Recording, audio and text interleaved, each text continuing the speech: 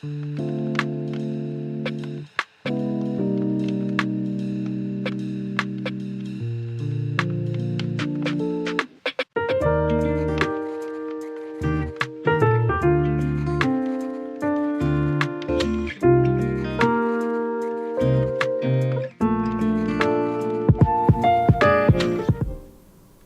haha! Oh, where are my glasses?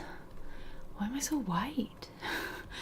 Oh my god, Ying, you can't just ask people why they're so white. My glasses are dirty. Hello!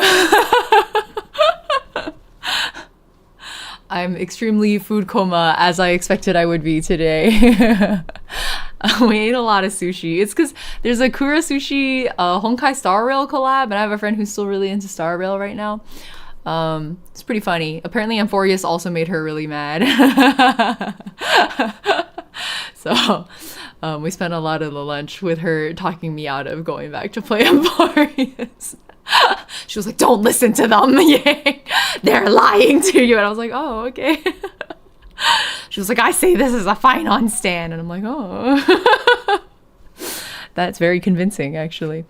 White Ying! I never experienced food coma until the Hawaiians told me about it and incepted it into my brain. Oh, like, is it just that you didn't notice it? Like, it was happening and you didn't really have a name for it, so you didn't notice it? That's very, Sapir Wharf. Santiago, hello! Welcome! Good to see you also. Alright, let's see if I can fix the exposure issue on my face real quick. That's a little better. That's a little better. We'll take that. Yeah. Yeah. Okay, I think that's pretty good. Cool, cool, cool. I like her already, and I've never met her. So, good night, welcome. Yeah, the Kura Sushi collab was also, it was pretty horrific. Like, they announced really last minute that there was, like, the coolest award they have is, like, this bento box. It's really cool. It was, like, a triply, I have a video of it, of my friend opening it up, because it's, like, 3 layers. It's triply nested, where the outermost layer is, like, aventurine on the lid, and then you open it up and there's another box inside and it's sparkle on the lid, and then you open it up and there's another box inside, like Matryoshka nesting dolls, and the innermost box is aventurine again. It's just like boop boop boop, 3 nested boxes. And to get this box you had to spend $85 US pre-tax. So there were 5 of us eating at the table to hit 2 bento boxes. Like, the goal was to hit 2 bento boxes, and it took 5 of us eating. I did the math, because we had, like, a pretty big stack of the sushi plates, and my friend was like, oh, surely that's almost there. And I counted them, and I was like, there are 12 plates here.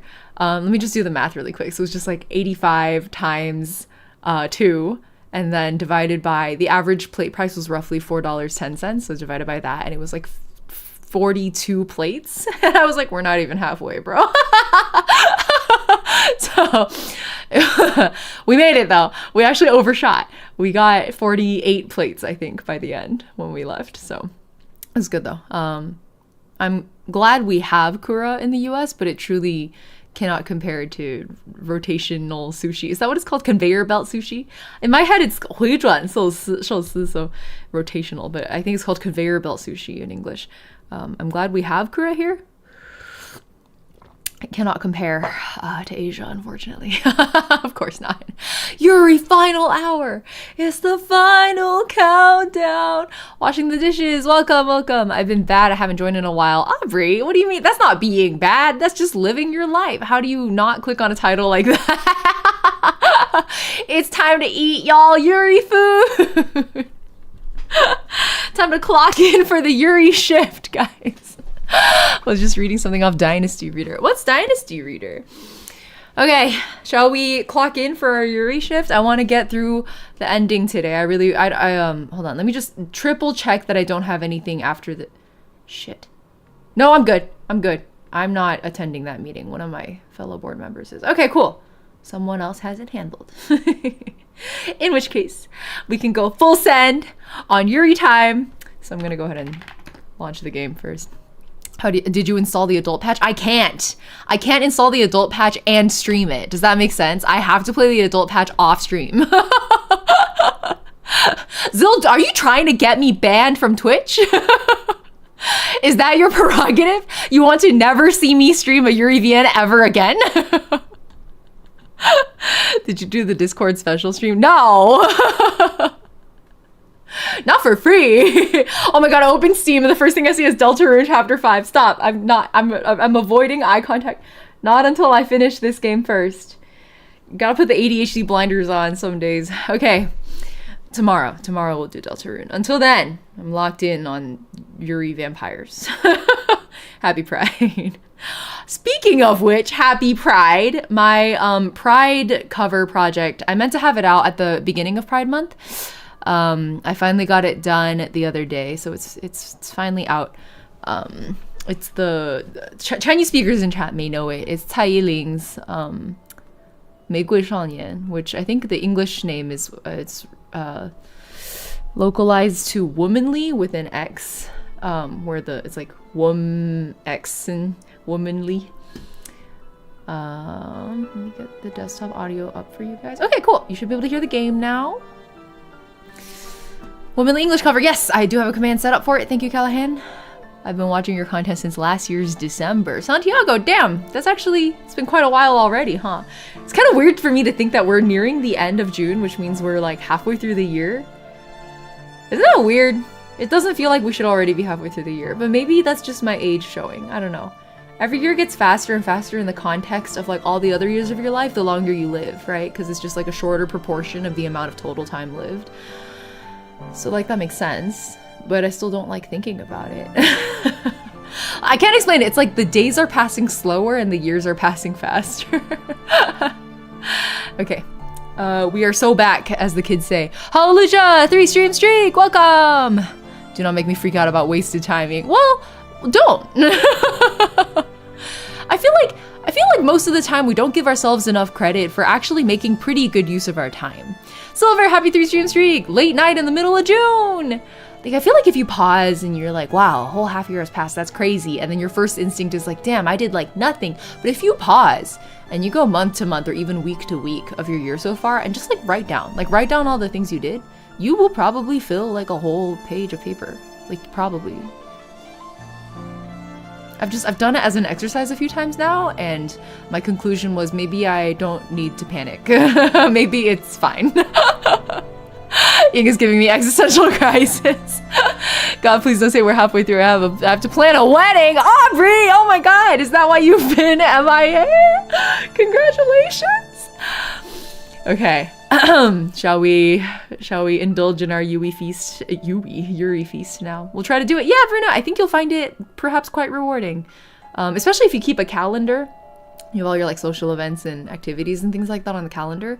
Even just writing it out from the calendar onto a piece of paper, it really rewires a little bit of the way you think you've spent your time. Okay. Last time.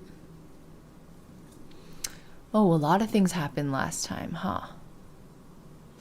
So to recap from last stream, if you missed it, or actually I'll start from the beginning in a really simplified way. Our player character there's not really a player character. Let's call her the main character. The main character's name is Micah. She's an aristocrat. The game opens on her in a carriage with her mother and father and maid, Henny, on their way to meet her fiance, who's a rich guy with no title, because they're like old aristocrats who are running out of money, and he is new money who wants a title. And his name is, I don't know, Walter Gerhardt, I think. We're in like Bavaria somewhere. And on the way, they are intercepted by bandits. Mom and dad both get killed. They weren't very good anyway, so whatever, honestly. And then we're rescued and then kidnapped by a vampire. We later find out that the vampire and her castle, she's not like alone in her castle. There's like implied another vampire there who she refers to as her mistress. And she's been taking blood from Micah to feed her mistress. In the meantime, Henny was like let off to run off on her own. And she tries to get help from Walter and fails. And eventually seeks the help of a him lesbian goth ass looking pastor whose name I'm not remembering right now. Dvorak? Father Dvorak? of Saint Cecilia Church, because it was all like music names, right? And then it turns out Father Dvorak has some kind of contractual relationship with like another vampire who's older than the vampire that currently has Micah captured, whose name is Magdalena. And the plan is to have the old but little vampire go hunt Magdalena. And it's kind of where we're at right now, basically. Obviously, a lot of things have happened within the bullet points. But that's, I think, a pretty decent overarching summary. Farina, yeah, the little vampire, she's like physically littler, but in years older, like 400 years old versus Magdalena's 100 years. She does have the vibes of Farina from Genshin Impact. I thought she reminded me of the cook in Dr. Stone for some reason. Just like visual vibes. Aurora, what did I miss after the garden walk scene? Did you get to the end of the garden walk scene where Lena took a nap on Micah's shoulder? Because that was really cute. Oh, you know what? Let me really quickly replay. I won't read it. Where we ended last time.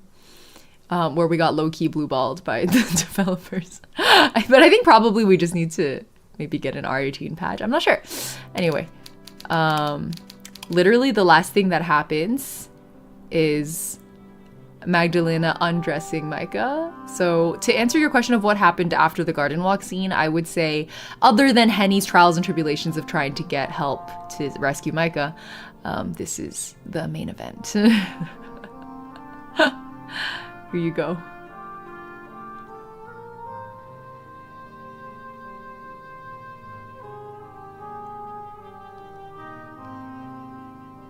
I'm just gonna silently let this play out.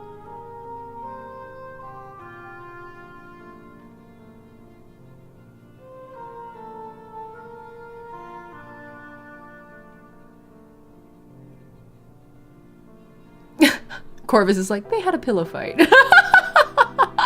The camera cuts away and they have a pillow fight. Lesbianism happened.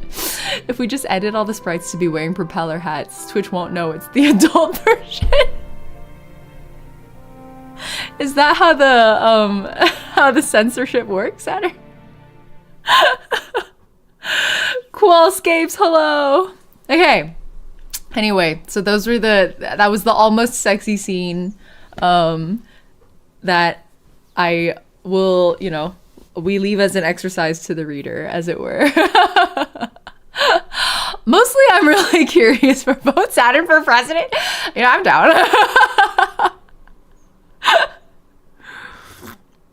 Mostly I'm curious who the hell the mistress is and whether it's going to factor into my vampire polycule plans. But today we're going to finish. I will go as long as we need to. I can go for like 6 hours before I have an obligation. I would ideally not like to spend that much time streaming today, but I will if I have to. Okay, lock in, guys. Here we go. Oh my god, how early am I? Before the 15-minute mark? I fucking killed it, guys. ADHD blinders on. Once Micah was fully dressed and her hair neatly brushed, Magdalena suggested that they go for another walk in the garden, as they had earlier in the week.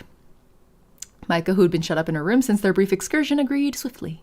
She had begun to fear, cloistered away as she was, that she might never feel the sunlight upon her cheeks again. Not that there was all that much sunlight to be had, the day being so gray and gloomy. The sun was largely concealed by clouds, its rays tempered by a cool breeze which snaked down the nape of Micah's neck and the back of her dress. Micah shuddered upon standing outdoors, goose flesh rippling across her arms. While it was not a pleasant day by any stretch of the imagination, at least it wasn't raining, not like last time. That was something to be thankful for. Micah supposed it was on account of the general unpleasantness and the malaise which hung in the air that Magdalena had suggested they go outside at all. Enjoy your lyric, Allison. Safe driving. Had it been a bright, sunny sort of day, it seemed unlikely she would have been able to endure it, even with the aid of her wide-brimmed hat. Magdalena and Micah strolled about the garden together for a few minutes, the only sound that of their footsteps as they depressed the tall grass beneath them. These overlong fronds of grass brushed against Micah's ankles, all studded with morning dew, dampening Micah's socks so she shivered further still. Cupid's lichen-spotted remains looked every bit as grim as Micah recalled, and the fountain itself looked very dull when framed by the cloudy, monotone sky. The whole garden was gray, really, the grass and the dirt and the wild flowers, save for the violent, riotous explosion of bright red offered by Magdalena's favorite roses. Ooh, this one again. Do you think we're going to see the bite marks on her? Oh, that was the other thing, is we saw bite marks on Magdalena's arm. It's implied to be given to her by the mistress. When asked about them, she called them an occupational hazard. So it was by these roses Magdalena paused, as she had during their first walk, and with a small smile, she reached to caress one of the monstrously large roses with the tips of her fingers. What voice did I give her? I always forget how pretty these roses are. I barely ever have cause to see them during the day. My kind is not known for our affinity to the sun. It does make one forget, however, how lovely the world can look when it isn't smothered in perpetual darkness. I'm starting to feel like I've been missing out. Though humans like you, I suppose, take the daylight for granted. Magdalena glanced over her shoulder, her red eyes finding Micah's, and smiled wanly. Yuri happens and the Inferno flocks. Exactly. My people. It's actually astounding how long it took me to really start to appreciate Yuri properly. I was a BL person growing up. This is how the world has always been for you. You live in a world of warmth and brightness where everything is bathed in color. You've no idea how fortunate you are. Silver's like, oh, the voice. My days weren't as bright as you might imagine. I didn't spend my days frolicking outdoors in the sunlight, if that is what you are thinking. My mother never would have approved. There was little she did approve of, in fact. Was she a stern disciplinarian then? I can imagine nobody stricter. She was my mother, and I suppose she was looking after my best interests. I know she loved me, and I loved her, but sometimes I think I resented her. Micah exhaled, feeling lightheaded suddenly at her own confession. She had never spoken of her feelings about her mother to anybody before, not quite this earnestly. Henny knew Micah's feelings towards her mother were cool, beyond the veneer of cordiality she extended to the Von Essen matriarch, but Micah had never once spoken of her bitterness, her anger, or her hurt. She had kept these ugly feelings buried deep inside her, keenly aware of how ungrateful her complaints must have sounded to a woman like Henny. I asked for forgiveness, Mr. Hat. You looked nice in that visual. Yeah, it did look kind of curiously unrendered in other contexts, I think. What did Micah have to complain of when her family was genteel and she lived in a sprawling manor house? Micah had thought it churlish to bemoan her lot in life. Others were suffering more than she. Children were abandoned on the streets every day by penniless mothers unable to care for them, or else sold into service, and yet Micah had possessed all a young woman could have asked for, but she had not been truly happy. Her mother had seen to that. Part of Micah hated herself for her unfilial feelings, but she had been unable to help them. She had been harboring these feelings for such a long time, she could no longer remain quiet. I like that determined/angry look on her face. My mother thought of herself as being a very grand and noble lady, but this came at the expense of how she regarded everybody else. She was cruel to the servants. She would snap at them for the smallest misdemeanors, and she often threatened to fire them, though she knew many of them needed the employment. They needed our money. Not that we had much of that. It was all for show. For show. That was another thing that rankled my mother. She liked to act as though she was untouchable, but she was more aware than most of our precarious finances. I think that was why she was so obsessed with appearances. We had little else to cling to. It was she who devised my wedding to Walter Gerhardt. I think she saw it as an opportunity. She saw it as an opportunity to claw back some of our past wealth and our past prestige. Prestige. How do Brits say prestige? What's the British English? Okay, Merriam-Webster, help a guy out. Prestige. Okay, they say it the same way, I guess. There's no disambiguation here for Brits. Cool. Yeah, okay. Saw pronunciation on point. Yeah. She did not care that I disliked him. When I told her of my feelings, she told me that I was being selfish. She said that if I truly cared for her and for my family, I would obey. Oops. I tried to protest. How was I being selfish? I had always done what she had asked, but she didn't like that very much. My mother rarely liked what I did, but she liked it even less when I tried to stand my ground. I say tried because it didn't work. She slapped me as though I was a naughty girl, though I was over 20 at the time. She cut my cheek with one of her many expensive rings, which she refused to pawn no matter how dire our straits were. She would rather sell me off than her rings, or her brooches, or her fur coats. It's a lot of weird R sounds. Then she sent me to my room in disgrace. I spent most of my days in my room, staring out my bedroom window, dreaming of escape. So it's not so different from your life now. Maybe that's why I'm so good at sitting inside, my head bowed like a good little prisoner. I have a good deal of practice. You could say that I perfected the art. Though I was never able to improve my skills at embroidery, no matter how much time I whiled away indoors. I've never been able to become the accomplished lady my mother desired, despite her needling. I've always been lacking. I was too flighty, too stubborn, too thoughtless. My mother often said I was a poor daughter, but in those respects I think I was quite a lot like her. I made a perfect Von Essen at the very least. You poor thing. Magdalena sighed once Micah had finished her missive, her red eyes shadowy beneath the rim of her hat. It sounds as though you have suffered too. I had not known. Forgive me for speaking so carelessly about your lot in life. It is a bad habit of mine to act like a know-it-all when I understand very little. Wow, this kind of humility from Lena I feel like is surprising. I'm used to be scolded for that myself when I was human. Did you often get into arguments with your mother? Not my mother, no. I rarely had cause to speak to her, but I had a figure in my life quite like your own, Lady Von Essen. She thought she was very righteous, but she used her righteousness as a weapon. It was an excuse to be as cruel as she wished to those she considered beneath her. It was frightening when my home was sacked, but I was not at all upset when she passed away. She deserved it. When your home was sacked? What happened? Magdalena pulled a face, then sighed. Now, why am I speaking of so dreary a subject? I wanted to come out here to cheer myself up. All this melancholia rather defeats the purpose. I'm sorry. Now it was Micah's turn to apologize. Abashed, she bowed her head while brushing a strand of hair behind the shell of her ear. I just thought... I don't know. I've not been able to speak about my mother to anybody before, so when I started, I couldn't stop. The words all came tumbling out. It was improper of me, and unfair, too. My poor mother has not yet been dead a full month. I feel like I should at least wait a year before beginning to slander her. That sounds like standard protocol. Like a grieving year? I don't know how the Victorians did it, actually. This isn't Victorian England, to be fair.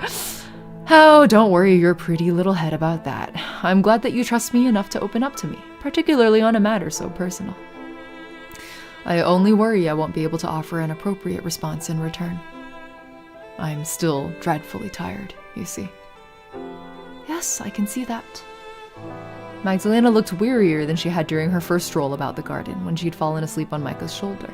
I wonder when the last time Lena ate was. Because, like, she's been giving all of Micah's blood to her mistress, so then was it just when the bandits were there? Like, how long can a vampire go without eating? I don't know. Wait a year to talk shit is a hell of a policy. Like, imagine the clock turns to midnight at the 1 year mark and you're like, oh, thank fucking God, that guy was such a bitch. I've been counting down the time. Magdalena seemed so tired. In fact, it was a wonder she was even able to remain upright. Her left hand had quivered when she reached to brush her fingertips to her favorite roses. Have you not been sleeping very much this week? If I was, I would be abed right now, inside my chamber. But there can be no rest for the wicked. Is that how the saying goes? It's a popular adage, yes. I don't know if you're wholly wicked, though. Only partially, then? I don't think anybody in this world is fully good or bad. We're complicated creatures, even vampires. Maybe I thought you were a cruel monster at first, but I think my initial opinion was unfair. Really? Magdalena smiled, her red eyes mischievous even despite her evident exhaustion. I'm glad you've since changed your tune, though I do have to wonder why that is. I hope you don't pity me. Ooh, little pout! Little pout alert! Liz Hilaire!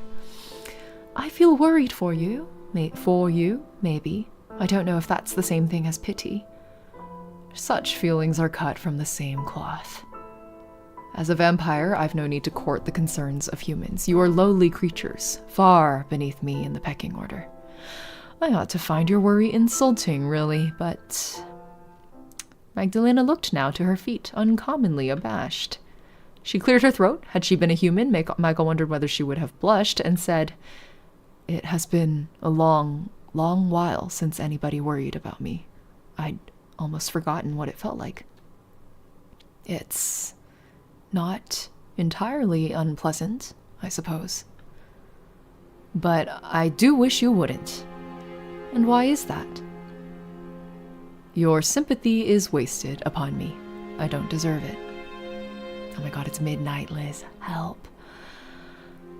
Technically, that's still a good morning. While it is true, we all have good and bad within us, even monsters, I did kidnap you, and I am holding you a prisoner. I have inflicted almost a dozen wounds upon your poor arm, and I've taken a lot of your blood. I'm making you suffer. You've no reason at all to worry about me. You ought to hate me instead. It's what I deserve. You say that, and you would be correct to do so, but... Micah took a step forth, depressing the scrubby grass beneath her soles, then examined Magdalena a few inches away from the protective lip of her parasol. Magdalena was still looking to the ground, her eyes obscured in shadows. She was shivering, but Micah did not think this was from the cold. She did not think a vampire like Magdalena could feel the cold. I don't think you really wish to hurt me. Not for the sake of it, at least. And what makes you think that? You do. You always look You do. You always look apologetic when you take my blood. And a few days prior, you said as much yourself. Aren't you doing this for your mistress's sake? Ah, yes. My mistress. Multi-fandom, welcome. You would be right on that score. I would not be doing this. Any of this, had I choice in the matter. But my wants are irrelevant. My mistress is hungry. Ravenous, even. And she has a tendency to violence when I cannot satisfy her. I've been doing her bidding for many years, but I don't believe I've ever once been able to make her happy. We don't know anything more about the mistress, Liz. I don't know if she is capable of feeling such an emotion. She is a selfish creature, and she always demands more from me. I know she cannot help herself. She has her own extenuating circumstances, but it does get wearisome being forever at the beck and call of a tempestuous being like that, even during my afterlife. I had hoped as a vampire I might be able to do what I wished for a change, but fate has not been kind to me. If God does exist, which I doubt, he must surely be laughing at my plight. I am sure he wouldn't. I know that I don't think any of this funny, not in the slightest. Well, you wouldn't. You are rather too kind to laugh at the misfortunes of others. I sometimes fear my own suffering has been so egregious, however, I feel like laughing at it myself. When I do not wish to cry, of course. Magdalena paused, then frowned. She shook her head once more, her eyes darkening, and said, "Oh, listen to me, talking so much. I must sound awfully tedious. I don't think so. I'm happy to learn more about you. Even though I will kill you one day?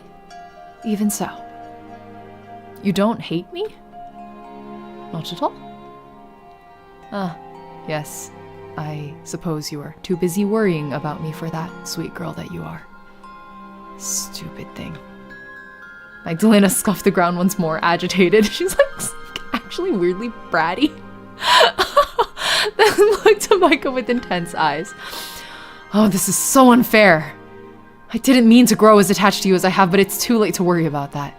I like talking to you and walking with you. You've brightened up my dreary home considerably. Why, I even like cooking for you, to watch you eat, and brewing you tea every morning. I've no desire to kill you, but I fear I must if my mistress is to be satiated. I've been searching the forest these last few nights, hoping I might find some stray thieves or bandits I might offer to my mistress in your stead, but I've yet to find so much as a single vagrant." Magdalena. Micah blinked, improbably touched by this proclamation. Micah supposed it should have been unnerving that Magdalena had been searching for fresh victims in her stead, but she had spent enough time with Magdalena that such senses had been blunted. It's like, oh, the yuri slipping out. It was foolhardy to regard Magdalena as she would a human. Magdalena might have looked as she did, though paler, but her morals were skewed towards those of the undead. To her, humans must have looked like cattle. She ought not to have cared for Micah at all, but she still did. It's not like I like you or anything. Yeah, exactly. I guess, being an undead anything is probably considered an afterlife, right? She didn't want her to die. It was a sweet sentiment, if nothing else. Have you really been toiling that hard for my sake? I have indeed, like a blasted ox, or perhaps a mad woman. Who's to say? Maybe I have gone mad. I must have to care for a human this much. To such a degree I'm losing sleep, all for your sake. Ha! Magdalena laughed without humor, her lips curled into a grim facsimile of a smile. Now do you understand what I meant when I said that God would laugh at me? I've been toiling for your sake, but it's all been in vain. I've nothing to offer my mistress save myself, and my blood ceased to flow a long time ago. I can only bleed if I've recently fed. Oh my god, so they are like mosquitoes. We had that theory last time, remember? We were like, what if they're like mosquitoes? And they do have blood if they've recently supped on blood. If I do not, then what runs through my veins might very well be made of ash. Look. Magdalena removed one of her gloves with an artful flourish, then reached out once more for the rose bushes. We finally know! This time, however, she did not caress any of the flowers. God will laugh at me, whip so fucking hard. It kind of does, you're right. Instead, she sees one of the slender stems between her fingers, all thorns, and gripped tightly. These thorns would have lacerated a normal person's flesh, bringing forth bright red blood. When Magdalena drew away, however, there were only a few droplets of crimson streaking her palms, far less than Micah would have expected. Though her skin had been punctured from the rose's thorns, she appeared otherwise unharmed. Though she could bleed, she did not bleed as freely as a normal human. That must have been something she had given up many, many years ago. I really am a monster. I've no need for your sympathy, Micah. If you show me too much kindness, it will poison me. I don't deserve it. Magdalena. Micah murmured the other woman's name, but it did not sound right upon her tongue. There were too many syllables, which seemed to put between them an uncomfortable amount of distance. Micah paused, then tried anew, fingers reaching to cut Magdalena's own scarred ones. No. Lena. Micah? Micah looked into Magdalena's red eyes, which seemed uncommonly beautiful, then said, I don't hate you, Lena. No matter how much you might wish I did. How could I, when you've confided so much in me? I know you do not mean to hurt me, even if you do. And that, I think, is enough for me to forgive you. But if you stay with me, I will kill you. And if I'd married Herr Gerhardt, he would have killed me too, albeit in a slower, more indirect manner. More indirect, something like that. My mother was likewise killing me slowly, by keeping me shut up inside, with little to distract me save that awful embroidery hoop. She hurt me every day, in all manner of insidious ways, and she was supposed to be my mother. She should have put my own needs first, above all else, but she never did. I don't know if she was fully aware of how much she hurt me, but if she was, she never apologized. She was my own flesh and blood, but I don't think she understood me half as well as you do. At least you seem to care. Oh, I can't deny that. I do care. Much more than I should. She can just drink from Micah, then let her mistress drink from her. I mean, I guess it's not like... it's probably less efficient. Yeah. I care so much I fear I might go insane. You aren't the only one. I must be insane too, to care so much about a woman who means to kill me. But I can't help how I feel. I've never had much of a life, and I've had few in the way of friends. I understand how you feel having been shut away inside this house for so many years. I've also been horribly lonely, but I'm less lonely now that I've met you. While part of me wishes it had occurred under better circumstances, I really am glad I met you, so please don't feel guilty. I won't hate you, even if you kill me. I might thank you for it, even. If you weren't the one holding the knife to my arm, then it would probably have been me, and I don't much want to bring my own life to an end. I'm too cowardly for that, and I don't much like the pain. I'd rather you do it. That way, at least my own conscience will be clear. And when I do die, I might be able to go to heaven. That's, yeah. I buy that 100%. Girl was already extremely suicidal and walking into dead ends in every fork in her life. It wasn't until later that night that Magdalena paid a second visit to Micah's bedchamber, carrying with her a ceramic bowl and a sharp-bladed knife. Micah had been lying abed when Magdalena arrived, attired in her nightgown. I'm never mad this art keeps appearing. I know, right? It was late enough that she had wondered whether Magdalena had forgotten about their nightly ritual, but evidently not. Micah had endured these sessions with Magdalena numerous times and now knew what to expect from them. Magdalena did not even need to ask Micah to present the inside of her arm this time. Micah did so without complaint, though she still winced when Magdalena pressed the blade of her knife against the flesh. I'm sorry, Magdalena said softly. So softly Micah could have feigned deafness if she had wished while steadying her hand. I don't wish to hurt you, though I know my apologies mean very little. They cannot undo the pain that I'm making you feel. They are utterly pointless. Magdalena's expression twisted as she collected Micah's blood, her fingers trembling all the while. Micah's blood soon stained the ceramic, bright enough to be garish during the otherwise understated night. Magdalena must have cut more deeply this time because her wound burned more intensely, and her blood spilled more freely. During their other sessions, Micah's blood would emerge almost shyly, a few anxious drops forming about the thin, hairline cuts Magdalena inflicted upon her. It was not so tonight, however. There was so much blood, Micah's bedroom began to stink of it. The stench of blood combated the other unpleasant odors Micah often had to contend with, those of dust and mold and neglect, until it was all Micah could smell. She could taste it, too, in the back of her throat when she swallowed. The air seemed to have taken on the tang of copper. Micah's wound stung as Magdalena squeezed it, freeing yet more blood from within her. Micah winced and bit the inside of her cheek in an attempt to stop herself from gasping. She did not want to cry out, not when Magdalena looked so tense already. She did not want Magdalena to feel guilty about hurting her. But surely that was foolish? Magdalena, as her tormentor, ought to have felt guilty about the pain which she was inflicting upon Micah. Micah had no obligation to worry about Magdalena's feelings, whatever they may have been, and yet... All right, I think that ought to be enough. Magdalena took a handkerchief from her pocket, then dabbed at Micah's wound. The lukewarm water against her skin stung, and Micah had to bite the inside of her cheek again, harder this time, to stop another encroaching sound of distress. I know, it's like, if toxic Yuri could be extremely gentle, that's a very good way to put it, Liz. I guess it's because it's not really toxic, it's doomed. It's more doomed than it is toxic. Micah counted to 3 inside her head, trying to soothe herself before she spoke. Lena, what is it? I just wanted to tell you. Oh. Micah yawned, then leaned back against her pillow. Magdalena was still dabbing at her arm and at her wound, but all of a sudden Micah felt too drained to remain upright. All of her strength had voided her body, leaving her an empty shell. She always felt exhausted after having her blood drained, but this exhaustion settled upon her even more heavily tonight. Micah's arms and legs felt leaden, her fingers and toes quite numb. That's true. Vampire Yuris and the standards are different. It's true.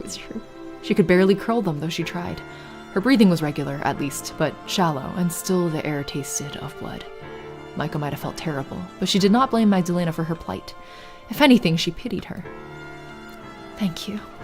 Micah spoke softly, her eyes affixed upon Magdalena's, unblinking despite her fatigue. What? Magdalena drew back, clutching her blood-spattered handkerchief in one hand, and frowned. What could you possibly have to thank me for? Don't tell me I've taken so much blood your thoughts are growing addled. Perhaps they are, somewhat. But I'm not so confused I don't understand my own feelings. I know that you're being as considerate as you can be given the circumstances. Considerate? Magdalena laughed, though it was without humor. And I know that you don't mean to hurt me. You're trying to console me as best you can, aren't you? I'm trying, yes, but... Oh, Micah. Magdalena gripped the handkerchief hard, crumpling it in her right fist. It was still damp with Micah's blood, not that there was much of it. Magdalena had been thorough in emptying Micah's veins into her bowl. The little blood which did stain Magdalena's handkerchief, however, soon stained Magdalena's palm in turn, stippling her dark glove burgundy. How can you say that to me? Do you mean to hurt me? What? No, I would never... Yes, I know you would never. You are a good, kind woman, unlike myself. You're so very kind, in fact, you would seek to sympathize with a monster like me. I am hurting you. Surely you must be able to feel it, but still you place my feelings over your own. I don't understand how you do it. How can you bear to thank me after all I have done to you? If I didn't know you better, I would think you were trying to make me feel guilty. Oh, Lena, I've no desire to make you feel guilty. It would be a pointless enterprise. Why would I bother when I can see that you feel guilty already? Magdalena stiffened at this. She pocketed her bloodied handkerchief, perhaps to stop her anxious hands from rending it in two, and then frowned. Yes, you're quite right. I do feel guilty about this, yet I fail to see what that will feasibly accomplish. My guilt hasn't stopped me from hurting you. It's a worthless emotion that exists only to satisfy my own ego. I'd like to believe I'm not wicked, so I cling to my guilt. It proves, at least in some sense, that I still have a sense of ethics, that I'm still a human, at least in part.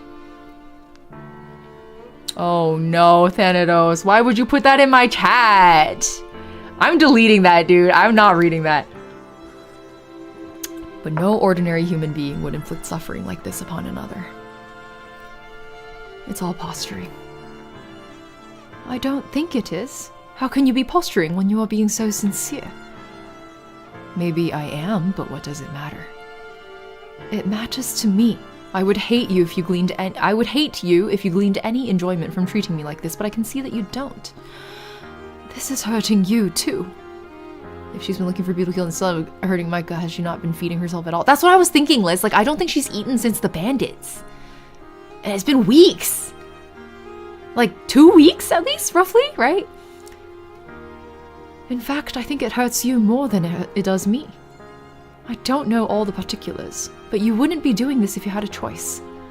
Micah took Magdalena's hand in her own, and squeezing it, she said in an imploring voice, Is that right? Is that what you think? Magdalena sighed wretchedly, but did not try to pull away from Micah. Instead, she leant in, squeezing Micah's hand in turn before elaborating. It only makes it more doomed if she's sad and hungry. Yeah, well, that's also because, like, the hungrier she is, the more she has to, like, restrain herself, you know? 2 weeks should approach 3 when Haidamari's supposed to raid. Right, because Haidamari was like, I need a week to gather my strength. Yeah. I am sorry to disappoint you, Micah, but I'm not the hopeless victim you seem to believe. She'll lick her own hand with Micah's blood. I hope, because it, like, leaked on her, like, through the handkerchief, right? I do have a choice in this. I always have.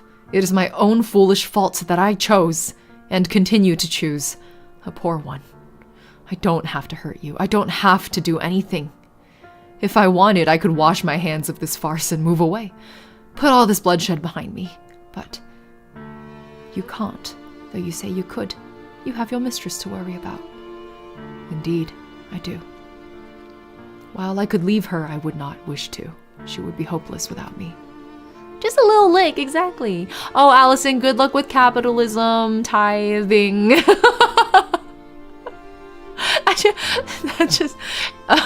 That's what I'm calling day jobs from now on. Capitalism, tithe. Best of luck, lick the source. You're so right, Allison. She can't look after herself. She needs somebody to sustain her. I just so happen to be that unfortunate somebody. I procure victims for her and I keep her fed, but I'm afraid it's not enough for her. I think I might even be afraid of her. Oh, God. Magdalena's expression twisted. I must sound so pathetic. Micah thought of the lurid marks she had seen on Magdalena's arms, a riot of red circles like full-headed flowers, and winced in sympathy with her. I don't think you're pathetic, Lena. I think you've been trying very, very hard for a very, very long time. For a very, very long time. And I think you need somebody to console you. Perhaps I'm wrong to feel this way, and perhaps I'm being presumptuous. You can scold me if you want, and I'll relent, but Lena. She's like low IQ, high EQ.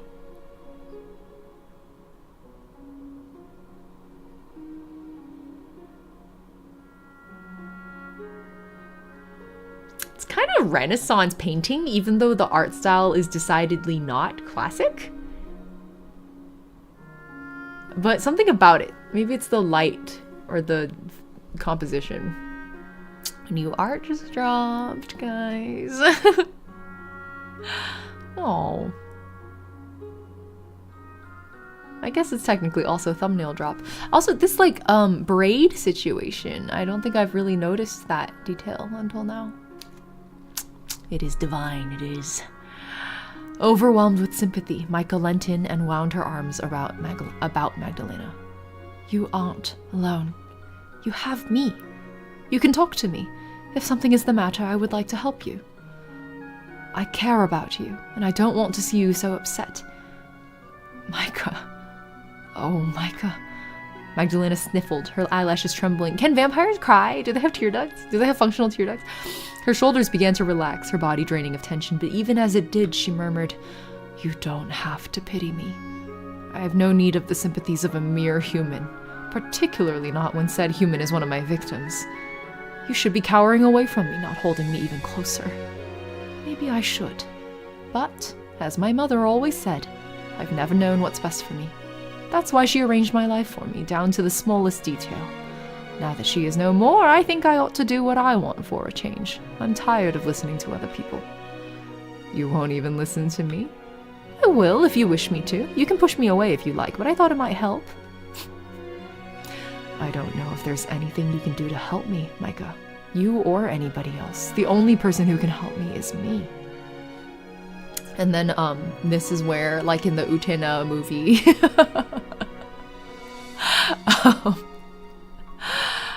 Micah has to turn into a car. And then Magdalena has to put the key in the ignition. Guys, the movie was so good. I really recommend it. I walked out of there like, what the fuck was that? And then I like spent 12 hours thinking about it. And I woke up the next day and I was like, that was incredible. Magdalena sighed. I ought to tell you to keep your, oops, not the right accent. I ought to tell you to keep your distance. And yet, it has been a long time since I was last embraced. It feels very nostalgic. Relenting, Magdalena leaned forth, then rested her own chin upon Micah's chest, wherein her heart continued to beat. It is the craziest metaphor. It really is. It really is. And it literally happens in the movie. You just have to watch it to like let it fully sink in, you know? I can't believe this. I'm seeking solace in the arms of a human of all things. I thought I was stronger than this. You are strong. You must be, to have endured so much for so long, all alone. But everybody has their limits. Yes, you might be right about that. I think I hit my limit a good while ago. I've been trying to soldier on. My mistress needs me, after all, but... Oh, God. I can't even cry, but I'm still shaking. What is the matter with me? I must look utterly foolish. I already told you, you aren't. Are you sure? Oh my gosh, she's like, she really is like a tsundere brat. Well, maybe a little. Michael laughed softly, which procured from Magdalena an offended, hey! But I don't like you any less for it. In fact, I think I might like you even more. It's nice to know there are more sides of you than meet the eye. I knew there was more to you than the aloof, dignified vampire you first showed me. You might not be a human, but I don't think your feelings are so different from mine. Oh, if only. Magdalena drew back from Micah, though still her arms were looped around the other woman. Holding her close, she looked into Micah's face and said, You're too kind, Micah. If you keep acting as you are, I'll have second or third thoughts about harming you further. You don't deserve any of this. I wish I could save you, but it's fine. You saved me once before, remember? If it weren't for your timely intervention, both Henny and I would have been slaughtered by those bandits. Cute aggression, nobody. From where? You saved me. How could I not love you after that? Micah. Magdalena's ruby-red eyes widened, and, abashed, she looked away. If I had the blood to blush, my face would be pink right now. She just admits it. I'm embarrassing you. I'm not embarrassing you, am I? More than meets the eye, turning into cars. Where have I heard that before? What are you talking about, Saturn? You are horribly so, and you're perplexing me, too. You're a foolish girl, you know that? Your sympathy towards me is unwarranted, not to mention all this cloying, sickly kindness. I'm drowning in it. Your trust in me is going to get you killed one day. One day soon, in fact. It's killing you already. I know, and I don't care. You said that earlier when we were in the garden. Oh, Transformers. Oh, turning into a car. Oh, I'm getting it now. It's Knight Rider, but Knight Rider rated R. But do you really mean that? Every word. Right now, I only care about being with you. Well, that is quite the proclamation. If I did not know any better, perhaps I would take it as a confession. Perhaps I want you to take it like that. I was right. Micah has really low IQ, but really high EQ. I feel like it's, it counterbalances her stupidity. Honestly? Maybe. I know, at the very least, that I don't hate you. I've grown quite fond of you, in fact. When we're together, my heart starts to beat harder and harder. And, well, you might not be able to blush, but I can. Yes, I can see that for myself. Magdalena's eyes trailed across the contours of Micah's face, marveling at how delicate her mouth was, how long her lashes, how flushed like freshly picked primroses her skin. That is a confession. It is! What blood Magdalena had not drained from Micah seemed to be resting beneath the surface of her cheeks, warming them, heat exuding from her like that of a flickering flame. She looked so very enticing. Magdalena hardly knew what she was doing, even as she pressed 2 fingers beneath Micah's chin. Raising her head thus, their eyes meeting once more, Magdalena said, "You really are an idiot. But, if you wish, you can be my idiot. For tonight, at least." Oh my god! Oh my god! I think that might at least make me happy. My Micah. Oh! It's so gentle. It's so gentle. I know, it's very like kicking your feet kind of cuteness. Oh. Magdalena dipped her head as though compelled by a powerful magnetism and sought out Micah's mouth with her own. Her cloak fell from her shoulders as she leant in, revealing just how slender Magdalena truly was, how delicate, as her palms found Micah's. Their fingers pressed together, their eyelids falling shut, as they indulged in one another. It was Micah's very first kiss, and it was not as her mother had designed, with Walter Gerhardt. She's running her victory laps in her head. Magdalena's lips were cold, as was her skin, and Micah shivered against her. The kiss was not what Micah had imagined over the years when she had been sequestered away inside her parents' old home. Many times Micah had wondered what her first kiss might be like, had imagined ghostly scores of them as she lay in her bed at night, looking out of the window. Never before had a woman like Magdalena factored into Micah's fantasies, with white skin and red eyes and a heart which did not beat. This was not at all what Micah had anticipated. It felt even better. Damn. Micah lay in bed later that night, not long after Magdalena had left her, a ghostly vision in white upon her red sheets. She lay back upon her thin, aged pillows. Oh, that was probably another one of the R18 patch cuts, huh? A DLC cut.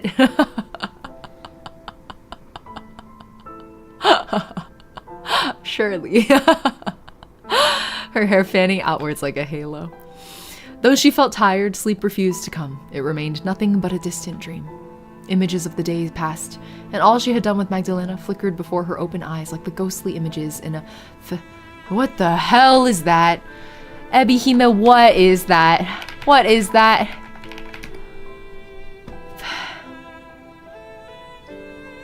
Oh my god, I think there's a typo in it too. A phenakistoscope, also known by the spellings... Oh no, it's not a misspelling, it's just an alternate spelling. Known by the spellings phenakistoscope, was the first widespread animation device that created a fluid illusion of motion. Oh, like, you know, where you like spin a circle and then it looks like the designs on the outer edge are like walking or whatever? That's what that is. When's the Patreon getting set up? I don't want to set up another fucking platform. A zoetrope, I think, is a little bit different. Those have the slots in them, so it uses like frames as opposed to fluid motion. Yeah. Okay. Check on YouTube stream real quick. I think we're doing good. No lagging. Okay, looks good. We learned what a phenakistoscope is today. I'm gonna start making Ebihime flashcards. Every time we play an Ebihime game, I make a flashcard every time there's a word I don't know. Another platform content creator fun. I know. It's so much effort. Can I just use Ko-Fi? Micah saw Magdalena holding her breakfast tray, a small smile upon her lips. Magdalena reaching to brush her hair behind one ear, her sleeve slipping down to reveal her bruised arm. Magdalena standing in the rose garden, her head bowed. Yeah, this particular author is known for randomly dropping $10 words. It's like part of her writing style. And I think what's interesting about the way that she pulls it off is that it doesn't come across as purple prose. It's all like the vibe I keep getting is that she has like an exceptionally broad vocabulary and doesn't necessarily understand or like intuit, I guess, that her readers might not have an equally broad vocabulary.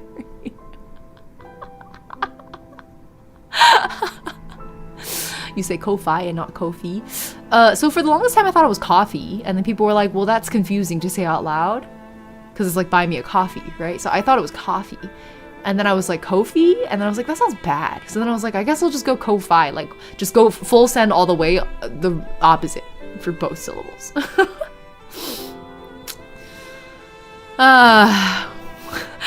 Use the dark tools. I refuse to use the dark tools, Thanatos. We've talked about this. It's not that it's a banned topic, it's that it was off topic. Okay, I have 3 chat rules, guys. There's only 3 rules. Okay. She saw Magdalena too, as she had been while pressing a knife against the inside of her wrist, her red eyes full of guilt. Oh, here it is again. And later, Magdalena with her pale eyelashes sewn shut, her lips pressed against Micah's own. Adding wide vocab to doomed Yuri is queen shit. Exactly, Aubrey. That's why I'm like, usually I would complain about writers like overly using big vocabulary, but I feel like the way Ebihime does it is just like, I'm very okay with it. I feel like it's good, actually. It's like, for the most part, tastefully employed. That had been Micah's first ever kiss. She had not been so intimate with Walter, though he had been her fiancé. It's only a couple per stream, exactly. Not that Micah saw this as any great loss. The thought of kissing Walter, or any man for that matter, had always turned Micah's stomach.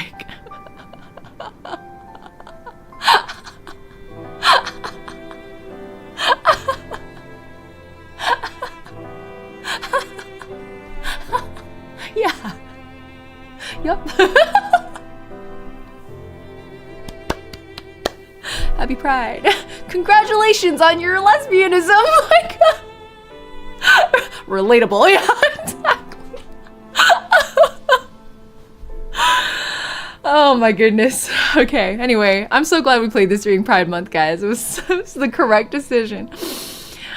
She had liked reading stories, but romance scenes had left her cold. Micah had thought she would be happy if she never had to kiss a man, and that belief still stood. Magdalena might have been a woman, and a vampire besides, but kissing her had felt right. Even now, long after their lips had parted, Micah could remember how it had felt. Her lips throbbed with phantom kisses, and blood pooled in her cheeks. Girlie kissed another girl and is like, men aren't all that, actually. You go, girl. All it takes is one. Micah pressed one hand to her chest, fingers splayed, and sighed. Oh my God, I'm like being tortured by these phantom hairs. Oh no, I actually found it. She knew not how she would go to sleep now with such thoughts racing through her mind. She feared as she lay there, the darkness pressing in upon her, that she would never sleep again. Did they add the blush to the art? Wait, you're right!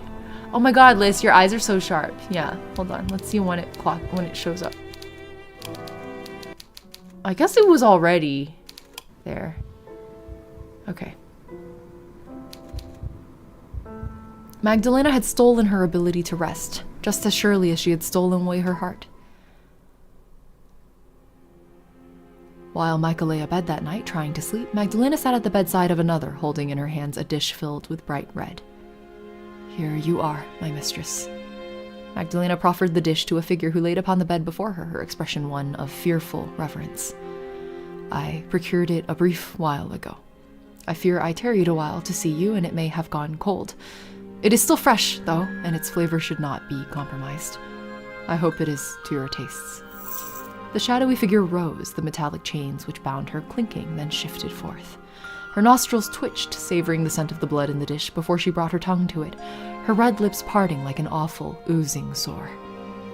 Magdalena tried not to wince as her mistress pressed her tongue to the quivering meniscus of Micah's gathered blood, nor when the damp, wet sounds of her supping filled the room. The sound of the mistress's feeding was interspaced only with the lowing of the breeze outside. As it rattled against the window panes, it sounded sad and mournful, which seemed rather appropriate. Magdalena had never much enjoyed these feeding sessions with her mistress, but she enjoyed it rather less now. You know what? We can verify Lys's hypothesis here. Hold on.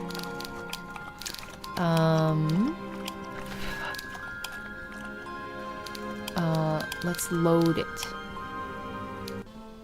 Oh, there's blush here. There's blush on this one.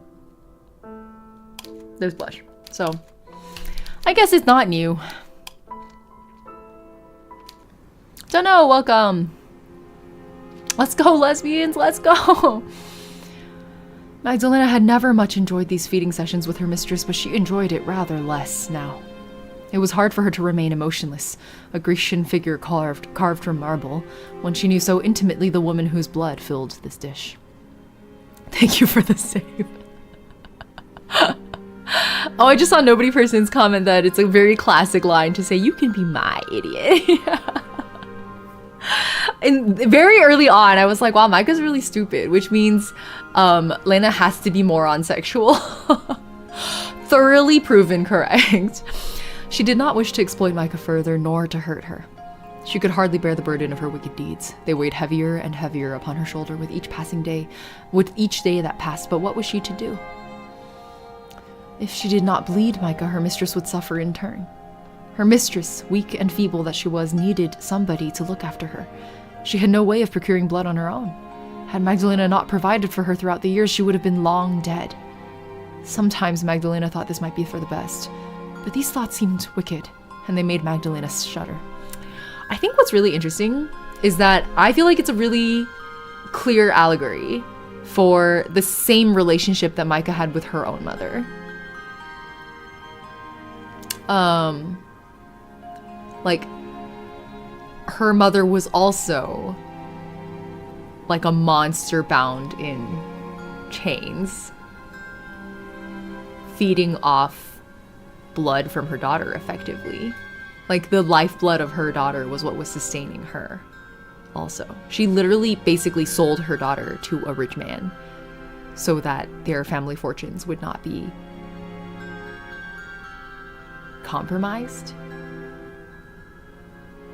I feel like it's the same thing. Aurora, sleep well. Thanks for hanging out. See you for Deltarune tomorrow. She could not abandon her mistress, no matter how onerous caring for her had become. They were alike, she and her mistress, two birds of a feather. Society would shun them both for being a pair of misfits. They were both monsters. Magdalena's mistress was the only creature like her she knew of. She was all which stopped Magdalena from being utterly alone, and all which had granted her a purpose. Magdalena had vowed when first they were turned that she would protect her. I was willing to become the wickedest of villainesses for your sake. I have debased myself, committed vile act after act, and for a while I thought my humanity forfeit. Magdalena sighed, her lips pursed, as her mistress, heedless as always of her words, continued to drink. But I fear I must be softer than I thought. I have killed many, many men without flinching, but the thought of killing Micah... Magdalena sighed again, a sigh which seemed to issue forth not just from her chest, but from a deep, shadowy recess inside her. When she exhaled, it left her almost breathless. I don't know if I can do it. Not even for you. I want to make you happy, dear one. But if the price of your happiness is my Micah's life, that seems like too steep a price to pay. If I keep going as I am, I fear something inside me might break. If it has not been broken already, that is. Unable to face her mistress or herself, Magdalena let her eyelids fall closed. Her lashes melted together, long and spiky like albino spiders' legs. She did not cry, but she felt phantom tears prickling her eyes regardless, sobs she could not make racking her slender shoulders. All the while, her mistress continued to sup, as a cat might. Her pointed tongue lapped Micah's blood, her head bobbing back and forth. Her mistress was, in many respects, like a pet. Eating always contented her, but eventually she would show her claws. Magdalena had been on the receiving end of said claws more times than she could count. Her arms were littered with bruises, which were all the thanks she received for her labor. Aiding her young mistress had never been the most thankful of tasks, but Magdalena had persevered. Her young mistress...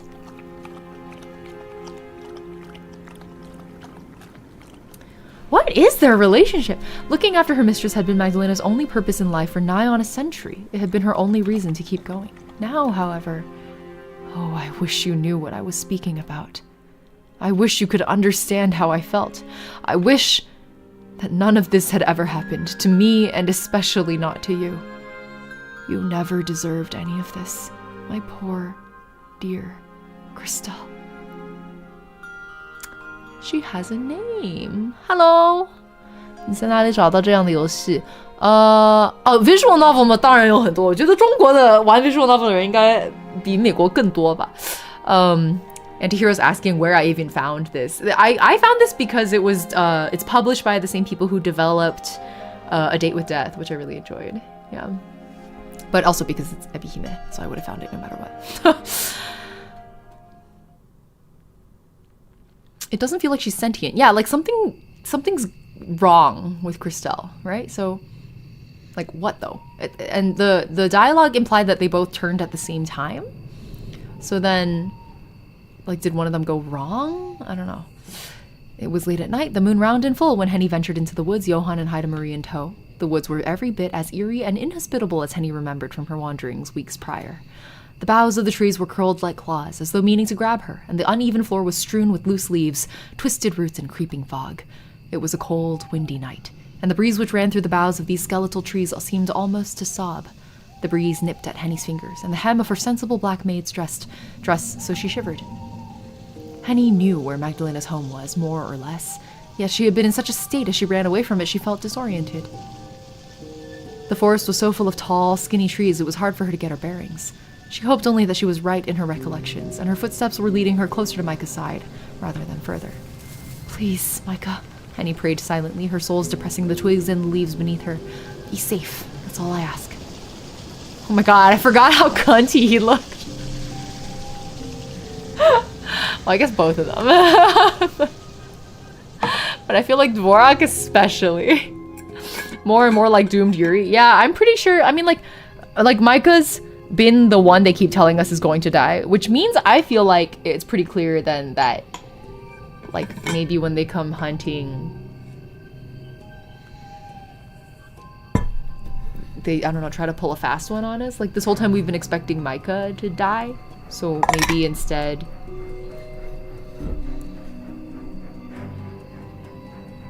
Well, but then it would be kind of too obvious because they're going hunting for Lena. So for Lena to be, you know, successfully hunted and just killed also seems too simple.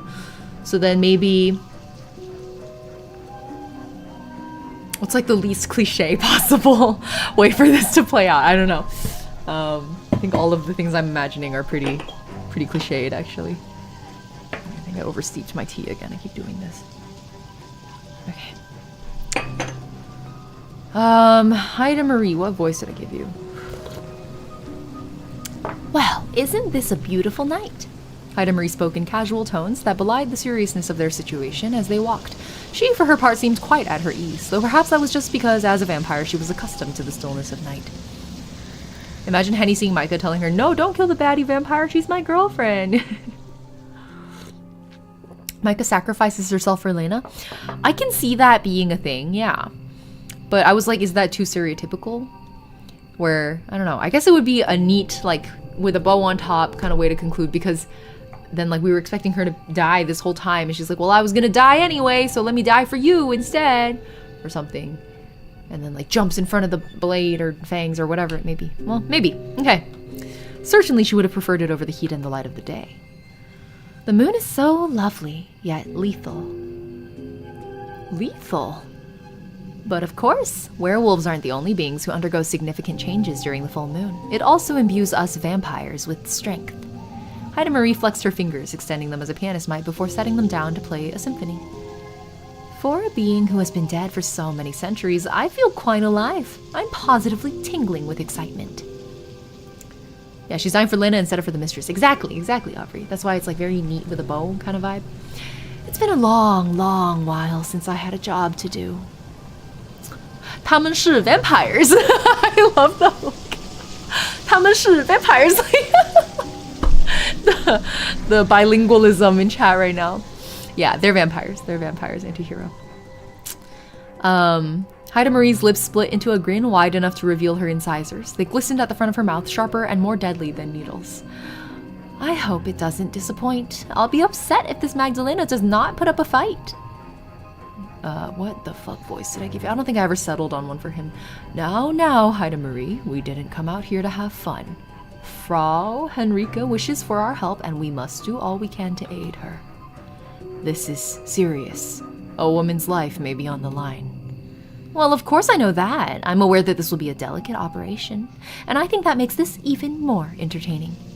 It's been a terribly long time since I got to rescue any fair maidens. I do so love being a brave, noble hero, though I must give you a few words of advice, Fraulein. There is a chance that your beloved mistress may already have departed from the world of mortals. Oh! Henny stiffened at this, and Johann's disapproving frown deepened. Haida Marie, please, be more considerate. By that you mean ply her with false reassurances? No, I just... Such sweet lies might come easily to you, Johann, but they don't sit right with me. I might be a depraved monster, but I don't like to deceive people. I don't deceive people, I spread the word of God. And you truly believe in the eventual reckoning and salvation and heaven? Yes, of course I do. You know I do. I wouldn't preach of such matters if I didn't. Haida Marie pressed her lips together before eventually capitulating. Yes, I suppose you're right. You've always been an awful goody two-shoes. You're not a liar either, Johann, though you are misguided in your optimism. I know you wish only to think on the most positive potential outcome, but life often does not work out as we might want. Haida Marie looked again to Henny, one arm resting on her hip. Powerful though I am, I'm not privy, is that how you pronounce it? To everything that happens in Augsburg's vicinity. I cannot say for certain that your mistress will be unscathed. Though I'm certain I'll be able to dispatch with this Magdalena in due course, it may be too late for your mistress. Please come to terms with that during our travels. It will save you a lot of unnecessary grief later. Well, I suppose you have no ill intentions by saying this. Johann clicked his tongue while Haida Marie tittered. But you don't need to sound half so gleeful when phrasing your concern. It makes one doubt how genuine you're being. You think I'm not being genuine? You rarely are. You're a menace. Oh, woe is me. Haida Marie staggered back dramatically, one hand pressed to her breast as though she'd been mortally wounded. Had Henny not been so tense, perhaps she would have smiled at Haida Marie's antics. As it was, however, she found herself incapable of seeing the funny side in the young girl's capering. 这个游戏害怕我有一点，所以我开了害怕了我有一点. Oh, like scared you a little? Interesting phrasing. I think the verb you're looking for is 吓到我了. 吓 is to scare. But I hope the happy music helps you out, anti-hero. Her thoughts were too full of Micah to play the mischievous Haida Marie much heed. She knew Haida Marie had a point. Her Micah could very well be dead. But Henny did not wish to come to terms with such a possibility. If Micah was dead. Oh, if Micah was dead. Frau Henrika? It was Johann who spoke next, after the pause rent by Haida Marie's warning, his voice softer and gentler than the moonlight. 哦，对，打错了，没关系。哎呦 Hi, Sapporo. Yes? Did you enjoy your lunch? I think the game music might be a little loud. I don't know if you guys can hear her. You want to come here, Sabora? Want to come sit with me? Where'd you go? You want to come here? Yeah! Here she is! Hi, Sabora! Hi, Sabora! Oh my god, there's fur everywhere! She's shedding like crazy! Okay, let me see if I can show her to you guys. Oh, she left me again. She left me again. I don't want it in my tea. Okay. I know Haida Marie speaks callously, but she does have a point. There's no guarantee we will be able to save your mistress. But if her heart beats still, then Haida Marie and I will do all in our power to save her. You can rest assured on that score. Please place your faith in us. I would never seek to betray your trust, not when you went to the effort of seeking us out as you did. Yes, Johan is right. If there's a damsel to recover, she shall of course be rescued. And if she is a corpse, well, we'll simply have to pay her our respects. Either way, you'll get the closure that you want. By the time this night is up, we will know exactly what happened to your beloved Micah. Thank you. I don't know how Micah has been faring or what state she may be in when we find her, but I suppose I'll find out soon enough before the night comes to a close. Everything will be sorted then, one way or another, for better or for worse. Yes, that's a good way of looking at it. It's best not to get your hopes up too much. Haida Marie giggled to herself anew as a young girl might, while Henny continued to traipse through the woods. She had been walking for almost an hour now and could feel the chill air growing colder as it settled about her shoulders like a shroud. Indeed. Henny shivered, winding her arms about herself, and thought about Micah. If Micah was alive, she supposed she would be asleep right now. Perhaps in the very same cell she and Henny had once played Joker in. Henny hoped Magdalena had been giving Micah enough to eat, but she doubted it. Magdalena had not, for all her pretensions, been the most hospitable of hosts. Henny could only pray with each footstep she took that Micah had been able to endure all her suffering. She was a strong person, far stronger than her fair skin and delicate features suggested. Henny could still remember how, when they had been children, Micah had confessed to her mother that it had been she who had first hit upon the bright idea to enter the family's mausoleum, she who would be punished rather than Henny. Micah had always come to Henny's defense, heedless of what might happen to her. Henny had always admired Micah for her sense of justice. She thought her good, honest, and unwavering. Now, Henny meant to display similar qualities for Micah's sake. Henny continued to walk on, the top of her head illuminated by the milky moonlight. Foliage rustled about her, and overhead an owl hooted. The fog swirled about her ankles. It was so thick Henny could hardly see where she was going. Henny's eyes were not golden like Haida Marie's, but those of an ordinary human, and they were unaccustomed to the gloom. Henny stumbled several times while walking, and Johan had to support her. Normally, Henny would have thanked Johan for his consideration, but she was so focused upon her task that she hadn't the words to spare for him. Every beat of her heart seemed to call out Micah's name. Her every thought was laced with her dear friend and of her fate. Henny knew it was a possibility that she might be too late, but she soon discarded it. Micah would be fine. She had to be fine. Henny still had hope. It swelled within her, growing stronger and stronger the closer she drew to Magdalena's home. Henny kept going, placing one foot after the other in a grim march until... Ah, yes, we must be on the right track. I can smell it now. Smell what? Death. Haida Marie's answer was a simple one, yet it made Henny shudder all the same. Vampires often cloak their abodes in magic, but these parlor tricks only work on mundane creatures such as humans. To a fellow vampire like myself, such enchantments are mere child's play. Try though we might, we vampires cannot hide from one another. The stench of death is much too strong. The soil beneath our feet is soaked with blood. When I strain my ears, I can hear the screams of her victims in the air. We must be very, very close indeed. Haida Marie smiled, her incisors razor sharp in the gloom which swelled about her. Now, I must prepare myself for coming face to face with this young vampire. I would hate to look a mess. The World in Monochrome, read the third act. Oh, we made it to Act 4! Woo! This is the final act, guys. It's the final countdown. Do-do-do-do. Do-do-do-do-do. Should we take a break? Ooh. Okay, guys. Stretch break, water break, pee break. Everyone, get up. Stretch your limbs. Shake it all about. Do the hokey pokey and you turn yourself around. That's what it's all about. Hokey pokey. I'm not allowed to run an ad because apparently an ad just ran. Sorry about that. I didn't know.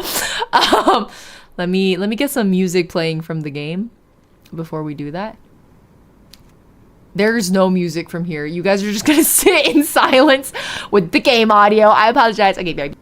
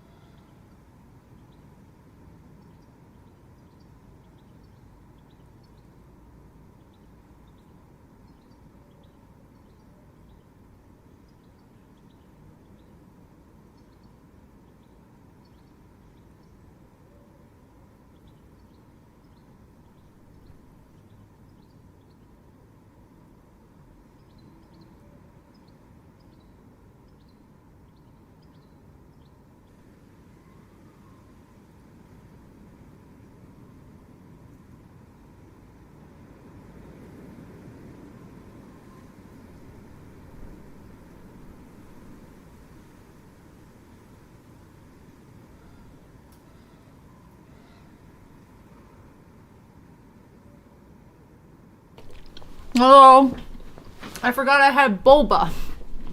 I went and got it. Yippee! Time for squats! While the text puts Lena and Christelle in a queer or lesbian relationship, I feel like Lena's reluctance... I don't know if it's queer or lesbian. I'm like kind of getting caretaker and ward, actually. I feel like Lena's reluctance to leave reflects a real-world loneliness of queer relationships where partners are hard to find. Oh, that's an interesting take, actually. I guess we'll see. We'll see what Christelle's relationship with her really is. Because the fact that she said younger earlier made me think, like, is it like a little sister type situation or what? I'm not sure. Okay.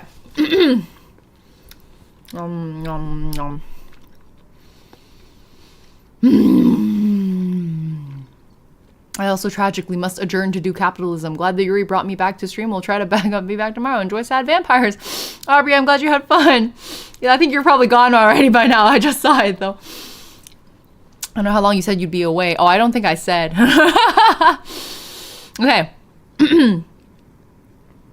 Audio all good. YouTube stream healthy. Yes, here we go.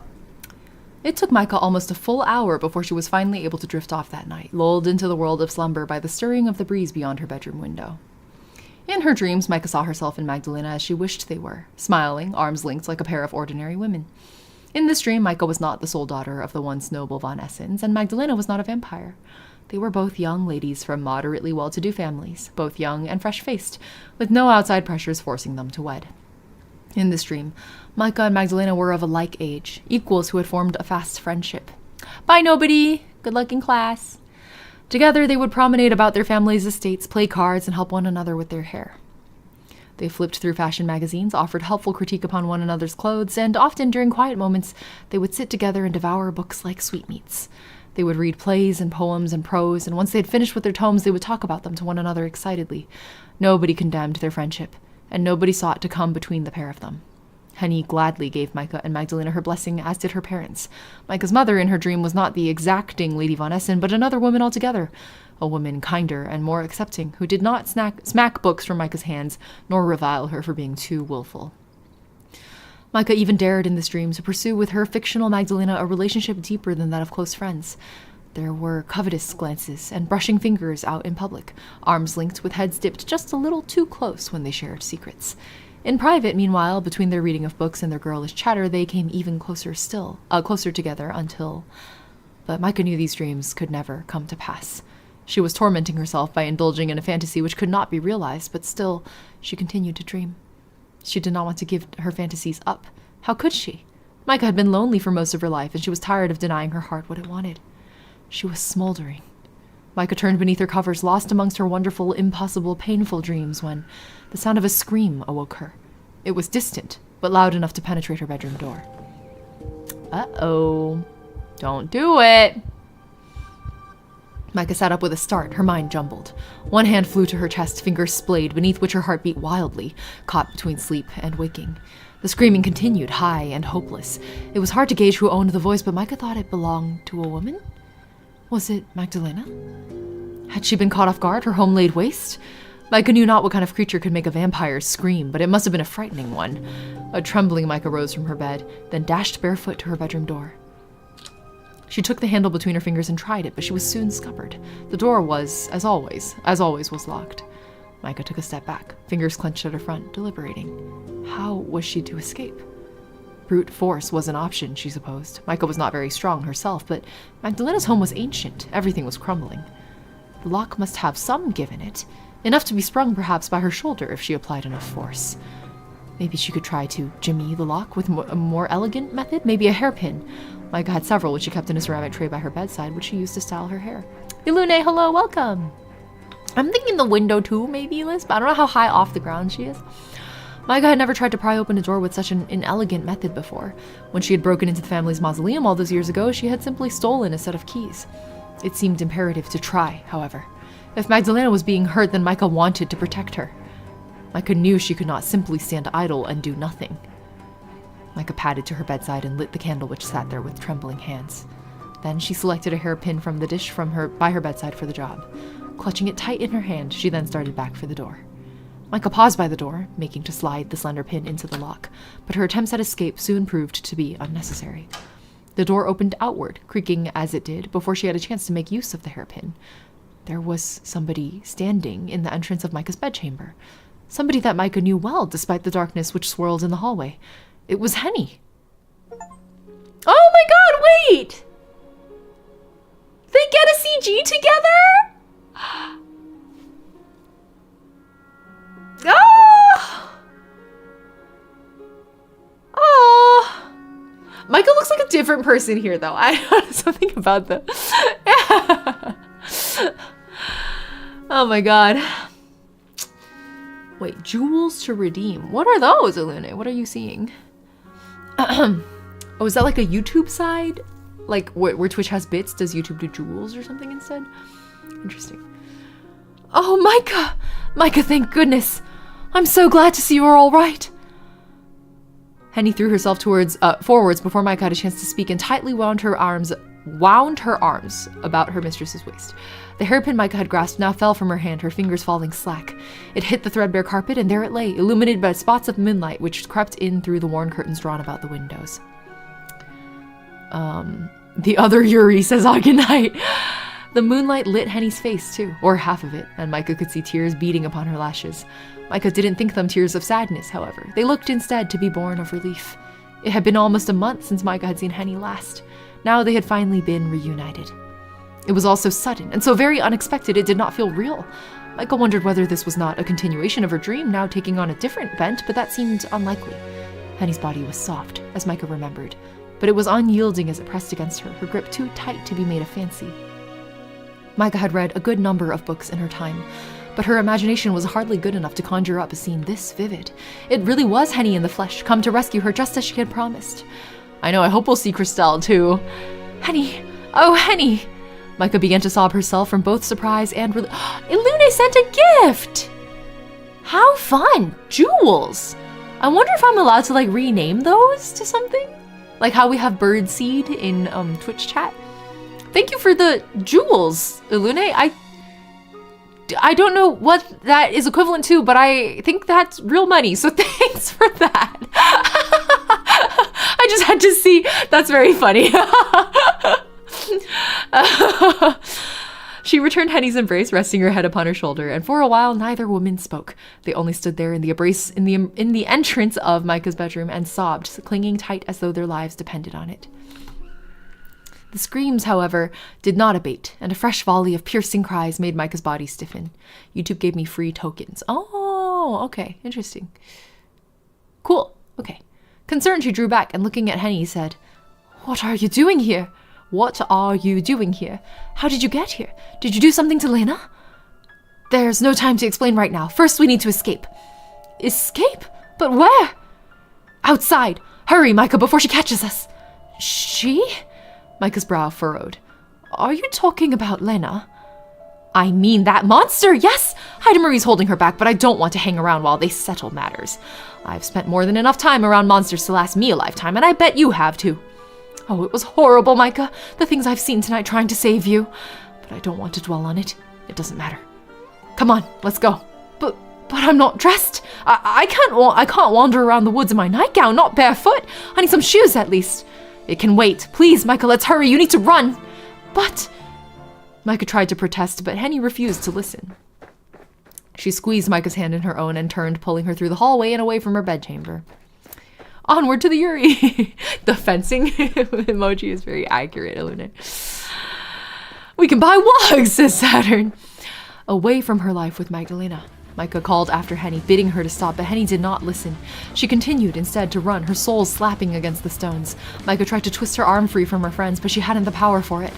Magdalena had taken too much of her blood that night, and it had left her weak, anemic, as had the kiss, then the caresses, which had followed afterwards. Wait, have we heard this soundtrack before?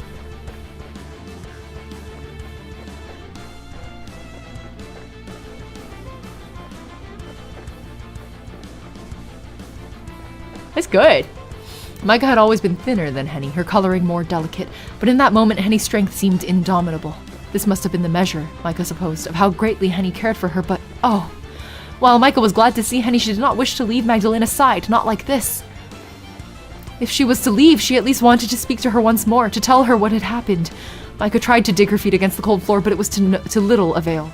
Henny responded only by asserting more pressure upon her hand. She was gripping Micah's fingers hard enough to hurt, hard enough Micah feared she might leave bruises. We need to keep going. We're almost there, just a little further. Henny tried to console Micah, but her comforting voice fell upon deaf ears. Micah's attention had been taken, not by Henny's rescue attempt, nor her own concern for Magdalena, but by a door thrown ajar a few paces away. Micah had not been inside any rooms in Magdalena's home save her own, so could not help but cast a curious glance at its interior.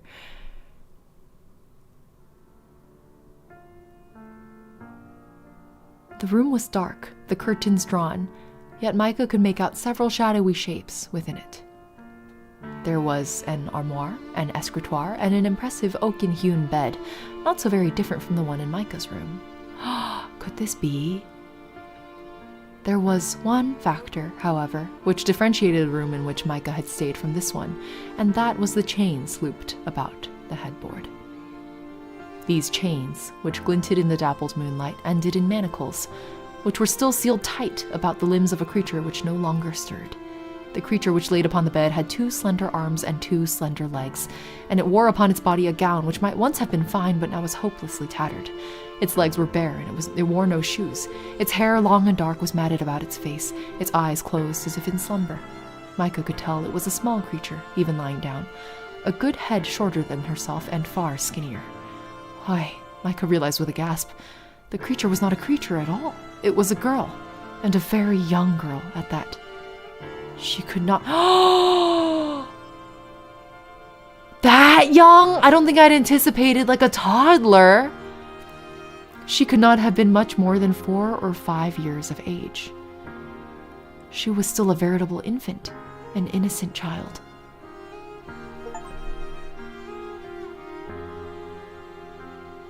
And she was dead. Somebody had driven a decorative blade into her chest so deep, its pointed tip threatened to pin her to the mattress upon which she lay. A single rivulet of red ran from the girl's mouth, staining her alabaster skin, and her arms and legs were bent at awkward angles as if they had been hopelessly broken. Micah! Henny turned to look at her friend, fearful of what she had spied, and upon seeing her harried expression, winced. Please don't look at it. It will only upset you. God knows it upset me enough seeing Heidemarie do that, but it had to be done. She wasn't human, Micah. Micah could see that well enough, what with how horribly pale the girl was, but still, she grieved for her. She couldn't overlook how very young the girl was, nor how fragile she looked. It seemed a gross cruelty to treat a child so.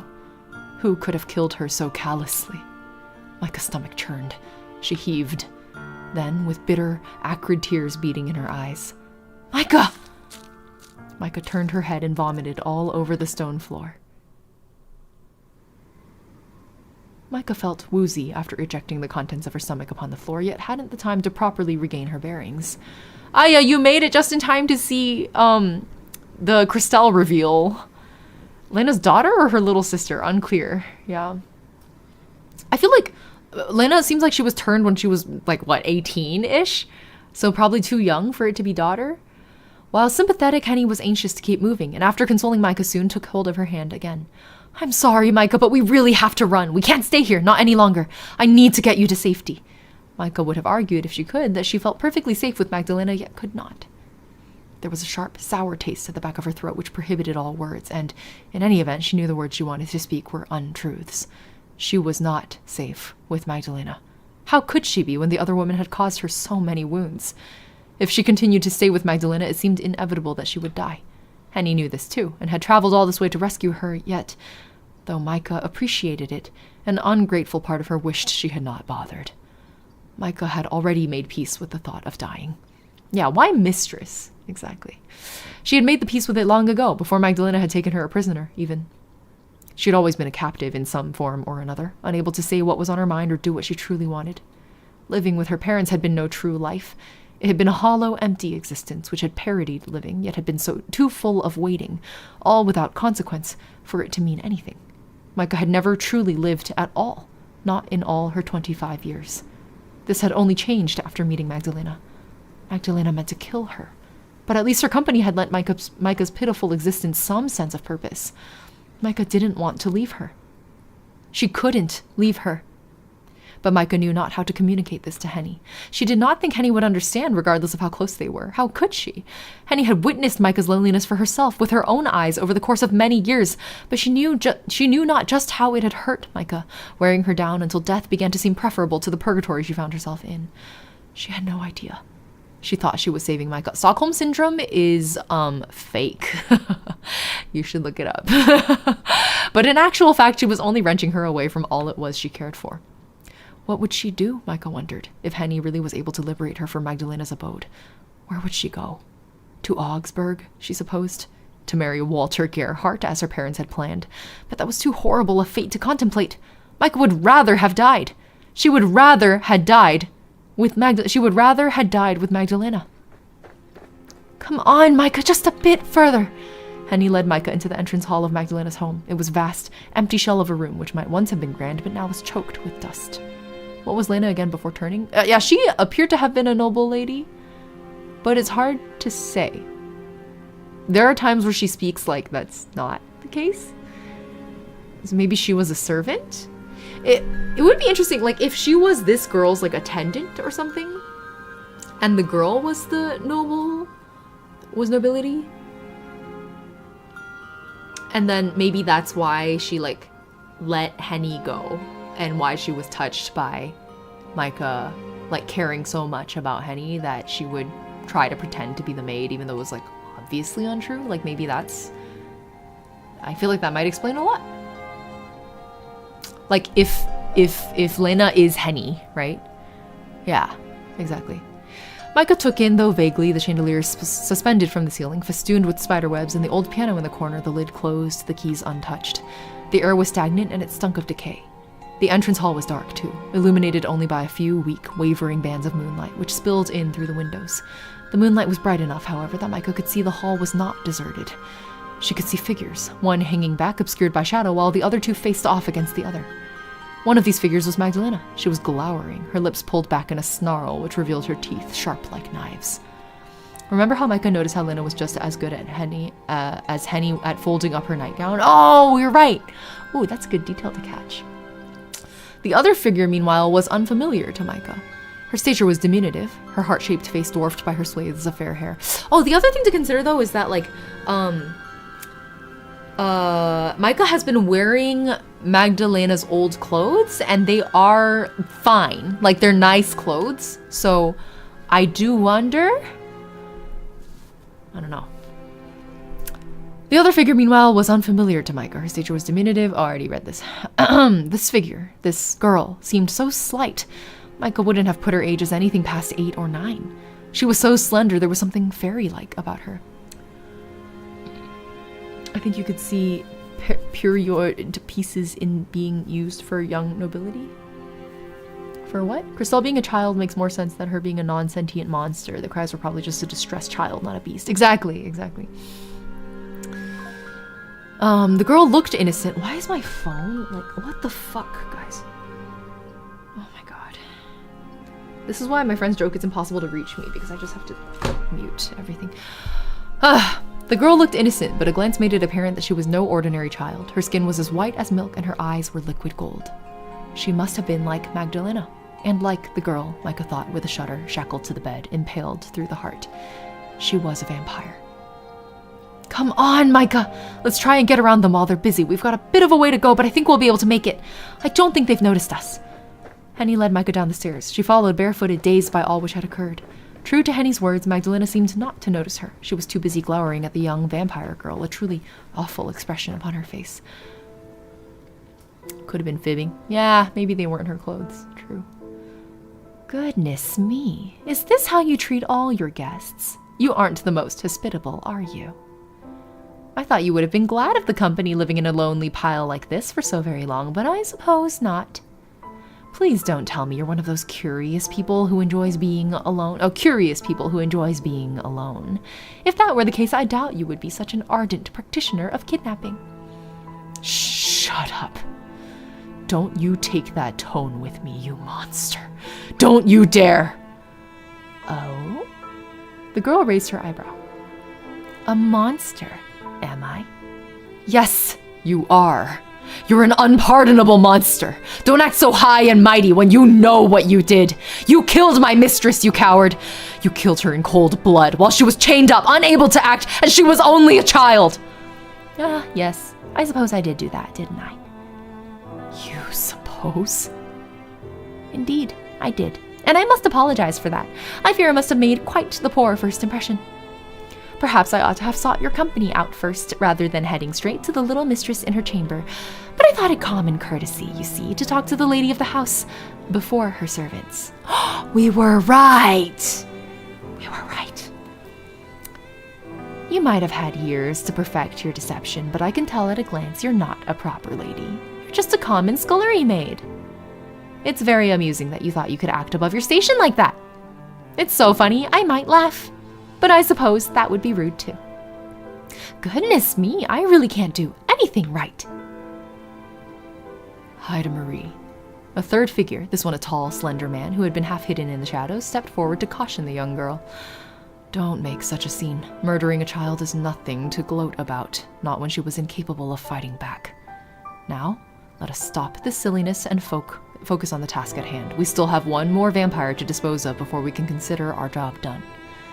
Oh? The young vampire girl, Haida Marie, Micah supposed her name was, inclined her head in the tall man's direction, then pouted. That isn't any fun, Johann. You should know how much I love talking. It's rare that I get a chance to interact with one of my own. I am aware, but you shouldn't let yourself get distracted, not while we still have a job to do. You need to focus. What a pain. You never let me have any fun. Fun? Magdalena stared Haida Marie down, her red eyes little more than pinpricks in the whites of her eyes. You would kill my young mistress, and you would call it fun? Have you truly no heart? You are reprehensible. Perhaps I am, but you've no right to chastise me yourself, vampire. How many innocents have you murdered yourself over the years to satiate your own bloodlust? This house has quite the macabre history. You can pretend otherwise. You've been doing that for decades, but you can't hide the truth from me. I can smell the blood in the air, and all of the death.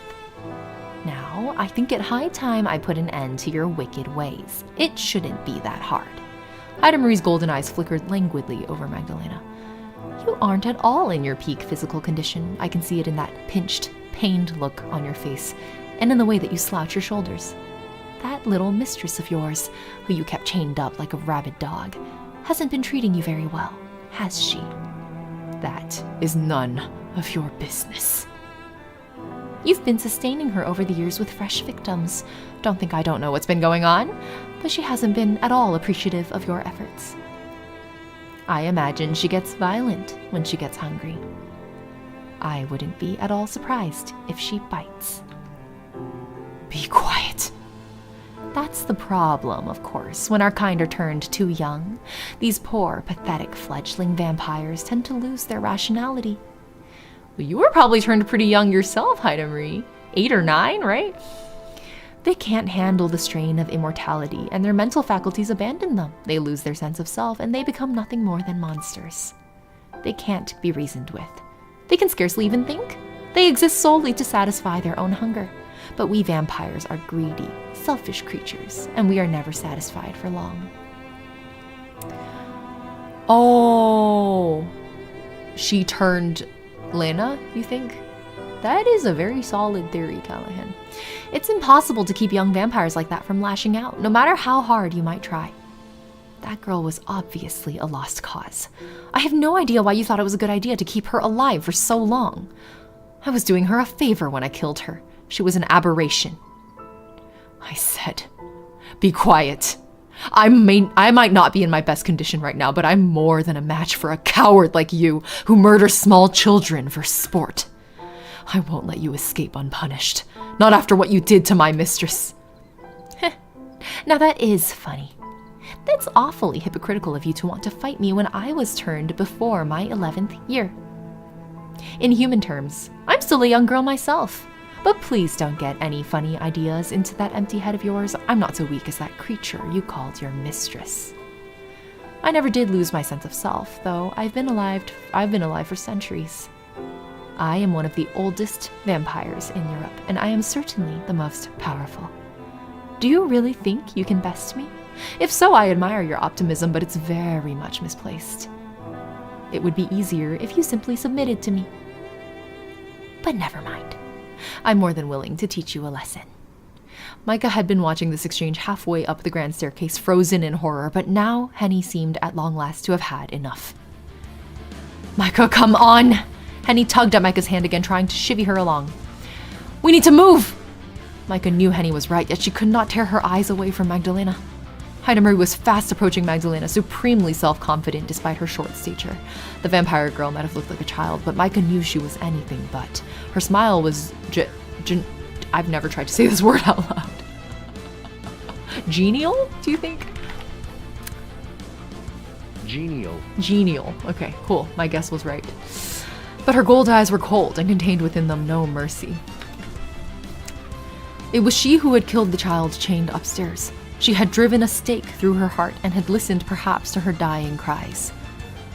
Maybe you keep up your wisdom/intelligence depending on the condition you were turned. Like if you were a sick child and turned, your mind and body will deteriorate. What do you mean by condition? Like sick? If you were a sick child? Like if it were not an like an unwell child, like it were a healthy child, like Haida-Marie. But Haida-Marie was significantly older. Like I feel like the difference between a 10-year-old and a 4-year-old it's a pretty stark difference. She was every inch a killer, just as Magdalena was. Now she meant to put an end to Magdalena too, and Micah feared she might be successful in this endeavor. How could Micah run away with Henny and let that happen? She could not. She had to protect Magdalena. I'm sorry, Hen. Her accent. I'm sorry, Hen, but... Micah, with a burst of newfound strength, wrenched her arm free from Henny's grasp, then dashed forth. I need to help Lena. What? But Micah! Henny called after her friend, her right arm extended. Why would you do that? She kidnapped you! You don't owe her anything! She might have kidnapped me, but that doesn't mean I don't care about her. She's a good person, really, and I don't want her to be hurt, much less killed. Now wait! Oh, please wait! Micah's feet slapped against the ground as she ran, her white nightgown billowing about her legs. Coming between Magdalena and Haida-Marie, she spread out her arms in the hopeful yet ultimately futile gesture of one who meant to stop the whistling of the wind or the lashing of the rain. Yeah, one of them is dying, 100%. Don't do this, please! Don't hurt!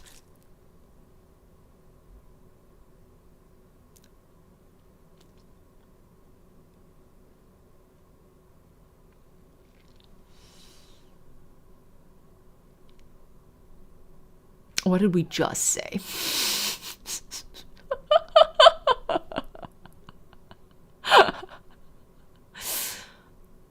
"No!" But despite Micah's good intentions, she was unable to finish her entreaty. Haida Marie had been moving too quickly, far more quickly than any human eye could hope to follow, and though spying Micah, she had not been able to slow in time. The young vampire was soon upon Micah, her right hand extended. Her nails, which were filed into dangerously sharp points, pressed against Micah's back, then pierced straight through her chest. Haida Marie's right hand penetrated Micah's ribcage as if her flesh was ephemeral, made of nothing sturdier than spiderwebs. Though Micah cried out, it took a few moments for the pain to fully hit her. Her eyes were wider than goose eggs as she looked down, staring at the arm which penetrated her shuddering body. "Lena, turn her! Turn her! Turn her!" Viscous red liquid was beginning to ooze down Haida Marie's white wrist. It was so vivid in the gloom of Magdalena's cavernous entrance hall that it looked unreal, like something from a dream. Micah's blood was brighter than rubies, and thicker than strawberry jam. Micah's body twitched about Haida Marie's hand. She felt herself turning numb by increments. First her legs, then her chest, then her shoulders, then her arms, until she could no longer feel the tips of her fingers. Micah looked down at her own blood as it dripped onto the threadbare carpet and moaned. Her blood looked oddly beautiful, in an obscene, profane sort of way. But Micah didn't have the time to contemplate how brightly her blood shone, nor how otherworldly it seemed. The agony of being rent in two soon overcame her. Pusheen joins right at the most critical moment. "Micah! Oh God, Micah! Micah!" And with a twin series of cries from the two women whom Micah cared about the most, her body tottered. She teetered. All strength she had once possessed fled her, as if that, too, had been a dream.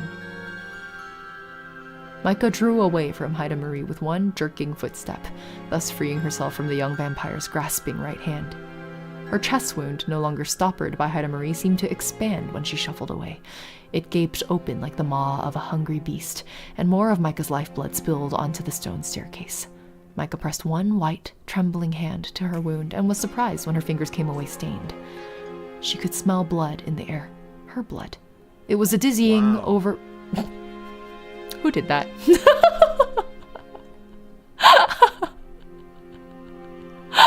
Somebody turn her! It was a dizzying, overpowering stench which plugged up her nostrils. It might be too late to turn somebody this damaged. Micah swayed. Then, with a hiss of pain, she fell. Micah's body hit the ground like that of a lifeless, senseless doll. And her vision went black. Come on. That can't be it, right? Somebody's got to turn her, right? Surely. Iluna's like, I really don't like that vampire. Haida Marie, you mean? Why? Thank you for crying over the recent cover. I appreciate it. Welcome in. Oh my God. Come on, Lena. Get it together. Micah! Oh God! Henny watched with wide, anxious eyes as Micah collapsed to the ground, pressing one hand to her aching chest. The maid cried out as if to rouse her mistress, though to little avail. Micah, please wake up! Oh, this can't be happening. Henny dashed to Micah's side and knelt before her, Micah's head cradled upon her lap. Henny took care not to jostle Micah as she embraced her, for fear of hurting her, but a resultant gasp of pain from Micah's lips would have been preferable to the silence that Henny was greeted with. Micah didn't open her eyes, though Henny threaded her fingers through her disheveled hair. She was still breathing, though barely, but this offered Henny little in the way of solace. Micah's face was so pale she might have been a corpse. The wound Haida Marie had inflicted upon her, meanwhile, was gaping. It continued to ooze blood like a particularly macabre fountain as Henny watched. Henny did not touch Micah's wound. She worried she would only make it worse, but it was bleeding so profusely she soon found herself sullied. The rich, overwhelming stench of blood clung to Henny, but she didn't pull away from her mistress. To leave Micah lying upon the floor with nothing to cushion her head seemed callous beyond all measure. Henny was now certain that there was nothing she could do to save her dear friend. Micah had lost too much blood, and her poor face was so very pale. Micah, oh Micah! I didn't come here to hurt you. This isn't what I wanted. I wanted to rescue you. I thought I could help, so why? More tears fell from Henny's lashes. They rolled down her cheeks and dripped upon Micah's body, mingling with the bright red blood which stained the front of her gown. Why did things work out this way? How did I make such a mess out of everything? Why am I so useless? These queries forced their way from Henny's throat in a low, pained moan, almost like that of an animal. Her tears were so intense that her body seemed ready to collapse in on itself. Henny knew crying would not help, but she could not stop herself. There seemed nothing to do but cry, with Micah in so sorry a state. Why, her body seemed to be growing colder with every passing second. Micah's blood, however, was very warm, and still she continued to spill it. Oh, God. Magdalena, for her part, was immobile in a manner which almost echoed Micah's. Her eyes were so wide they seemed all whites. Her body quivered, fingers curling into fists at her side as she murmured, "This can't be happening. I don't believe it. I don't want to believe it. Oh, Micah." Now this is an intriguing development. Haida Marie surveyed Magdalena archly, one hand resting upon her hip, her right hand still daubed up to the wrist in Micah's blood, which had now begun to congeal. Though Haida Marie had been the one to deal Micah that fatal blow, she didn't seem particularly moved by Micah's grisly fate. Lips pursed, she said in a voice cold enough it made Magdalena shudder, "I didn't think that you'd be so upset by Micah's injury, vampire. Did you not intend to drain her like this yourself? I only sped the process along, though what occurred was rather unfortunate. I meant to help her, not harm her." "I don't care what you meant. Whether you meant to help her or not is irrelevant now. Look what you've done. How could you?" "How could I?" Haida Marie raised an eyebrow. "You forget, vampire, that you are the one who kidnapped her. I never would have been summoned here were it not for your actions. You are the one who is to be blamed for this mess. Why, I didn't even mean to hurt her. I was trying to go after you, but she got in the way. I have no idea why she wanted to protect you. She must have some very strange ideas about our kind. Doesn't she know that we vampires are stronger than any human could ever hope to be, especially weak, willowy-limbed women such as herself?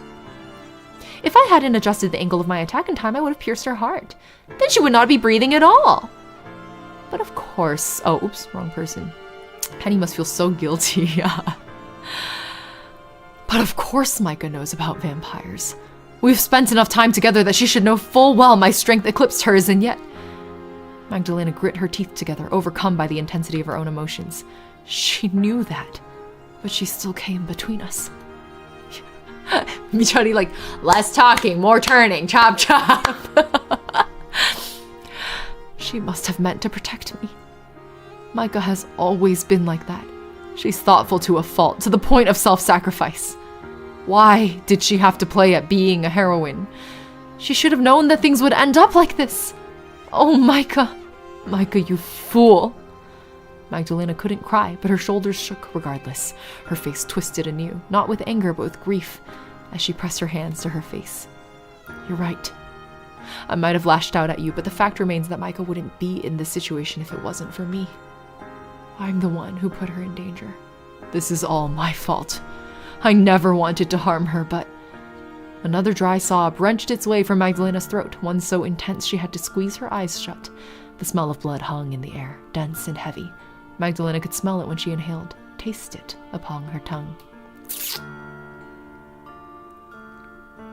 Less talking, more turning, Lena. Come on, chop, chop. The blood was like that of a siren's song. It was sweetly intoxicating, but the knowledge it belonged to Micah made Magdalena's stomach turn. How will I ever make amends for what I've done?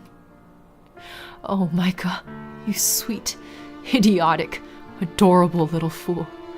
There was no need for you to leap to my defense. I'm no hopeless damsel. Micah! Micah, please! Henny, who was kneeling on the ground, continued to shake Micah to no avail. I don't know if that's the right thing. Should you be shaking someone who's like bleeding out of an open wound in their chest? Micah's breath was beginning to wear thin, even as Henny implored her to open her eyes, to take her hand, to live on despite the odds. Please don't leave me. Don't go. I couldn't bear it. Magdalena stiffened anew as Henny spoke. She sounded so desperate it mirrored her own feelings well. I don't know if compressions are gonna help either when you're openly bleeding out of a massive wound that has penetrated through your torso. She didn't want Micah to die either, but what was she to do? What is the point in living as long as I have, if I know not how to help the people I care about the most? What in the world am I to do?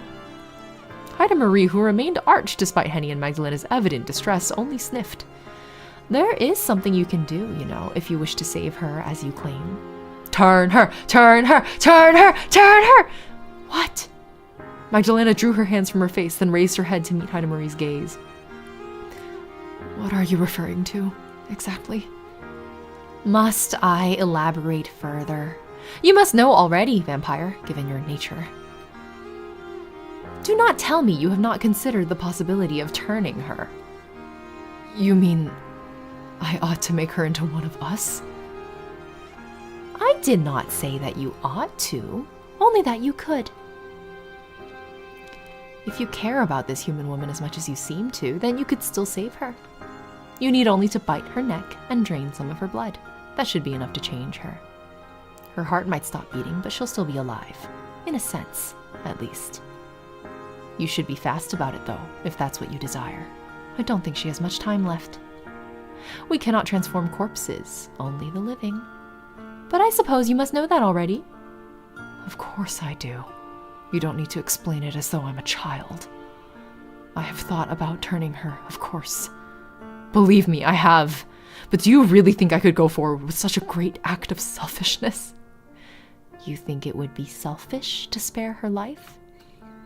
Yes, I do. I would be sparing her from nothing if I turned her into a vampire. I would accomplish nothing save making her suffer. I don't want Micah to die, but I want even less to condemn her to eternal death, without the reprieve of resting, not unless she were to will it. If these are my only two choices, then I would rather let Micah pass peacefully, but I would far rather see her live on as a human woman. I just want her to be happy. I see. So that's how it is, Haida Marie replied after a brief pause, one hand now resting beneath her chin. It's true. If she had turned Micah, this would go from tragic Yuri to toxic Yuri, like, real fast. I had wondered about your precise relationship with the poor, dying Fraulein, but it seems like it was more than that of a captor and a captive. You might have kidnapped her for your nefarious purposes, but it seems you really did grow to care for her. That you have no desire to turn her speaks volumes for your character. You aren't the sort of monster who would condemn others to a hollow, empty life of eternal undeath, such as those who sunk their fangs into us all those decades prior. Vampire though you are, you're still capable of rational thought. I know, I feel like they've been talking for 30 minutes, I agree. Perhaps that's why the clumsy young Fraulein jumped to your defense as she did. She must have seen there was something within you worth saving. I can't hate you after hearing your response, and neither do I wish to harm you. I would rather this story end on a cheerful note, too. This rarely happens in my line of work, so... Haida Marie clicked her fingers, then glanced sharply at Johann. You know what to do, my charming assistant. Please, make yourself useful. But of course, I am always ready and willing to serve. What? Whose assistant exactly? If I might be able to help Lady Micah, then I shall do all I can to ease her suffering. That is my duty as a humble servant of the Lord.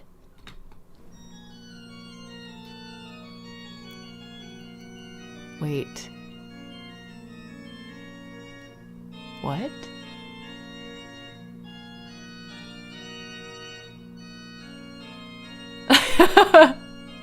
You know what? I'm going to stop speculating. And we're just going to see what the fuck.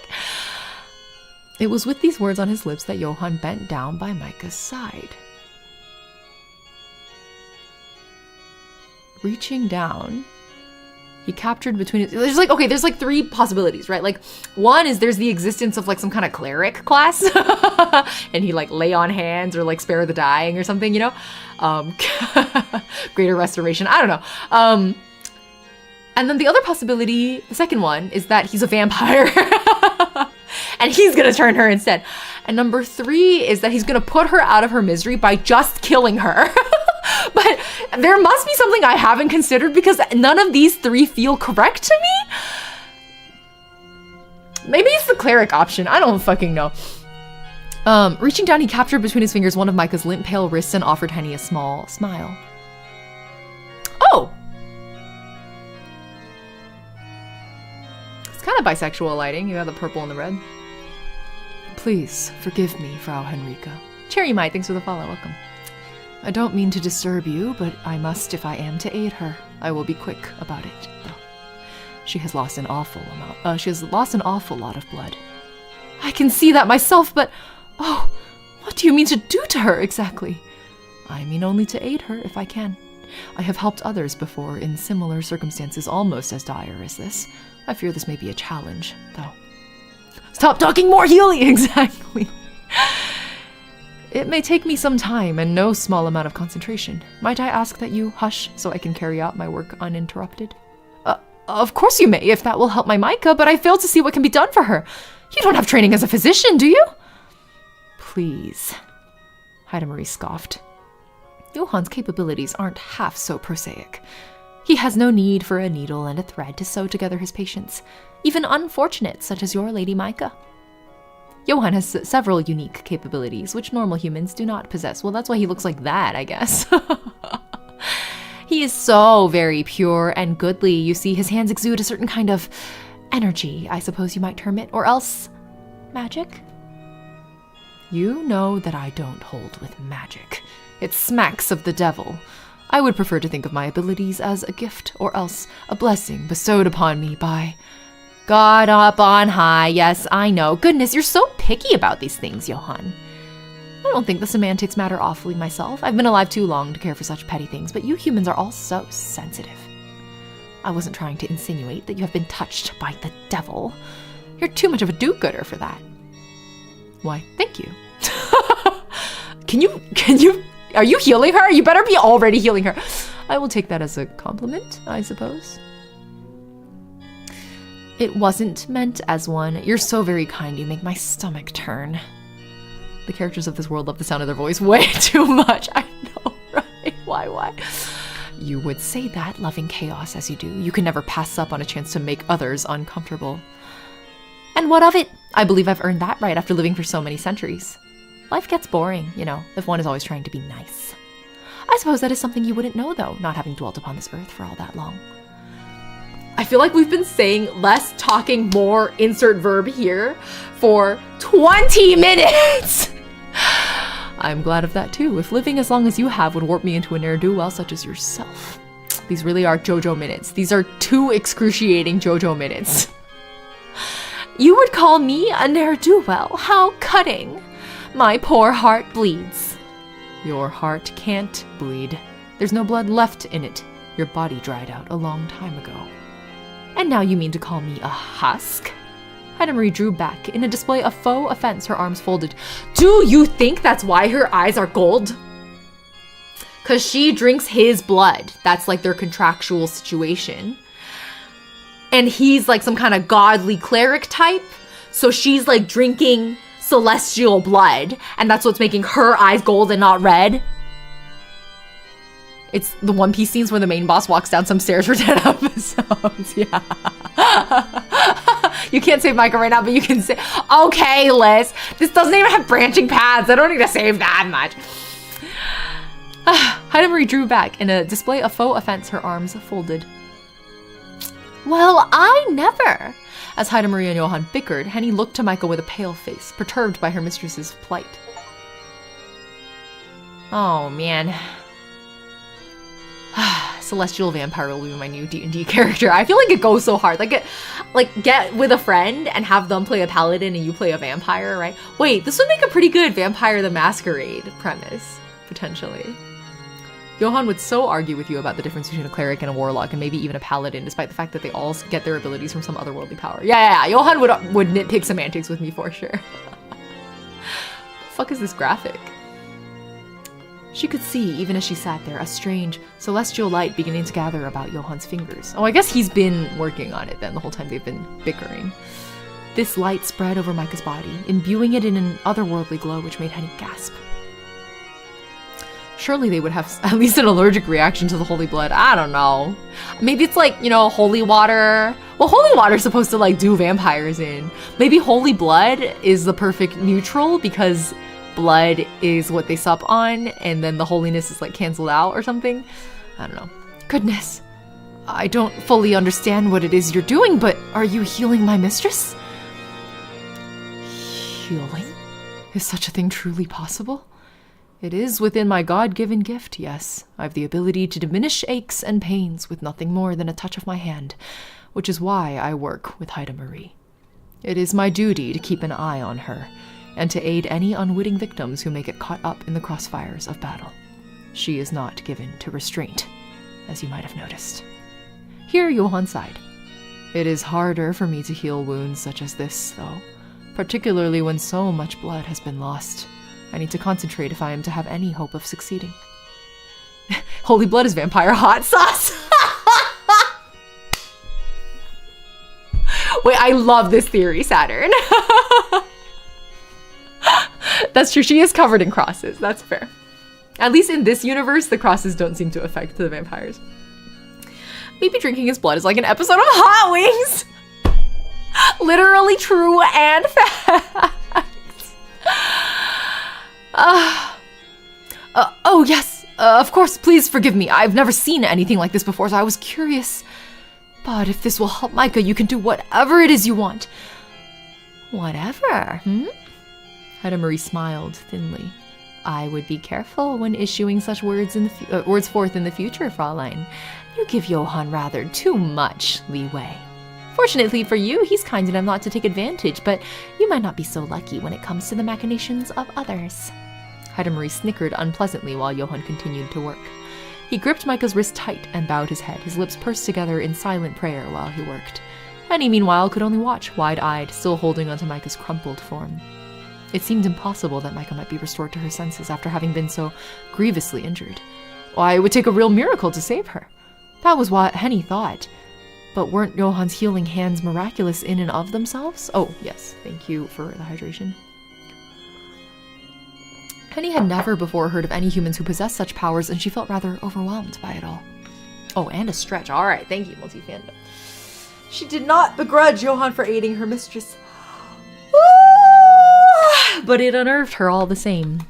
Let's do some shoulder rolls, guys. Will you shoulder roll with me? Despite Johann's assertions that his abilities had been bestowed upon him by God, there was something unnatural about the light which emanated from him.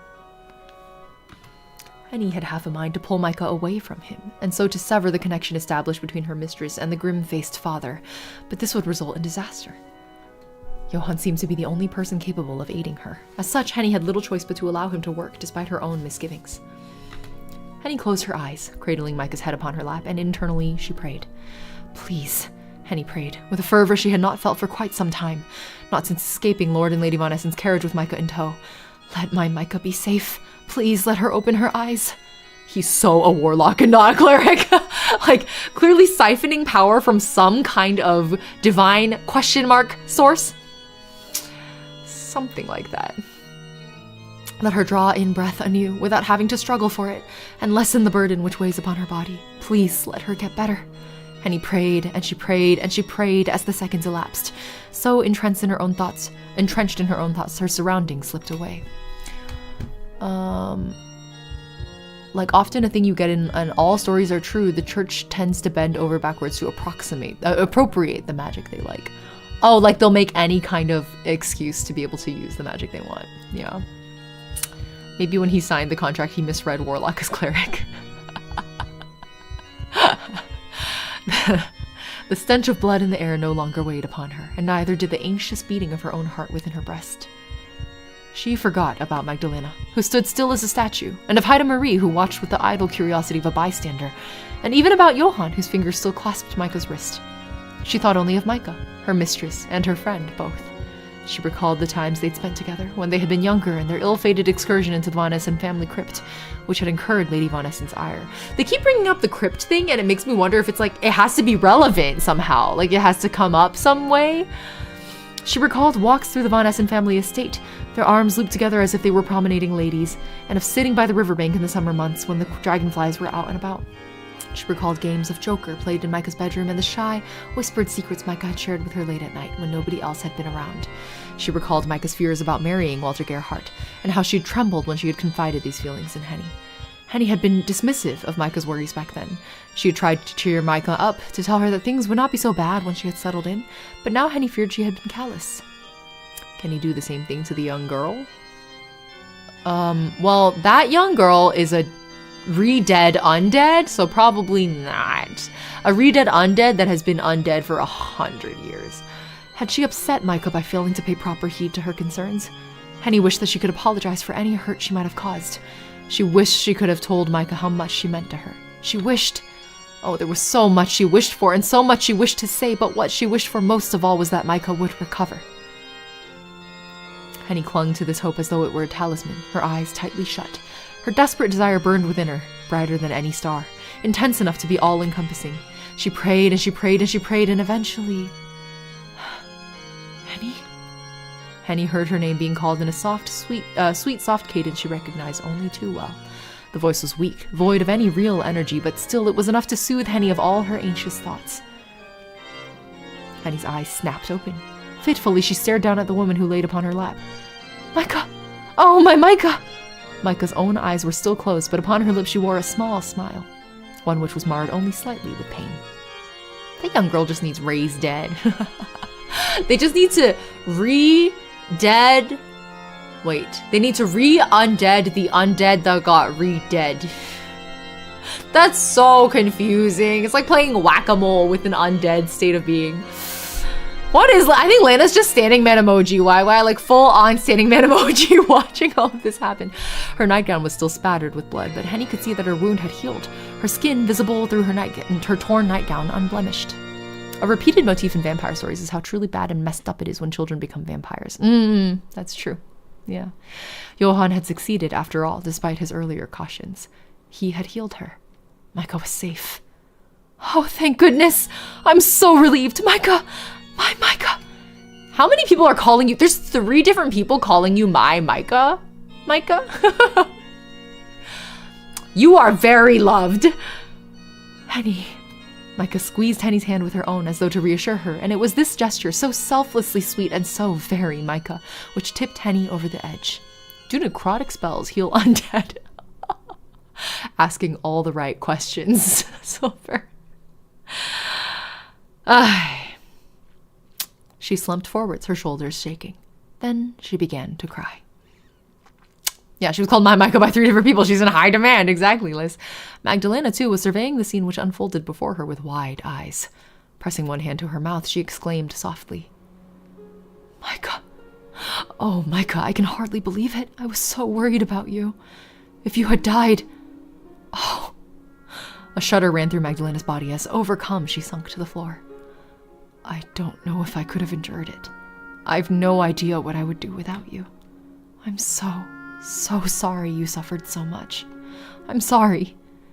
Magdalena pressed both her hands to her face anew, though she had no tears to hide, and began to sob soundlessly, her shoulders trembling as if she was a polar explorer caught in a frigid blizzard. Ida Marie, for her part, watched on, her arms folded. Her right hand was still dark with Micah's blood, yet she paid it little heed. Observing Magdalena's sobs, she said softly, It would appear that this vampire isn't half as dangerous as I first thought.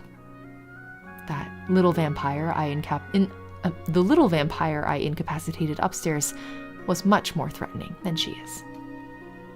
Now that she's been taken care of, the older one should have no need to continue procuring victims to satiate her bloodlust. I wonder... Ida Marie? Johann rose on unsteady legs, wearied after his efforts to revitalize Micah, then approached his charge. Are you having second thoughts? Ida Marie nodded. Tell me, Johann, would you think me awfully weak-willed if I chose, just this once, to spare our Corey's life? It would be surprisingly sentimental coming from you, but it's rare in our line of work that we are able to usher in endings as happy as this. It's funny that you could analyze vampires through gacha. The rarer they are, the more powerful they are. Dracula and Strahd are unique, so they're 5 stars. Lady Magdalena seems to have no further desire to harm you. As such, you have no reason to engage her in further combat. In circumstances as unique as these, I do not think there is any reason for you to execute her. That is precisely what I was thinking. She's not doing anything wrong, as far as I can gather, other than existing. Yet I know better than anybody that we vampires do not ask to be made as we are.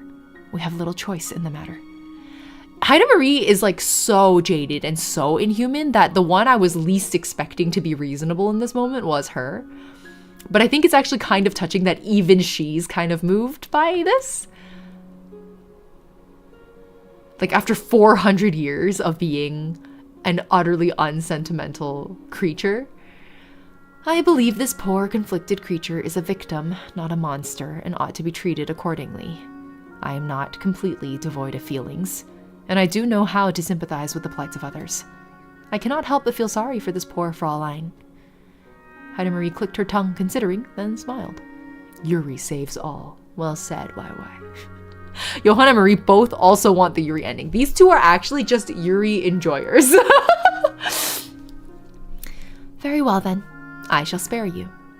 Yeah, she's not just unreasonable bratty vampire 100%. Exactly. It is a pleasant surprise. Let us report to our superiors in the church that we slew the monster in this abode, and she will no longer be an issue. You wouldn't be lying. You did, technically. We needn't tell them about Fraulein Magdalena here. She is no monster. I doubt the church will come all the way out here to corroborate our tale. Not unless the Fraulein here gets peckish and starts picking off more travelers. If you can keep your consumption of human flesh to a minimum, then nobody need know you are here at all. You can continue to live, if indeed your continued existence can be termed as such, and everybody will be happy. Isn't that nice of me? Now she gives some Freerin vibes. Yeah, I see it, Silver. It feels like a crazy statement, but I see it. What? Magdalena stared at Haida Marie, shaking like a newborn deer. Will you truly let me go? Indeed, I shall. I've tired of spilling blood, and it looks like you haven't had much to drink for a while, regardless. In your current state, you wouldn't be much fun to play with. I doubt you'd have more than a few droplets of blood of your own to spill anyway. But you were sent here to kill me. I think I almost deserve it when I think about everything I've done. I thought she was way more evil, but then when she hit the kidnapped person with friendly fire, she didn't make up a psychological condition like the police of Stockholm did. Fair. Relevant to earlier conversations about Stockholm Syndrome being fake. I've killed dozens, no, hundreds of people. Only hundreds? Haida Marie scoffed. Don't make me laugh. I have killed far, far more. Don't forget, I have been alive longer than you, and have feasted far more solely to satisfy my own greed. I am the more amoral of the two of us, yet I continue to live. Who's to say you shouldn't? I am in no position to judge you. Huh. Now, that's funny. Magdalena laughed dryly, without humor. Isn't it your job to judge godless beings such as myself, executor of the church? On paper, I suppose, but I don't think of myself as being all that important. I've never been one to care about right or wrong. I only do what amuses me. Fighting you as you are wouldn't be fun at all, not when I know how pathetic you are. It would feel too much like kicking a poor, defenseless puppy. Pathetic, am I? You are, yes, but don't look so put out by that. Most vampires are pathetic in comparison to me. Oh, to have the self-confidence not of a mediocre white man, but of a 400-year-old brat of a vampire. Non-hypocritical Christians, right? Isn't that crazy? Everyone agree? Except one of them's a vampire. Don't know how that works exactly. I don't think that one's a Christian. Haida Marie tittered, then spoke anew in a voice which was a touch more serious. It was rather naughty of you to harm so many innocents, but I presume you did so only to feed that child you were saddled with. You didn't partake in any of the spilled blood yourself, did you? No, I couldn't.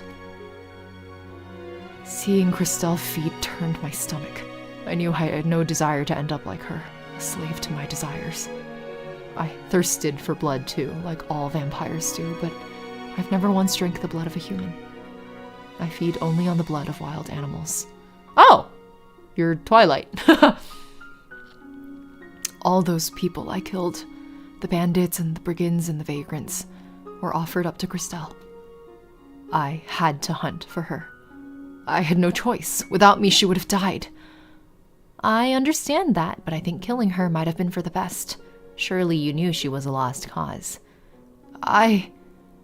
Yes, I believe you did realize it. You must have, serving her for as long as you did. Keeping her alive at all was an act of cruelty when she had no sensible thoughts left in her head and no purpose for living, save satisfying her own perverse hunger. But it is no matter. I believe you suffered enough, and I know your heart was in the right place. I won't condemn you for your actions. I've no place to.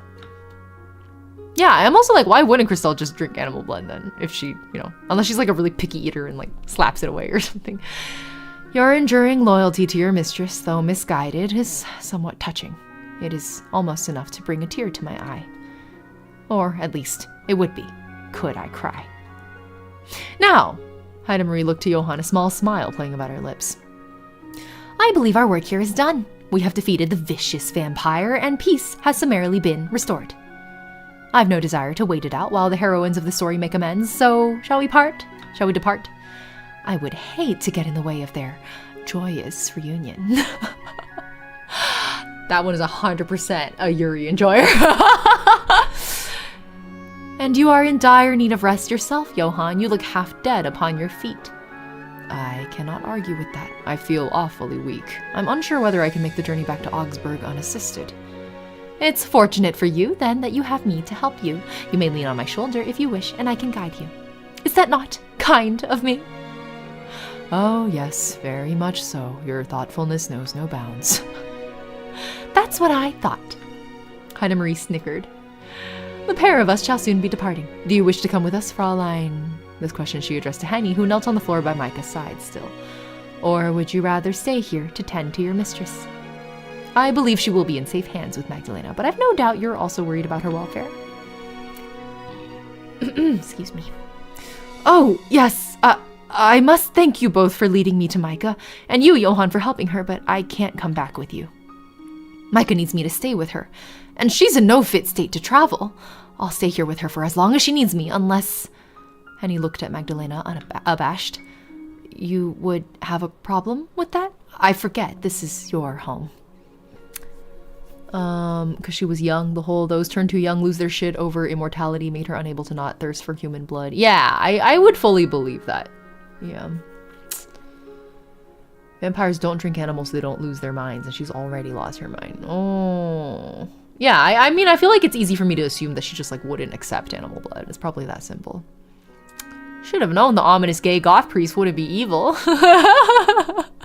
Fate and Stephanie Meyer are both yelling in my brain. You overstep your mark, young maid. You have forgotten your courtesy in your concern. But I suppose I can't begrudge you for that. I know how it feels to worry for my own mistress, and Micah is far sweeter than Christelle ever was. I will let you stay here, if you wish to tend to Micah while she rests. As a fellow human, you would be better served to care for her than I am. My attempts, I fear, would be quite clumsy. I have no say in whether you stay or leave. This is not truly my home, nor has it ever been. I am no lady. I was only ever pretending. Oh, thank you, Magdalena. Thank you very much. I promise I'll do everything I can to help Micah. I won't let her condition worsen. Not under my watchful eye. I'm quite certain that you will. You needn't reassure me.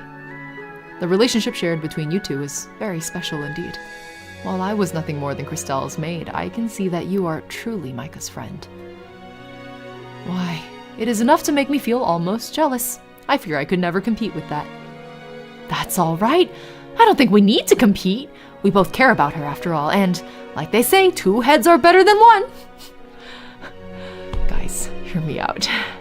Vampire polycule kind of came true. I think we have successfully manifested. Yeah, let's have the same reaction. We got our throuple, and then one of them can be a QPR. Okay.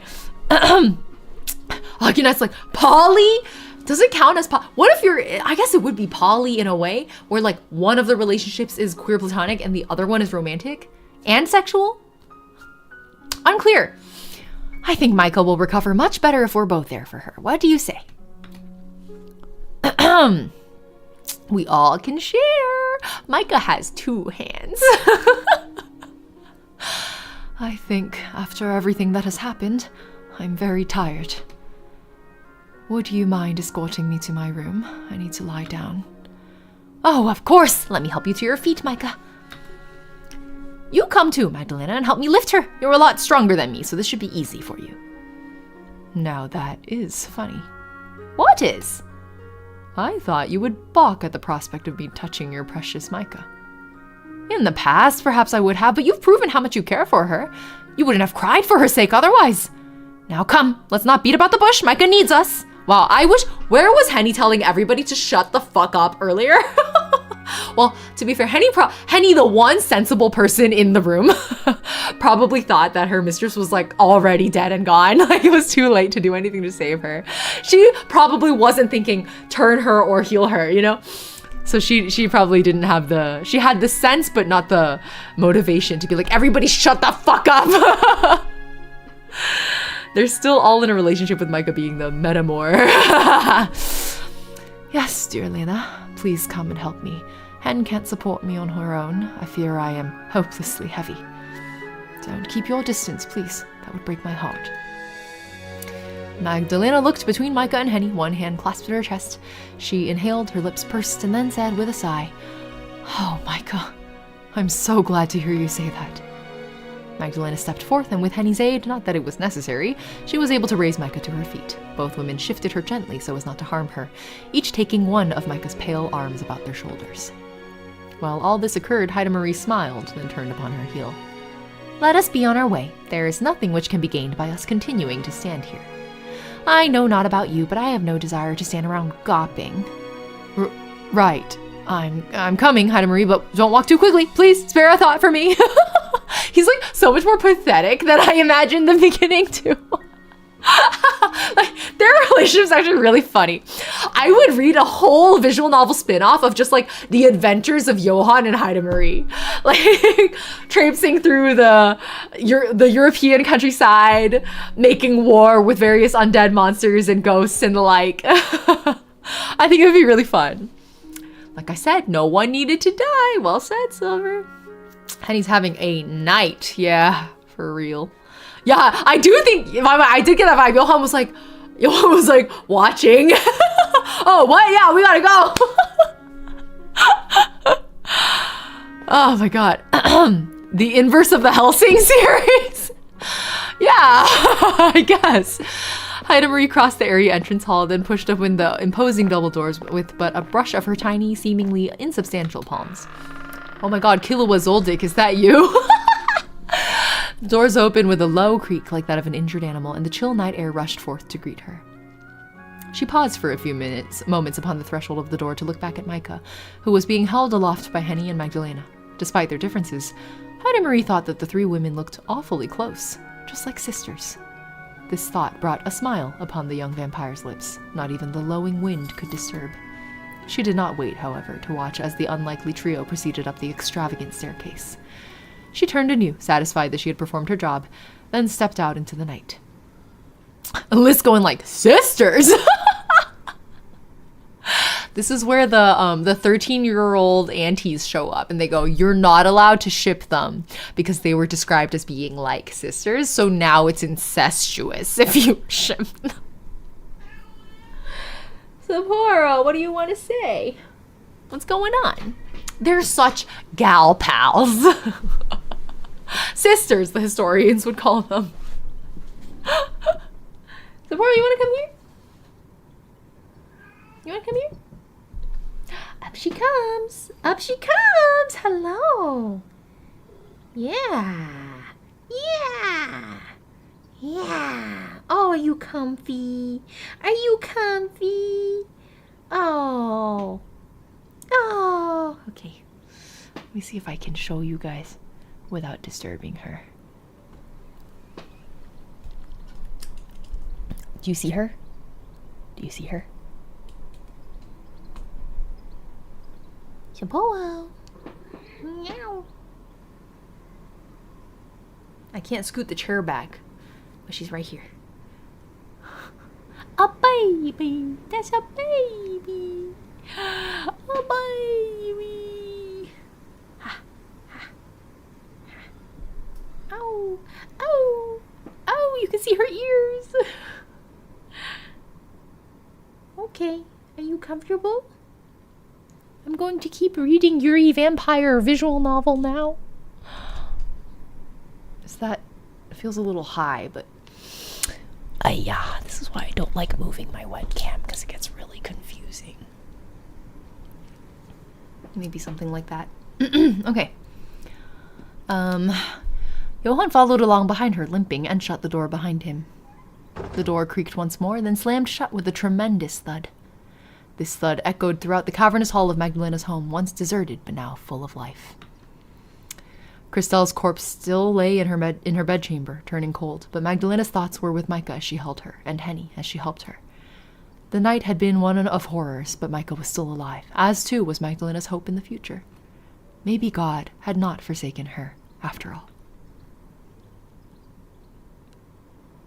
Finally, the clouds in her part had parted, and now she was free. It's so cute seeing her calm when most of the time it's you holding her and her not being with it. Yeah, usually when you guys see her, she's like freaking the fuck out because I'm like holding her like Simba and she hates it. Working together, both Henny and Magdalena were able to escort Micah up the stairs, then across the hallway to her bedroom. Magdalena did not need Henny's help, but she appreciated the other woman's presence, if only because it let her know that Henny had accepted her. She seemed to have recognized in the wake of Magdalena's breakdown that Magdalena had grown to care for Micah. Magdalena might have been the instrument which had brought about Micah's suffering, but she had not done so willingly. Henny seemed to understand that, and by extending the olive branch, seemed prepared to offer her forgiveness. It no longer seemed to matter much what Magdalena had done to Micah, not when Micah was still alive. Henny and Magdalena both lay Micah upon her bed, and there she lay, her front dark with dried blood. Henny wet a cloth in the basin by Micah's bedside, then wiped said blood away.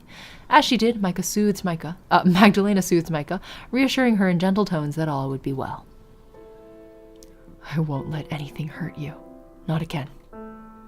I've no further need of your blood. My mistress, she... Here, Magdalena's voice caught in her throat, and she had to look away. She is no more. No amount of blood could save her now. She is gone, but I am still here, as are you, and... Oh, Micah, I'm sorry I put you through so many hardships. I'm so sorry. Micah was half conscious at this point, soothed by the cool flannel upon her bare skin and Magdalena's hand, so was barely able to offer Magdalena more than a small smile. It's all right. Oh, it's all right. I forgive you and all of it, Lena. You do? Of course I do. I know that you never meant for me to suffer. I might have hated you in the beginning, but really... Micah yawned, exhausted, and let her eyelashes fall shut. Softly she muttered, in a voice which sounded like a sleepwalker's, You're a lot nicer than you give yourself credit for. So saying, Micah's consciousness slipped away once more, not owing to the pain this time, nor the loss of blood, but from simple exhaustion. She dozed, her body lighter than the fog which unfurled its wispy tendrils about the forest floor, and as she did, she dreamed. I can't imagine how much yawning would hurt with that kind of wound. Magdalena is in a Marceline situation where vampires don't truly need to drink human blood. Well, Marceline drinks red, right? Which is a whole other situation, I thought. In Micah's dreams, she saw herself with both Henny and Magdalena. The three of them were laughing and smiling in her mind's eye, as though they had always been close friends, nothing more than three ordinary women. In Micah's imagining, there was nothing to keep her and Magdalena apart. Henny gave the pair of them her blessing, smiling gently, as Magdalena took her hand once more. Then, upon her pursed lips, she pressed a soft, gentle kiss. While Micah lay in bed, tended to by both Magdalena and Henny, Johann had found himself in a rather precarious state. The ashen-faced father was always pale, yet now he looked paler than ever, even whiter than the moonlight, as he dragged himself through the darkened woods, his raven-black hair melting into the surrounding shadows. Johann's face was white enough to be bloodless, his eyes half-lidded from an aggressive, intense pain which refused to abate. The mere act of walking made his breath catch in his throat. It was cold this deep in the woods, almost unbearably so, but Johann's brow was still marred with the beads of sweat, his teeth clacking not from the cold, but from pain. He wobbled as he walked, and Haida Marie had to support him, winding one slender arm around his waist to keep him upright. Easy there. Haida Marie spoke gently, more gently than one might have thought her capable of, given her nature as Johann leant against her. The audience thirsts for blood. We want to watch someone get turned. If it's the he-him lesbian twink, then so be it. Excuse me, he-him lesbian / twink, depending on your interpretation. Did he take her wound? That's an interesting hypothesis. Yeah, it's like a spare the healing, or it's like a shared suffering type thing. It will be all right. I'm still here. I have you. To any onlooker, the current scene would certainly have appeared unusual, if not downright ridiculous. Johann was a good deal taller than the diminutive Haida Marie, yet he was leaning against her for support, was relying upon her to keep him upright as he tried to cut his way through the woods. Haida Marie seemed at a glance much too small and slight to aid Johann, yet she did. She bore him with ease, her brow perfectly smooth like the shell of an egg. Haida Marie had emerged from her spat with Magdalena and her mistress wholly unscathed. She had not needed to exert herself while accomplishing her grisly tasks, not when her victim had been in chains. Haida Marie had been able to pierce Christelle's heart with ease. The young vampire girl had not been able to offer up any fight, had simply cried instead, as Haida Marie had dispatched her. Himsbian? If Magdalena's Marcy and Micah's PB and Henny is Peppermint Butler, oh my god, not Peppermint Butler! How dare you, Callahan! Haida Marie had hoped that Magdalena might give her more of a fight, but this hope too had been scuppered. Micah had come between the two of them and had cut Haida Marie's fun short. She really was a funny woman, that Micah. So impulsive despite being a well-bred young lady. Maybe it was because of her red hair. Haida Marie had heard redheads tended to be tempestuous, that it was simply part of their nature. Perhaps it came from an excess of blood, an imbalance of the humors. Haida Marie did wonder. But it seemed silly to postulate on it for too long, especially when Johann was suffering so. Haida Marie, for her part, had never felt lighter. The full moon's light had imbued her with a dreadful, arcane sort of strength, so she could stalk through the woods with ease, could have frolicked if she wished through the foliage like a nymph or a dryad. Haida Marie knew she should not do this, however, even if it would have been a pretty picture. A young, slender-limbed girl dancing about the forest late at night, the dense fog swirling about her pretty ankles and her curls fluttering in the breeze. She had to stay to support Johann. He had worked hard that night. Much, much harder than Haida Marie herself had. For a mere human, one who was all awkward angles, high cheekbones, and long, gangly limbs, he had pushed himself well past his limits. Johann had been able to maintain a veneer of composure when bidding farewell to Magdalena and Micah, and the potato-faced Fraulein who had first come to them for aid, but he no longer had the strength to cling to this carefully curated facade. Did you just call her a potato-faced Fraulein? That's so rude. Why are they so rude to Henny all the time? Christelle would be Simon? Oh my god. That's rough. That's rough. He was fading, his body failing. Haida Marie had known, the moment her hand had rent Micah's chest asunder, that the wound she had inflicted was a serious one. It had been apparent that it would require a significant degree of concentration for Johann to heal her. Micah's inner workings had, after all, been reduced to a fine red mist, a gruesome pate of bone and muscle. Haida Marie had not fully believed when Johann had taken Micah in his arms that he would be able to heal her at all, but on this score she had been mistaken. Johann's faith had evidently been stronger than Haida Marie's own. Johann had taken Micah to him, a sheep who had strayed from God's light, and he had done all he could to save her. He had poured his own life's essence into her, and in doing so he had made Micah whole again. He had healed her, but at what cost?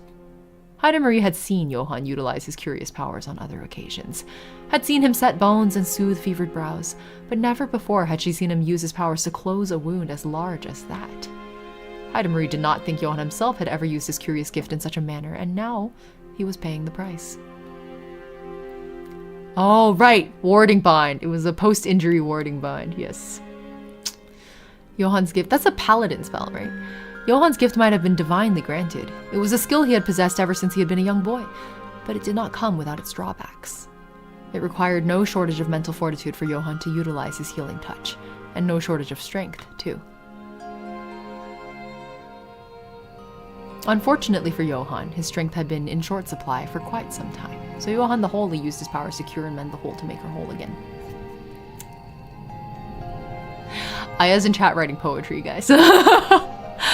He'd spent the last 4 years working alongside Haida Marie, and during these years he had acted as her primary source of sustenance. Whenever Haida Marie hungered for blood, which was not quite so often as many of her kind given her advanced age had whetted the worst of her appetite, she would turn to Johan. Johan's blood was quite unlike any Haida Marie had ever tasted before. Oh my god. Yeah, she should turn him. She should turn him. I want to watch this very Christian man crash out over becoming a vampire.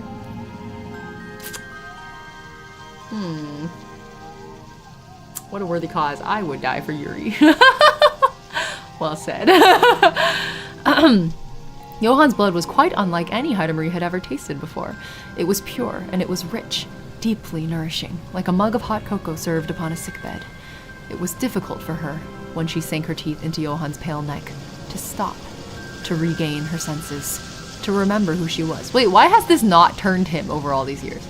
Perhaps it was because of Johan's miraculous abilities. If she's drinking him directly from the neck, and that earlier she said that was all it took to turn someone, one would have thought his innate ability to heal would have cut through his blood like poison, but it was not so.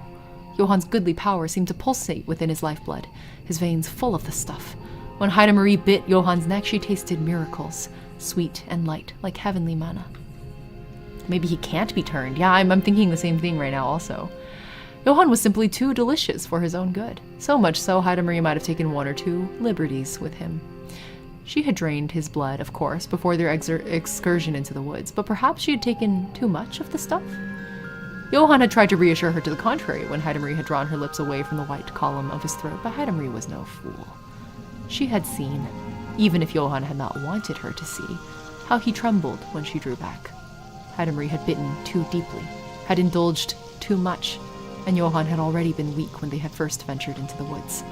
It was to be expected, really, that Johan's body would now begin to fail him. Johan was a lanky, skinny man, and he did not have much in the way of physical stamina regardless. The years spent donating his blood to Haida Marie had not helped, and neither had his liberal use of his healing powers. He had pushed himself to the brink of exhaustion once before, when he had aided the young Becker girl, whose father had undergone a terrifying transformation come the full moon. Oh my god, it was a werewolf! It was a werewolf situation. I thought it was a possession this whole time. It was a werewolf. Johan had been able to reverse this wicked enchantment. Johan had been able to reverse this wicked enchantment which had befallen the red-headed Herr Becker, but not without sustaining considerable damage. He had been bedridden for a full week after that particular miracle, consumed with a fever that had left him delirious. Sometimes they have to be on the brink of death to be turned. Oh yeah, like if his blood fails him and he turns instead. An interesting theory. I like that. Haida Marie had sat with Johan while he had convalesced, while his forehead had beaded with sweat and his fingers had curled at his sheets, and she had wiped down his forehead, wondering all the while what she would do if Johan died. Who would the church next assign her? And would their blood be as delectable as Johan's? It had seemed unlikely. Back then, Haida Marie had not worried overly about Johan's own welfare. She had been more concerned about slaking her own thirst. Now, however... Now, Haida Marie could not help but feel a flicker of sympathy for the man who leant against her. It seemed almost unthinkable that Johan could have been brought so low when he had sustained no physical wounds, none save for the twin punctures on his neck, the size of pinheads concealed beneath the high collar of his robes. Haida Marie had seen Johan initially as nothing more than a handler, a convenient way of sourcing blood, yes, but mostly a nuisance who existed to bind her. I know she cares about him. Why? She really is like so like Cinderella brat coded. In the early days of their meeting, their relationship had not been particularly cordial, but now... It's all right, Johan. I'm still here. Can you hear me? Now, Haida Marie felt rather too attached to the dark-eyed, sallow-skinned father. A hetero epilogue.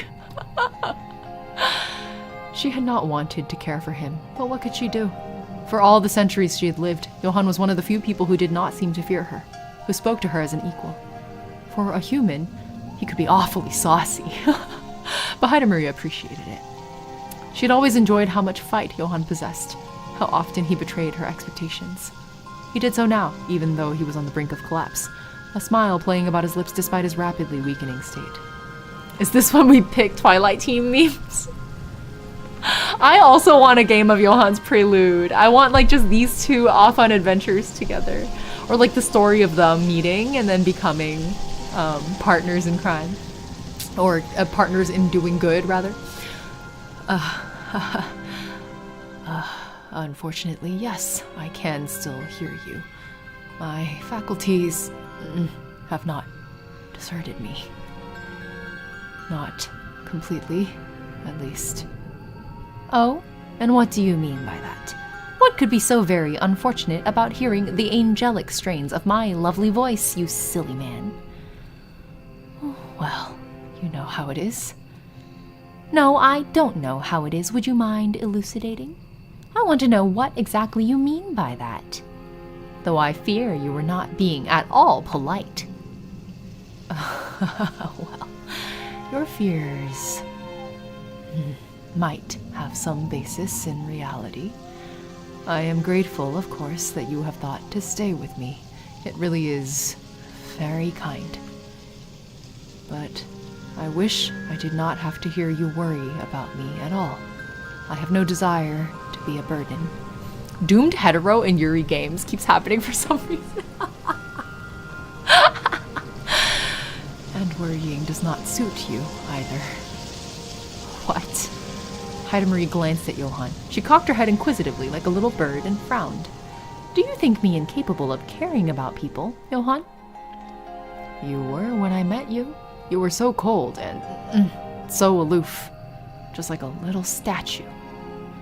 How did you change so much? It really is a mystery.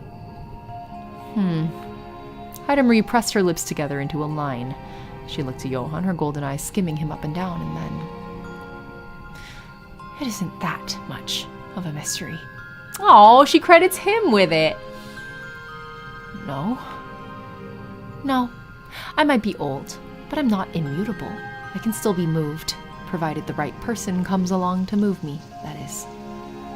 You are so unlike anybody else I know, I fear I might have become somewhat fond of you, which is why I don't want you to die here. I won't allow it.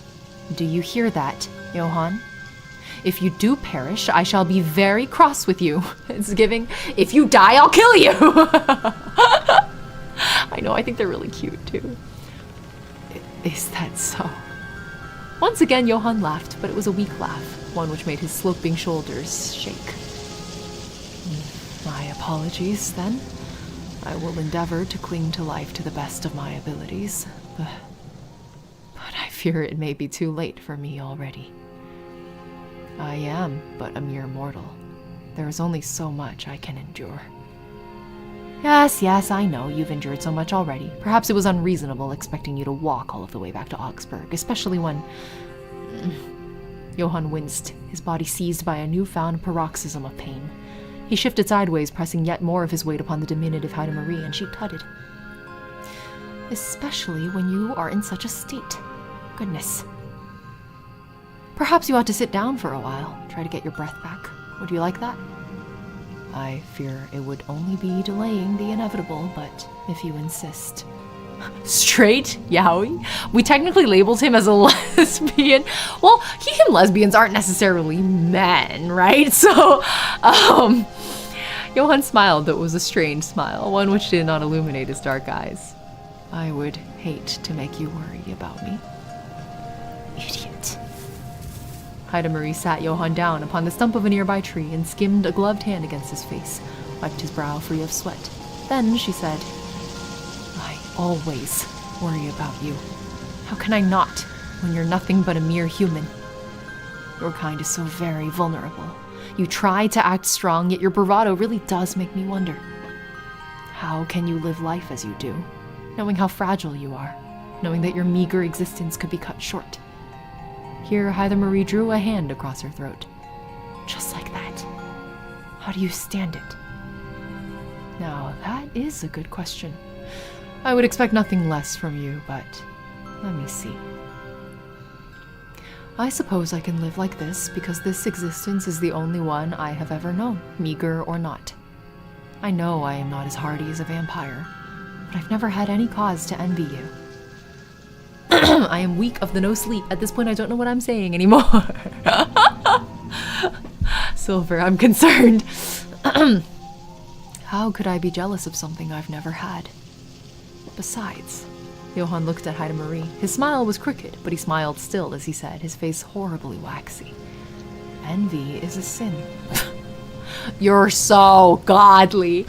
I would not wish to displease God, not when I have spent all my life trying to serve him.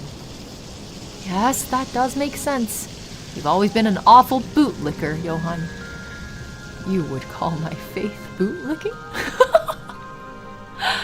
Well, what else is it? You might act like an upstanding citizen, but I know the only thing you really care about is being called a good boy. You do good because you wish to feel good. You want to be praised for it, and you want to be accepted, too. In that sense, you're awfully sycophantic. But you really should practice some moderation. You can't help everybody you meet. Some people are past saving, and now it's too late. You've given up too much of yourself in service of others, to your flock and to me, and to God, too. Heidemarie looked at Johann, her expression impassive. Then, in a cool voice, icy, just like midnight frost, she said, "At this point, it does not much matter what I want. You are going to die regardless. You know that, don't you?" Johann laughed wryly, though how he was able to summon up the strength to laugh at all was something of a mystery. He looked up at Heidemarie, the little vampire girl to whom he had become so close, his dearest companion in all of the world, and said, "Well, I am aware, but you could stand to mince your words a bit more. Why, it is almost as though you want me to feel bad. Perhaps I do. Perhaps I think you deserve to feel bad for putting me in such a bind." A bind? Of all the fathers I have been assigned to watch over me, you were by far the most amusing, and your blood was like none I have ever tasted before. When I think that you will die, and for what? That dowdy Fraulein and her silly, impulsive mistress, I can't help but feel disappointed in you. I know you did what you thought was right, but I shouldn't take you to task too much. But did you never stop to think about me? Heidemarie. Johann sighed. There was a moment's pause, a soft sigh as the wind blew through the trees, and then... She needs him to ask her to turn him, but she's already, bitten him a lot of times, and for some reason he hasn't turned. So I have some questions about how turning works exactly. Of course I thought about you. I think of you every day. How could I not when I cherish your company so dearly? So why, then, did you decide to throw your own life away? Why are you abandoning me? I would not say that I'm abandoning you, per se. I would simply be moving on to another plane of existence, where my soul might be free from my prison of flesh. Provided you would grant me such a peaceful ending, of course. I beg your pardon? What are you suggesting? I would suggest nothing. I would not wish to influence you, dear Heidemarie, but you're right. Oh my god, wait.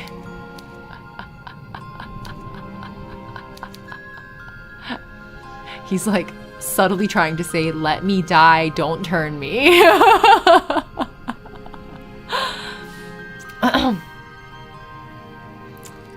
It would be rather rude of me to pass away here and to put an end to our friendship. Johann smiled crookedly. Are we friends? Well, I do not consider you an enemy, and neither do I you. I am quite fond of you, as it happens, and I shudder to think what would become of you if I did die. As mouthy as you can be, I always did get the feeling you were on your best behavior whilst in my company. I would not necessarily trust another to keep an eye on you. So, perhaps it would be for the best if I remained upon this earth for just a little longer.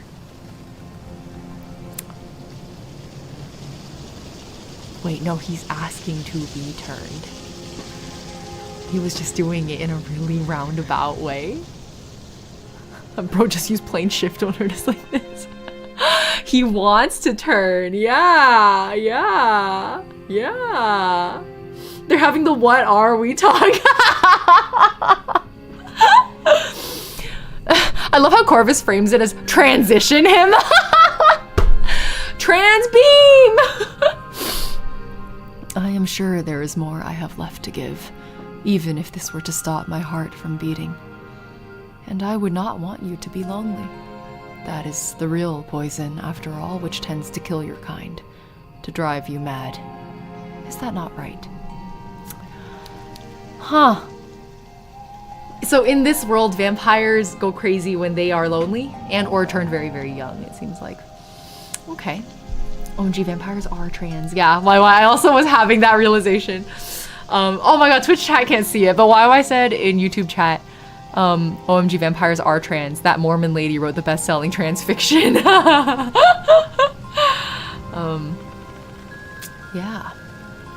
I can't outright ask you straight because God would smite me. Alex Jones' voice. The woods are full of woke vampires transing our priests' genders. They're transing our priests.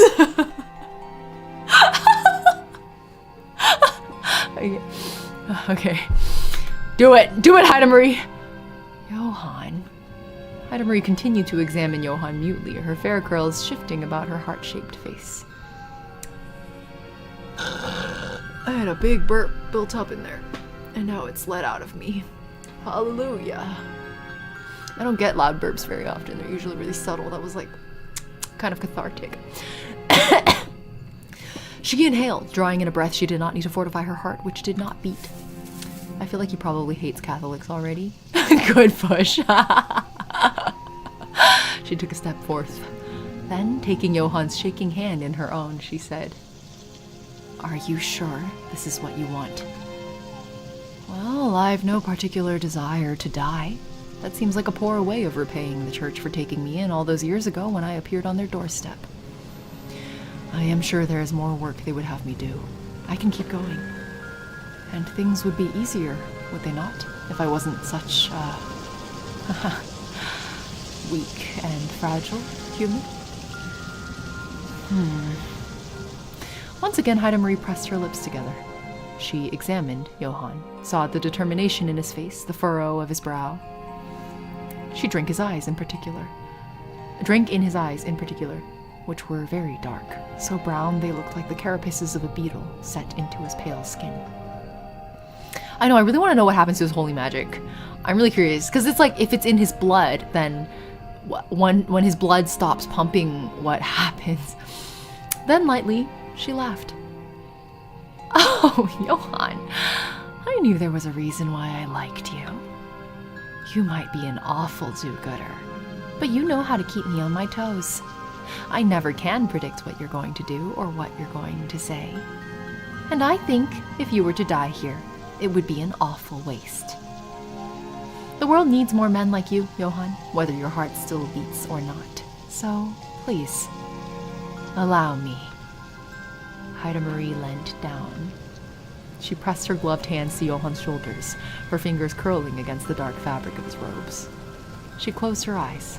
Then, parting her lips, she said, "I promise I will be swift. I have a lot of experience, and the moon is very full tonight, and very round. The chances of you turning successfully are very high, given my long lineage, the light of the moon. This should not hurt. Well, not too much, at least."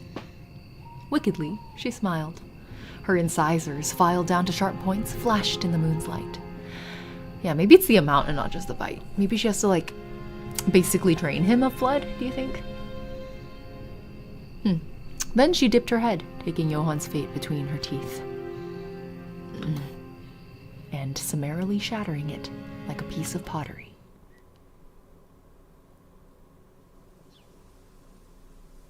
Micah lay unconscious for 2 days. Oh man. I didn't expect that maybe the most intense scene ended up coming from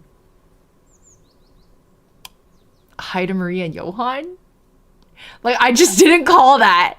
In the Yuri vampire lesbian VN, it was the I they're not exactly hets. What are they?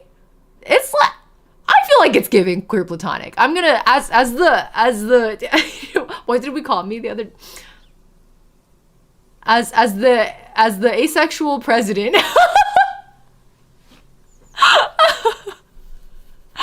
as the asexual president, I declare them queer platonic. Fairy slash, exactly. Oh, I was like, they are business partners.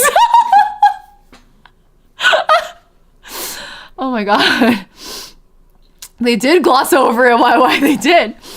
Maybe there'll be an epilogue or something. We can find out. Weird ass father-daughter, but he's only a father in name, and she's she's older than him by several centuries. Married without knowing. And they were roommates. Micah lay unconscious for 2 days, tucked up in her bed while Henny and Magdalena tended to her. Drained from her brush with death, she drifted, unaware of how tightly Magdalena held her hand throughout her convalescing. Micah knew not, as she slumbered, that Magdalena sat beside her, praying to a god she did not believe in for her safety. But when she finally awoke, shaking off her exhaustion as a duck ruffles its feathers free from water, she soon learned of the anxiety her slumber had caused. Bruna says, okay, I am a little drunk and getting a little confused, but I am in for the ride as always. You were watching the World Cup while drunk? That's a vibe, Bruna. Sounds like you're enjoying yourself. Yeah, we were in the he, him, lesbian, ex-brat arc. That's correct. It was extremely unexpected and I think extremely gratifying. Like, I really enjoyed that exchange. It was, like, thick with nuance. You know what I mean?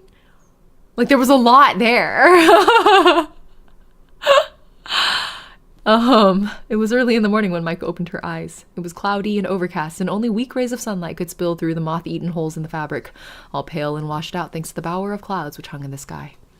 What a nice Wednesday, Bruna! Henny sat in a chair by Micah's side, and when she saw Micah's eyelashes flutter, she cried, "Oh, Micah! My Micah, I'm so relieved!" Henny. Micah looked at Henny askance. Her head was pounding, fit to burst, and her thoughts, which were far too numerous, seemed to weigh upon her heavily like rocks. Weak though the sunlight was, it stung her eyes, and she winced. The pain which had pierced her following Heidemarie's attack had vanished, but now she ached all over. Her arms and legs felt horribly leaden. These aches at least reassured Micah that Henny's anxious face was not a fabrication of her addled imagination. This could not be a dream, for she felt too uncomfortable. It took a considerable amount of effort for Micah to sit up in bed. She winced as she did so, and Henny had to lean in to aid her. Careful, Micah. Don't push yourself now. You really have been through the wars. Oh, yes. How could I forget? Micah smiled wearily. I apologize. I'll try to be more careful. Yes, you do that. I'd hate for your wounds to reopen. Though, come to think of it, I'm not entirely sure if that's possible. Johan did quite the thorough job. There aren't scars. I can't even see any bruises. You don't look like you were injured at all. It really must have been a miracle. A miracle? I suppose it must have been. He is a priest, after all. Micah looked down at herself. She was wearing the same nightgown Magdalena had bequeathed to her, but the tear which had rent the middle of it had been sewn up. The stitches were neat and the thread white, so it was hard to tell from a distance any damage had been done to it at all. Supposed to take out the trash 4 hours ago? Silver. I love it. Micah recognized this neat needlework. Henny must have fixed this gown for her as she slept. Her maid really was dutiful down to the smallest of details. Micah placed one hand to her chest, trembling as she did so. It's a nice palate cleanser. I agree, Wai. I agree. She still remembered what had happened, exhausted though she was. Ooh. She had come between Heidemarie and Magdalena, and she had been skewered for her best efforts, her blood spattering all across the carpet hall like spilled wine. That pain was not something she could forget in a hurry. Wincing, Micah looked away, and in so doing saw Magdalena. Magdalena was sitting beside Henny, her pale eyelashes closed, her lips pursed in silent slumber. Her hands rested upon her lap, and her head hung forwards like that of a doll's. She was quite motionless, despite the weak sunlight which played about her pale skin, her even paler hair. Oh, Lena, Micah sighed, then turned to Henny, desperately seeking reassurance. Is she all right, Henny? She isn't ill, is she? Her? Henny glanced at Magdalena as though seeing her for the first time, then frowned. If she's ill, it's with nothing more than worry. You needn't fuss so, she's fine. At least as far as an undead being can be fine. She's just sleeping, and I don't blame her for it. She's been sitting at your side ever since we brought you up here. She's not had a single wink of sleep all this time, not until she dropped off a few hours earlier. Really? Micah's face flushed, touched at Magdalena's thoughtfulness. She cares for me that much. Ever so much. Her actions made it blindingly obvious. I'll admit, I didn't think much of her at first. Can you blame me, after all she put you through? But my opinion of her's really turned around. I didn't think vampires could be so caring, but it's plain as day she adores you. She was beside herself when you collapsed, she was. She looked like, oh, I don't know, like a woman who'd lost all will to live. She fell onto the ground and then, well... Henny shook her head, then smiled. Why are you asking me about Magdalena, Micah, after all you've been through? Shouldn't you be more concerned about yourself? Henny falling for Lena too. I know, well said, Berta. Maybe I should, but I worry regardless. I know I have you to care for me, Hen, and you do a wonderful job at it, believe me. But Lena, she hasn't had anybody to care for her for a long, long time. She's been all on her own. That's why I have to worry about her. Nobody else will. My, you must like her an awful lot. Though I suppose you wouldn't have leapt to her defense if you didn't. You were just like a knight back then, Micah. You were just missing the sword and the shining armor. And the dignity. Micah smiled thinly. I caused quite a scene back then, as my mother might say, but I was so afraid I wasn't sure what else I was supposed to do. I could only think of helping Lena, but now I fear my rashness has hurt her. She's been in a bad way, I won't deny it, but the blame for that can't be laying wholly at your feet. Bruno's like, my Yuri goggles get rosier when I'm drunk. Is she a small bat next to her bed? Oh my god, basically, yeah. I think she's been upset about the young mistress of hers too, and her death. It was all very sudden. She hasn't had nearly enough time to get to grips with it. Why, it's almost enough to make me feel sorry for her. And all this after she kidnapped you. I think she's quite the sorry creature herself. Her mistress? Micah's brow furrowed. She could remember her own agony clearly, but the events which had led up to her chest being cleaved were less lucid. Her thoughts were all disordered, like an unfinished jigsaw puzzle. Trying to slot every piece into its rightful place seemed almost like an impossibility. She thought she could recall, however, a faint memory which had imprinted itself upon her mind. She could remember the stench of blood. Henny had come to her bedroom while she had been in her nightgown and bade her to escape.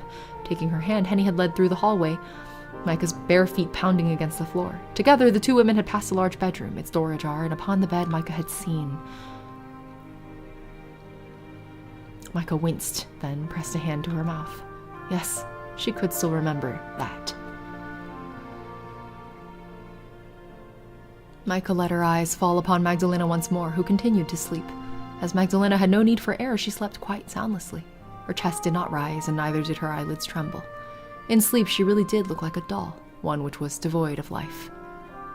Her mistress wasn't that young girl we saw, was she? That's right. Magdalena talked to me a bit about her circumstances while we were both tending to you. But if you want to know more about her, you'd be best served asking her. I'm afraid I wouldn't be able to explain everything properly. It's awful complicated. Oh, but look here now. Henny glanced at Magdalena, then drew back. She's beginning to stir. All our talk must have disturbed her. True to Henny's words, Magdalena was finally starting to shift. Her pale eyelashes fluttered, still drowsy from sleep. Her once still chest, meanwhile, rose and fell in a parody of breathing. It was unnecessary, of course. Being undead, Magdalena had no need to breathe, but it must have been an instinctive action, something which only ceased when Magdalena's consciousness did.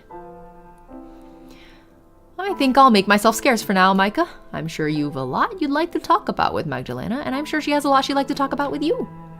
She wouldn't stop talking about you, while you were unconscious. I'm starting to worry she's even more devoted than I am. Henny withdrew, laughing softly as she did, but before she left the room, she paused to say, I'll be back to check on you later. I'm just glad for the present to know you're all right. I really was worried about you, Micah. The door closed behind Henny with a thud, leaving both Micah and Magdalena alone together. She's a fellow shipper, she is! Magdalena was sitting up now, her red eyes wide, and with a sigh of relief she exclaimed, Micah! Oh, Micah, you're awake! Are you all right? I'm not opposed to seeing this one again. Micah began, a response half formed upon her lips, but she hadn't the time to fully formulate it before Magdalena flew to her. Micah felt flattered at Magdalena's affections, and she wanted to relax into her hug, but... Ow! A lot of burps in me today. Micah tensed.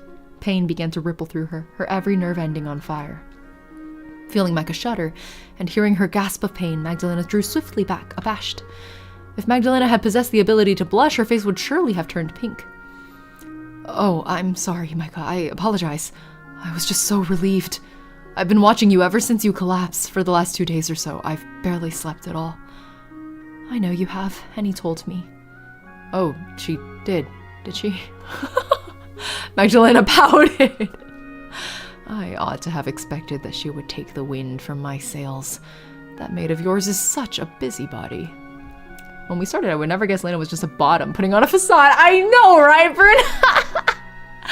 Like, who knew that Lena was... that Micah was probably the top at the end of the day? Unexpected. Absolutely unexpected. That'll teach you to judge books by their covers. She was lecturing me, you know, to take better care of myself, as though I'm not a near immortal creature who has been alive for over a century. She talked to me like I was a hopeless young girl, or maybe a weak human like me. Yes, that's right. Though I don't think you're weak at all, Micah. It was very brave of you to come between me and Haida Marie like that. Magdalena is shorter, it's true, though it was also very, very foolish. The dom in society is the sub in private.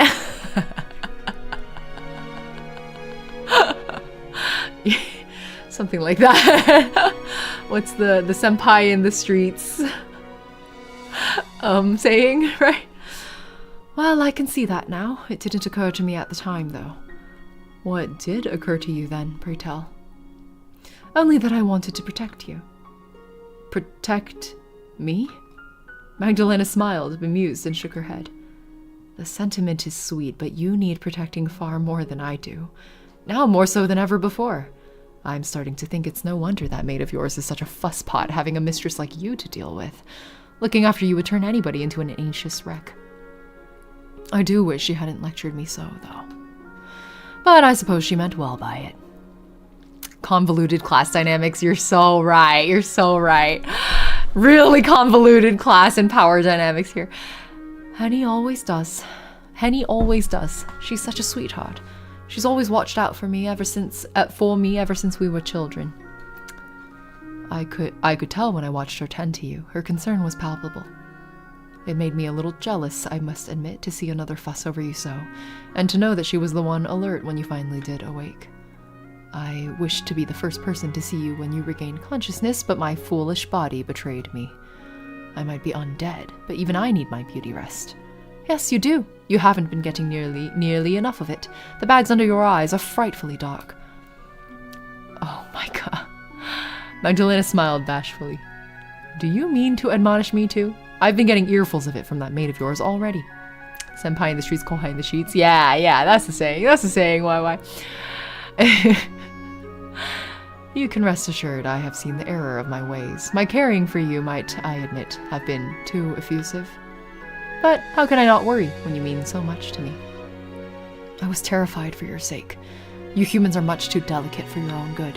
Mr. Chan, hello, we are! Magdalena brushed her fingertips against Micah's cheek, tracing the contours of her face.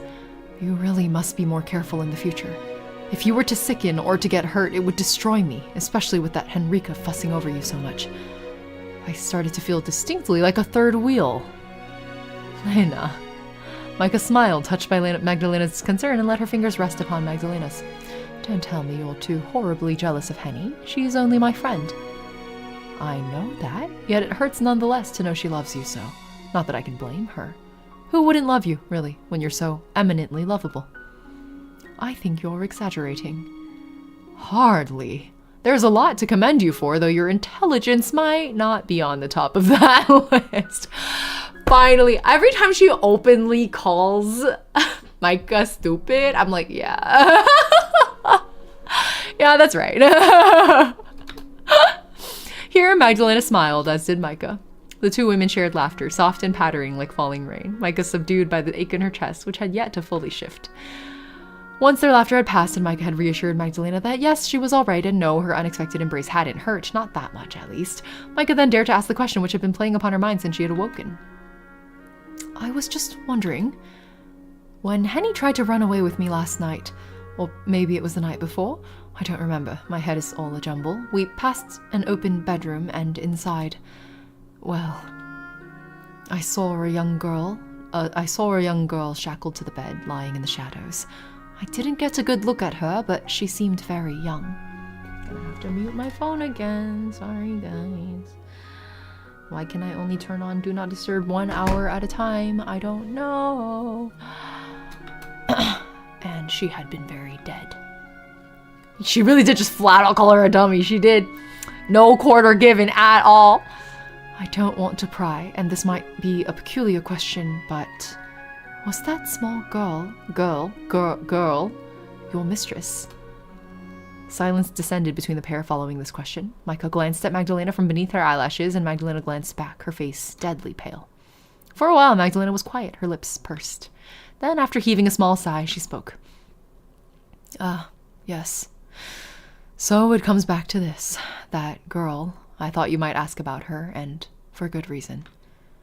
She was indeed my mistress, and she really was a poor thing. My mistress's name, that poor creature, she was called Christelle, though perhaps she had no need of that title after she was turned. Names are a courtesy only humans are granted, whilst she... well, she might have looked like a person, but any humanity she might once have had was stolen from her a long time ago. She couldn't talk. I'm unsure whether she could even think beyond thirsting for blood.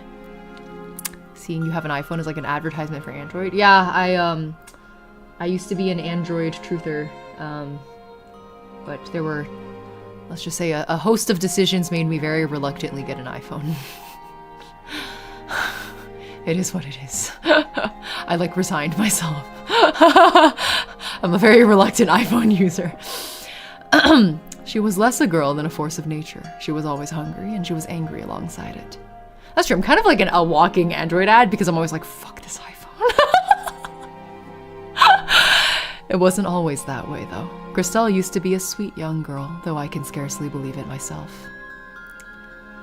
She changed so much, but it wasn't her fault. I mean, I can turn on Do Not Disturb all night, I can, but I want it to only be through the end of stream. It doesn't have a 2 hour option or set the number of hours or anything like that. You would have to just turn it back on again, and I never remember to do that because I have fucking ADHD. She changed so much, but it wasn't her fault. She didn't ask for any of this to happen, and neither did I. It was all very unfortunate. What happened? Micah posited this question quietly, her pale eyes upturned. Trying VTube Studio with the iPhone tracker. I actually used to use my iPad for VTube Studio, no problem, so I didn't need an iPhone for that reason. Would you mind telling me how you and Christelle came to be vampires, and how you came to serve her for so many years? Eternal Sylvan Gaming? Am I reading that right? Welcome. Thank you for the raid. What were y'all up to? Hold on, let me do a little shout out. Welcome. Nice to meet you. I hope I don't mistype your username. Final Fantasy VII Remake. Hope you had a fun stream. Thank you for raiding in. We're playing a Yuri vampire visual novel. It's been quite, even if a little verbose, quite gratifying, I think, overall. And we're, I think, in the epilogue now. It's pretty much post-climax already. Liz is faster than me. I was typing really slowly, to be honest. Not to call out Liz. I think I had a head start on you. I hope you had a good stream. If you need to rest, please do. It's good to meet you. Would you... Oh, we already read this. It's fine if you wish to keep it to yourself. But there's so much about you I don't know. I want to get to know you better, Lena. I know I won't be able to undo the past, but talking about it might help. Unless you think I'm being presumptuous and asking too much of you. No, it's fine. I don't think you're overstepping your boundaries. How could you, after all we've done together? You know so much about me already, spilling a few more of my secrets could hardly hurt at this point. F7 Revelations is coming out. Yeah. I saw the announcement. But I'm not entirely sure where to begin. At the start, maybe. With my birth to a poor yet happy family in Inningen of little note or consequence? Oh, that is to go very far back indeed. More than a century ago. I would only get sentimental if I started to talk of my mother and father. Not that I could cry over them, even if I wanted to. So I think I'll spare you all that. I think I'll begin instead at... let's see. Maybe it would be best to commence my tale when first I met Christelle. Magdalena shifted in an attempt to make herself a touch more comfortable before beginning her tale in earnest. After all we've done together. Yeah, stuff we didn't get to see because I don't have the DLC downloaded. What's the story about? Girl on the left, her name is Micah, and she's like a noblewoman whose carriage was intercepted by bandits. Everyone was killed except for her and her maid. This vampire on the right rescued them, but then kidnapped both of them and held them captive. The maid was let go, but she stayed here, and then over time they like fell in love. And then the maid went and got help. It was like a priest and another vampire, and they came and attacked. And the girl on the left, the human, jumped in front of the vampire to like protect her, because everybody like didn't understand that they had fallen in love. You know how it is. And so she got like speared through the torso by the hunter vampire's arm. And then the priest used like clerical type abilities to heal her at the cost of his own life. But then it sounds like he got turned by his vampire companion. So that's kind of, I think that's a pretty solid summary. Now they're like, okay, no more secrets. Like, tell me what your deal was. Yep. You got to voice act in one. That's exciting, Eternal Sylvan. She fell in love with her captor. You know how it is. I mean, I think it's less about her being her captor and more about her being very attractive. I was only 15 years old at the time and naive for my age. Perhaps I was too young to work, but my parents needed the money, and girls younger than I often went into service. It's not so very different now, or so I've gathered after speaking to Henrika. Does that mean you were a maid? Indeed, I was. I was a maid, and I worked in this mansion years and years prior for Christelle's family, the von Schlieffens. Is that how you pronounce it? That was before this house had fallen into wrack and ruin, before the hallways were thick with dust, before the air reeked of death. I was young and fresh-faced, and Christelle, she was not yet 3 years old when I began to work here, and during my employment I watched her grow. She wasn't particularly pretty, bless her, and she was horribly shy. She used to shrink away from the other maids, but she had a soft spot for me. It's so simple, but so much has happened. Yeah, exactly. When you like summarize it, I'm also skipping over a lot of the parts that had the most tension, you know? She would sit with me while I was cleaning sometimes, though her parents had warned her against it, and I would try to cheer her up.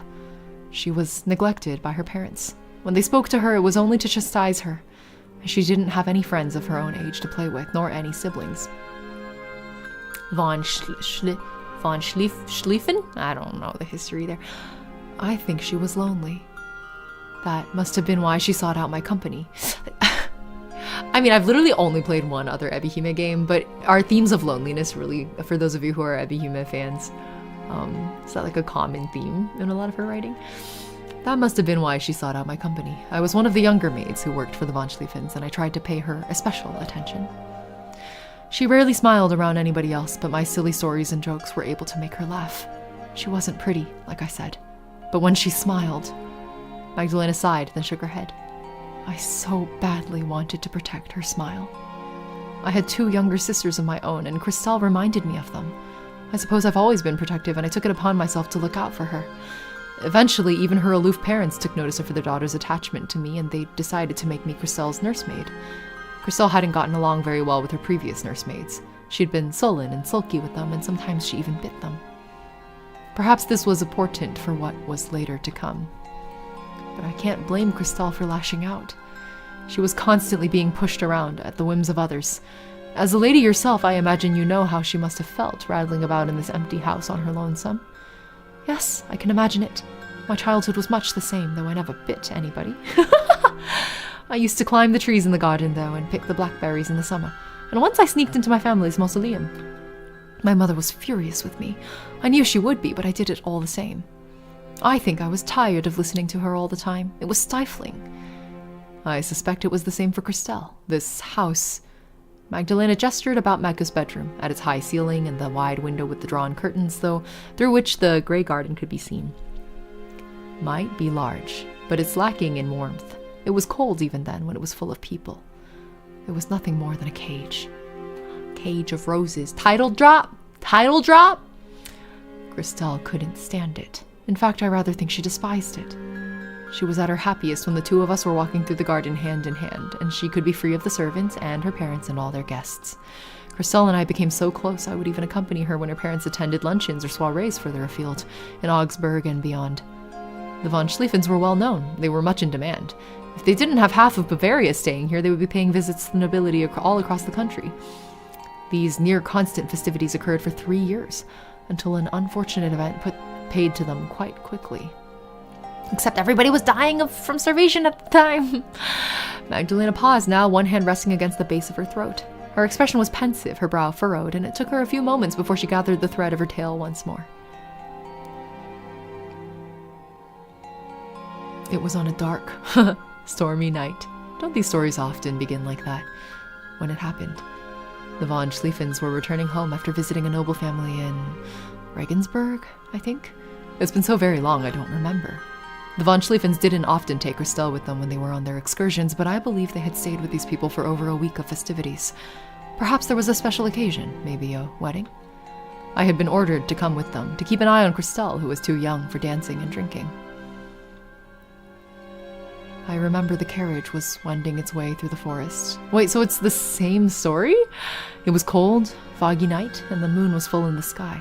It was round, just as it was a few nights prior, like a giant eye. Christelle had fallen asleep and was lying her head upon my lap. I was trying to stay awake myself, but I was also beginning to doze. It was well past midnight, and I was tired, and we'd been traveling for hours and hours. A handful of other servants had come with us to attend to the von Schlieffens, but they were in a different carriage. It's like poetry, it rhymes. If I had never even seen this game, you can hear the gut-wrenching tragedy in the music. Yeah. We were almost at our host's home, at least I think we were, when it happened. Magdalena's expression darkened, her fingers clenching into fists upon her lap. Oh my god, it really is like a mirror of a story, right? We were attacked while we were in the forest. Not by bandits as you were, but by a being much more sinister. It all happened so quickly, I wasn't entirely sure what had happened. It was only later, with the gift of hindsight, I can say what must have occurred. It was a vampire. They must have been desperate, attacking a carriage full of people with impunity. 2 carriages, in fact, but I suppose they knew humans would be no match for them, no matter how many there were. Perhaps they were not desperate then, but lashed out solely because they could, because it amused them to do so. I have no idea. I cannot say. It happened so quickly I never saw the face of the creature who attacked us. Not for more than a few moments. I don't even know whether they were a man or a woman. All I know is, at one point the carriage was wending its way through the woods unmolested, and the next. Magdalena's voice trailed off while her fingernails sank into her thighs. She inhaled, perhaps gathering her nerve and her scattered thoughts before saying, I knew something was wrong when I woke up. I hadn't thought that I would ever wake again. I was in so much pain. The darkness had seemed absolute when I fainted, but I soon realized this was not the case. I was lying upon the forest floor among the strewn scattered leaves like a discarded doll. My head hurt, and so did my limbs. There was an awful taste in my mouth, and I think I vomited. I don't remember. I do remember feeling that something was wrong, though, that I wasn't myself. I pressed a finger to my neck and found 2 marks there, which perforated my skin. That shook me, but even then what happened didn't fully register until I pressed my fingers to the inside of my wrist. I thought I was being silly. Fantasizing, maybe. I'd always been one to get swept up in my own daydreams, until I realized I didn't have a pulse. My skin was cold to the touch and hard. It felt like marble. That was when I realized that, though I had opened my eyes and appeared to live on, I was not the same Magdalena I had been. And I wasn't really alive, either. I was dead. I didn't need to breathe, and my heart didn't beat, but I could still think and sit up and walk. It was quite the shock, but I came to terms with it more quickly than you might think. I had come to terms with it lying in the middle of the forest as I was. I had no other choice. She's such a girl failure. She kind of is, Bruna. I don't know how I knew, but I was grimly aware that, should the sun rise while I was still outdoors, I would turn to ashes. I looked around and soon found the carriage I'd been traveling in. It had been tipped to one side, and Lord and Lady von Schlieffen were still inside it, their bodies mangled. They were dead, at least. Properly dead, unlike me. I didn't need to check their pulses to tell. The other servants they had traveled with had been similarly dispatched. Some were in one piece, but others had been butchered, I suppose, is the only word for it. Bits of them were strewn everywhere. Why I had been bitten so cleanly, I knew not. If my assailant had torn me apart like they had the others, I doubt I would have been able to sit back up again. But never mind that. No good will come of trying to guess the motives of my attacker.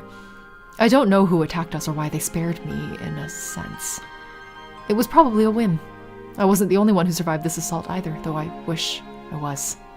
I found her lying upon the forest floor, unconscious, her arms and legs bent at broken angles. I thought she was dead, but when I reached out to feel her pulse, she shifted, and that was when I knew. Christelle had died, but she was still alive. She had been turned, and she was only 6 years old. George phrased it in a memeable way, but it's a very good encapsulation of that compare and contrast, subversion and fulfillment of expectations thing. Magdalena winced at this and reached for her chest. There, her fingers twisted as though seeking to wrench out her own heart, which no longer beat. I was able to retain much of my rationality after I was turned into a vampire, but my young mistress was less fortunate. The sweet, shy, stubborn girl I knew had vanished when she woke up. She'd lost all her sense of right or wrong and knew nothing save her own insatiable lust for blood. Her desire was so intense I think it overwhelmed all her other senses. She could no longer talk upon waking, could no longer smile. She was out of control. I did not realize that, however, until I took her back to her home. We made it back before the first rays of the sun rose, with me carrying Christelle on my back. She'd been half asleep as I carried her, and had been docile enough, but she changed when we returned to her old abode. There were still servants who resided there to upkeep the place in the von Schlieffen's brief absence, and Christelle, she... Magdalena grit her teeth together. I couldn't stop her. I didn't expect it of her. Ooh, I hadn't considered that they might go back and there were still servants in the house. Like, I hadn't thought about that part.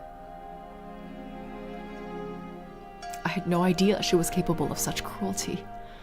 I soon learned that I had erred in my judgment, however, when she tore her way through the servants who still resided there. She slipped into their quarters, quicker and swifter than a cat, and she made short work of them. She murdered all the scullery maids in their beds, and the housekeeper, and the footman. By the time I'd caught her, it was too late. She had murdered dozens of servants, and she was dripping with gore. There were chunks of flesh beneath her nails and in her hair, and the smell... Magdalena pressed one hand to her mouth. But the worst part of it all was the expression on Christelle's face as she carried out these atrocities. She didn't look aghast at her actions, but she didn't seem particularly euphoric either.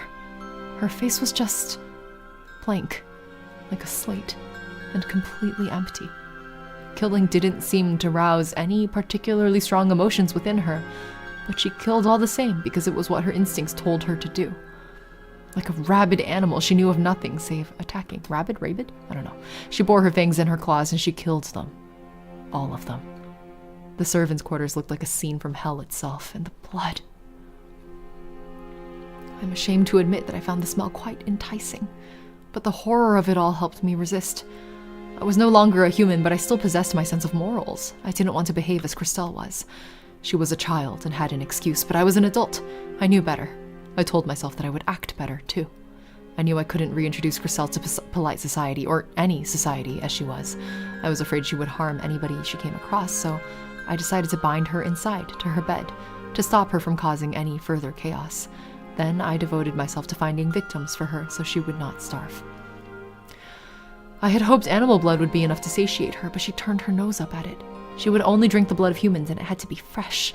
Wow, So we were right. We were right that, because we were like, why couldn't she have just also had animal blood? And, well, that, confirms our suspicions. I had no choice but to kill on her behalf to sustain her, but I tried to do so without drawing too much attention to ourselves. She drank animal blood instead, Silver. I've been looking after Christelle for the last century. While Christelle slept, I had a lot of free time, and with it I taught myself to read and how to write. I made use of all the books in the library the von Schlieffens left behind, and with this knowledge I fashioned myself into a lady of sorts. After being a maid for so many years, I think I wanted to act a little more important than I really was. I suppose part of me even believed I deserved to act thus, being a vampire. I was stronger now, after all, than any human could ever dream of being.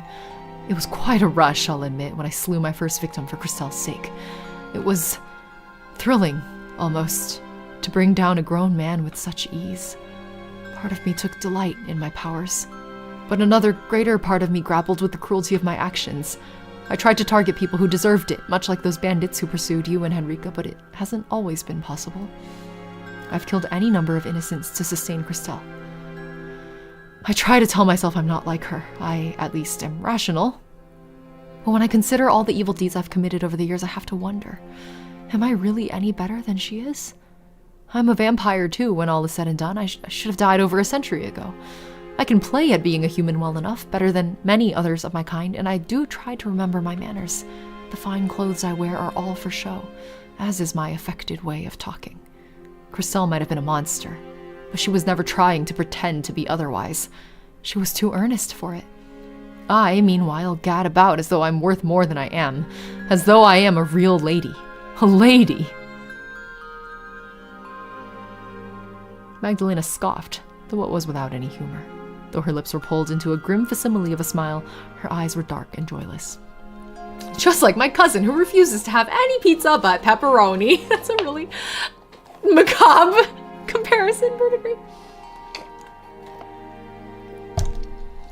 I gotta chew boba real quick, sorry. Forgot there's boba in there. A real lady loves other ladies, am I right? Yeah, you're right. Corvus gets it. Ah! I still think the funniest revelation of this stream so far has been, oh my god, vampires are all trans.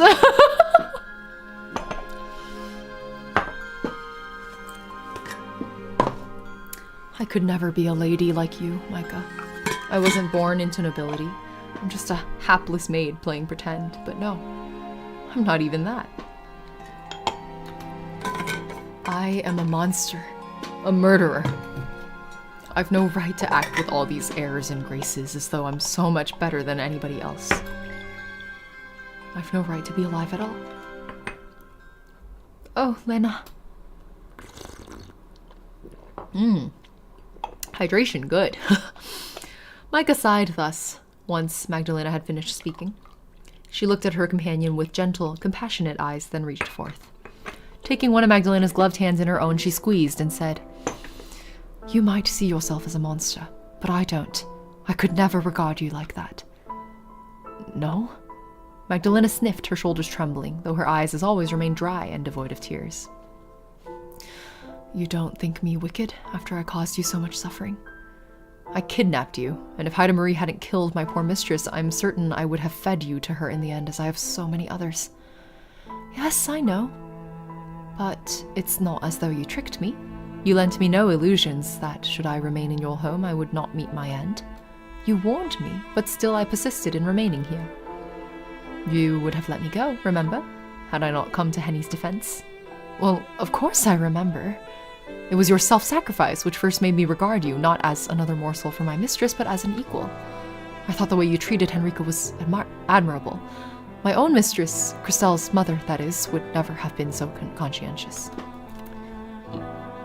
I was never regarded as a friend of the family. I was only ever a servant.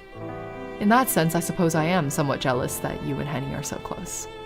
She is lucky to have a mistress like you. And Christelle was very lucky to have a maid like you, who was so unfailingly loyal. You stayed by her while you were alive, and continued to serve under her even after the pair of you returned. That is why you performed so many immoral actions. It wasn't for the fun of it, nor the thrill, that you hunted down all those who traversed too close to your home. You did it because of your overwhelming loyalty for your mistress. You didn't want to let her die. Is that not right? It is right, yes, but... oh, Haida Marie was right to scorn me. Though I had the best of intentions, I was woefully misguided. The young girl I had cared for died a long, long time ago. She looked somewhat akin to my Christelle, but she was not her. She was not human. By prolonging her life in so unnatural a way, I only made her suffer more. If I truly loved her, I never would have chained her up indoors as I did. I should have let her starve. That would have been a real kindness. It's easy to say what you should have done now, but I don't think you would have had it in you, Lena. To kill my mistress? Micah nodded. I know you like to posture yourself as a heartless monster devoid of emotion, but that isn't true. You're far nicer than you appear. You say that you should have let your mistress starve, but I doubt you could have let that happen. You would have felt much too guilty. It wasn't her fault, after all, that she was turned. No.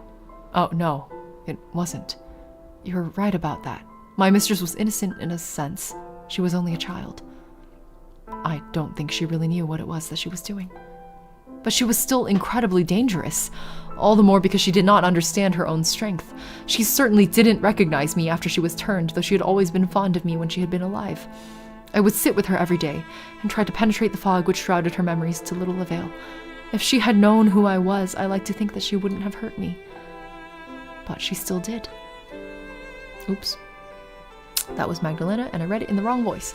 I knew she was a monster whose existence would cause others untold harm, yet still I could not kill her. I pitied her far too much. She was beyond being detestable, but I can't say the same about myself. I still maintained my sense, even after being turned, that I knew what I was doing was wrong. My hands are stained with so much blood, I fear I'll never be able to wash them clean. I'm glad that you still seem to care for me, Micah, but how can you bear to be with me? Don't you think me unforgivably wicked? You might think you are wicked. You've certainly said so enough times, but I do not. You were put in a difficult place, but I think you did the best you could. You're not a bad person, Lena, just an unfortunate one. You never asked to be turned into a vampire either. I know that, but how am I supposed to live my life now? How can I forgive myself? Silence filled the room following Magdalena's exclamation. Her chest rose and fell with sharp, uneven breaths, and her eyelids trembled. Though Magdalena's skin was untouched by age, Micah could see the years of pain and self-reproach written upon her. It pooled in her eyes, which seemed all of a sudden unfathomably deep. They were so full of self-loathing, Micah feared she might drown in them. Micah could see now, beyond all of Magdalena's bravado, could see one clear, unmistakable truth. She could see that Magdalena despised herself. Magdalena had despised herself for many, many years, ever since she had been turned into a vampire. Magdalena could not love herself, for she had become something she considered evil. But Micah could. She had, she realized, been in love with Magdalena for a long while already. Lena? Micah spoke softly, still squeezing Magdalena's hand. I can't say when, or even if, you'll be able to forgive yourself. That isn't something for me to decide. You'll have to think about it. Think about all you've done on your own, and try to come to your own conclusions.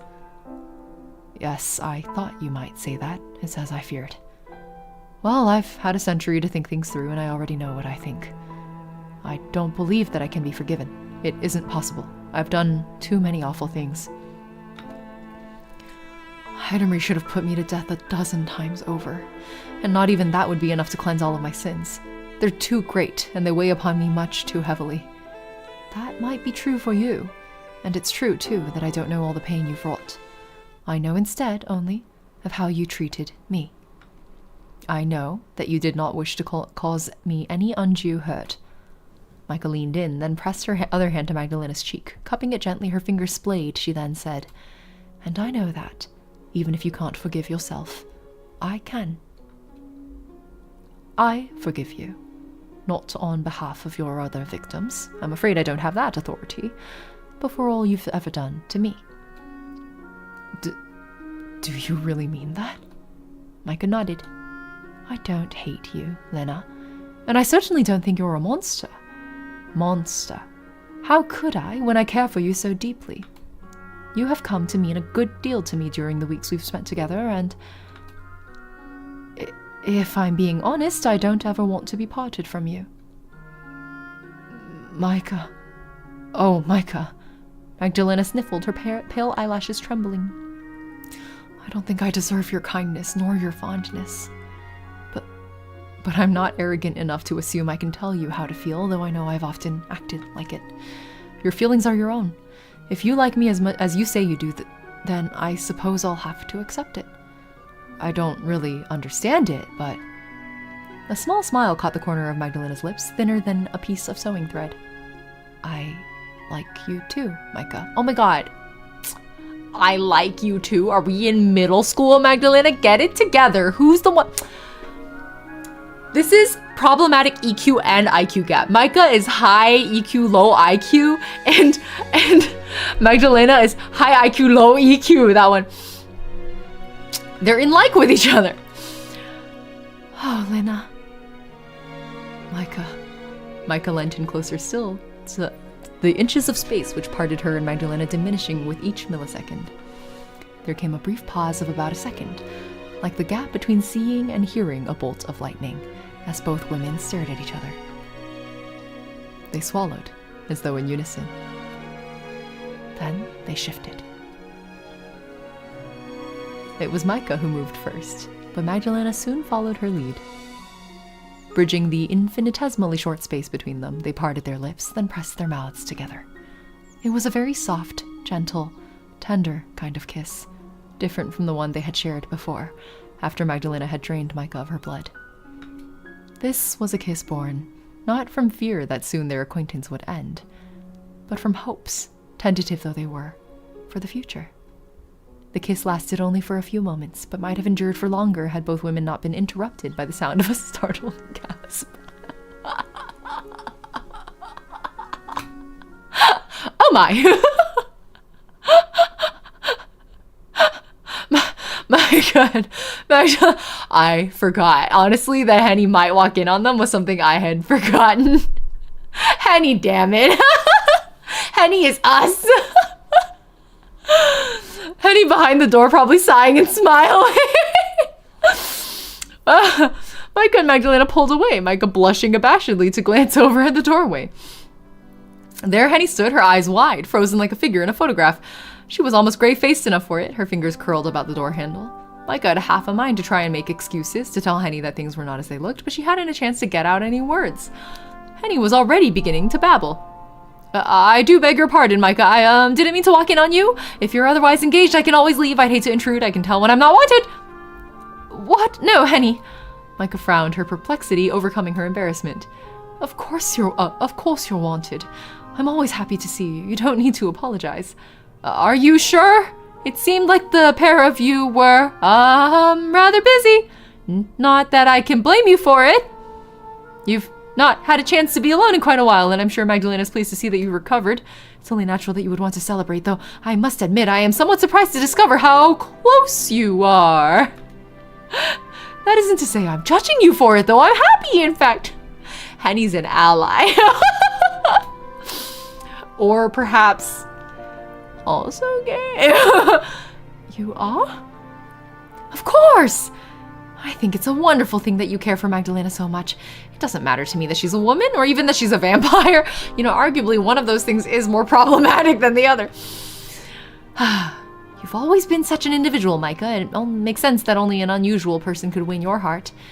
Not that I mean to insult you, of course. That's all right. I know that I must seem awfully unusual in the eyes of you humans.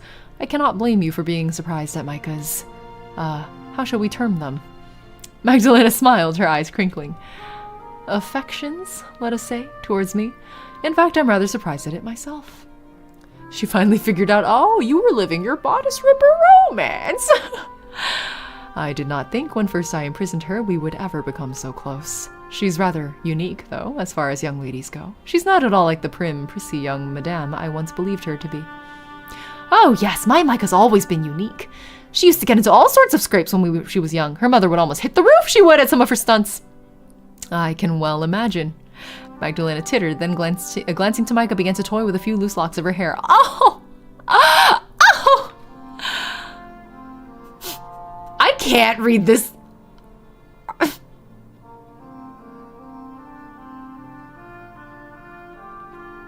Okay. Were you a naughty girl, Micah?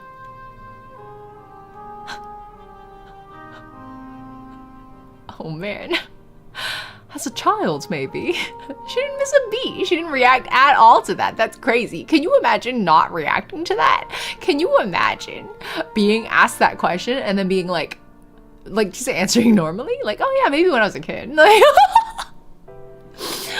Micah, stupid! Stupid! As a child, maybe. I fear Hen is misrepresenting me, though. She is kind of dense, it's true. It's true. Jia, please, for real. I stopped acting half so wayward on my 13th birthday. I thought I ought to start acting more like a young lady, and, if I'm being wholly honest, being scolded so incessantly by my mother began to grate on me. I thought my life would be easier if I changed my attitude. But it didn't make me happy. Yes, you had mentioned, your mother sounded rather overbearing. She's so straight for that. She was very overbearing. She decided every aspect of my life, or so it seemed. Sometimes I felt I could not even sneeze without her permission. As is often the way with nobility. I know of it well, having much experience with the elite. I was often punished. It was quite tedious being forever at the beck and call of my so-called superiors. I was at my mother's beck and call too, despite being her daughter. I was supposed to be a lady, but I felt more like a servant. I think I might have even less freedom than Hen did. My mother decided what I wore, and what I ate, and when I slept, and as if that weren't enough, she also meant to decide who I would love. My poor mistress. I know you never much cared for Herr Gerhardt, and after spending so much time in his venerable company, I can see why. That man is an ass! Oh, he is, isn't he? All that Latin. Micah pulled a face. He's such a bore! He's so stuck up and self-important, it was enough to turn my stomach. And he was small-minded too, for all his airs and graces. Can you believe, Micah, that he didn't care tuppence about what might have happened to you? I told him you'd been kidnapped, yet he didn't even attempt to try and find you. It was as though, I don't know, as though he'd written you off as a bad business venture, like cargo that had fallen from a trading ship during a storm. That is often how I felt around him, yes. I'm not surprised that Herr Gerhardt did not rush to my rescue. It would have been more surprising if he had. I would be very happy if I never saw him again. That is something I can concur with, at least. You've no need for a fiancé now. Not when you have me. Lena's so forward, and Micah's just like, oh my, it's good Henny's not dense, you know? Henny's face, which had begun to cool during her indictment of Walter Gerhardt, now began to color anew. The pair of you certainly are close, aren't you?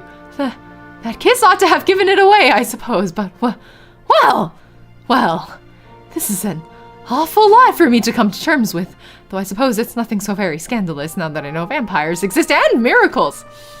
When I think about all of that, I don't suppose it should be too surprising that two women might fall in love just as a woman and a man might. I'll admit, I've never given it much thought myself. But if you two are happy, who am I to judge? You might have kidnapped my Micah, Magdalena, but you've certainly been more attentive to her needs than her so-called fiancé. At the very least, you seem to care for her.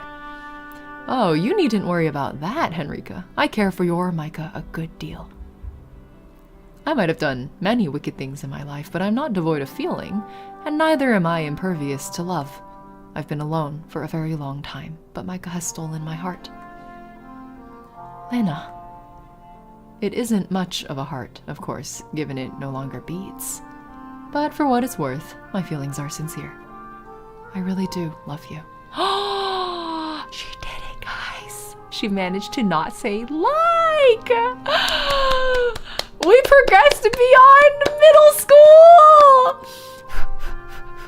Cat hair every time I move. Yikes. I had to vacuum so much. And you. I promise you that. And I'm very glad to hear it. Your relationship might raise a few eyebrows, but I don't much care about that. I'd far rather you be happy, Micah, than correct. What is correct, anyway? Well, I'm starting to think all these rules and customs are made up just to give us little folk and us larger folk 2 more hoops to jump through. Why can't 2 women be in love if that's how they feel? I, for one, think the world could use more love, not less. Feelings such as this should be celebrated. Henny. Micah smiled, touched at her maid's impassioned words. Henny's opening her eyes to the possibility of gayness. Yeah. The mechanisms of etiquette get so drilled into you, they're always kind of the outer layers of interaction. Yeah. Thank you for being so understanding. I'm not sure what I would have done if you'd rejected me. As if I would? I hope you weren't worrying about that, Micah. What a waste of time if you were. You should know by now that I'd never judge you or desert you. Why I spent the last few weeks out of my mind with worries scrambling to save you. Your fiancé, ex-fiancé, I should say, threatened to have me thrown in an asylum for worrying about you too much. Oh, goodness, he didn't, did he? Yes, he did. Not just once, but twice. He said he was concerned about my safety, but I don't believe a word of it. He just wanted me out of the way. Bah! And he turned, then spat upon the carpet. Let's not talk about him no more. It's not like we'll be seeing him again, and good riddance, I say. I've had enough Latin to last me a lifetime. The more Henny thinks about it, she's like, wait, yeah, this is great, actually. Exactly. Micah began to giggle at this, as did Henny. Magdalena, who had not had the pleasure of meeting Walter Gerhardt, was less amused, but smiled still to see Micah so happy. Once this moment of merriment passed, Henny folded her arms beneath her bosom and said, now, it is all well and good saying that we won't do, but I'm starting to wonder about the future. Do either of you have any plans? You don't intend to stay in the forest, do you? In this house? Oh, no. I've no fondness for this place. I never liked it much when I worked here as a servant, and I like it less now that I've been incarcerated here for over a century. This place has always felt like a prison, despite being so grandiose. Well, they've only left Micah's home for like a little bit, right? Like, surely they can go back there. And they're like low-key running out of money, but maybe like mom and dad are dead. Like, sell mom's jewels, man. It's much too big for its own good and almost impossible to clean. It's practically falling apart about my very ears, your very pointed ears. You're not wrong about that. This place needs a thorough cleaning before it's to be even halfway habitable, and even then I think it's been left unloved for too long. I doubt it'll ever feel like a real home. Lady Von Essen would have been beside herself if her house had wound up in such a state. This place, unfortunately, has never felt like a home to me. It isn't where I was born, and it's not where I belong. You spent 100 years here, though. My own family came from Inningen, which isn't so far away from Augsburg. I would like to see my parents again, or my younger sisters, but they will be long dead by now. There's nothing left for me in this dreary abode. It is half decayed already, and it makes me think of nothing but my young mistress's miserable fate. Yeah, it feels like roughly 1700s-ish, maybe? I don't know. Could be farther, but no, it seems unlikely to be farther back. Like, maybe Magdalena was the 1600s, and then maybe late 1700s for Micah? There's nothing for me in Inningen either, though, nor in Augsburg. As a vampire, there's nothing for me anywhere. I've nowhere I can call my home now. But I think I could make a home, maybe, if I could remain with Micah, and perhaps I could even be happy. What do you say? Would you like to live with me, Micah? Oh my god. U-Haul lesbians. They've known each other like 2.5, maybe 3 weeks. I, at least, would never make you work on your embroidery like your mother, and I wouldn't try to marry you off either. You could read all the books you wanted. I wouldn't chastise you. Oh yes, I would love that. But where would we go? How would we live? I'm not wholly sure, but I have a few ideas. Deprecated though this abode is, and crumbling with age, its rooms and halls are full of valuables. Lord von Schlieffen was an avid, collector of curios from the Middle East, and his rooms are full of trinkets which ought to fetch a good price from interested buyers. I think if we were to sell a lot of these old bits and pieces, we would be able to embark upon a new life together with minimal difficulties. As for where we will go, I'm undecided, but perhaps we needn't settle on a location right now. Highwaymen feels very 1700s specific, but that may just be based on literature. Oh, potentially. Anything will be fine, I'm sure. If I'm with you. Oh, Lena. That's all Micah can say half the time. It's just, oh, Lena. Micah trembled at both Magdalena's gentle words and at her touch. Her cheeks turned pink, as they so often when she and Magdalena were together, and it was with a sigh that she said, I want to stay with you, too. There's nothing I want more. And me! If you need a hand hawking your wares, then please make full use of me. My father used to sell his wares all across the country, and I used to help when I was younger.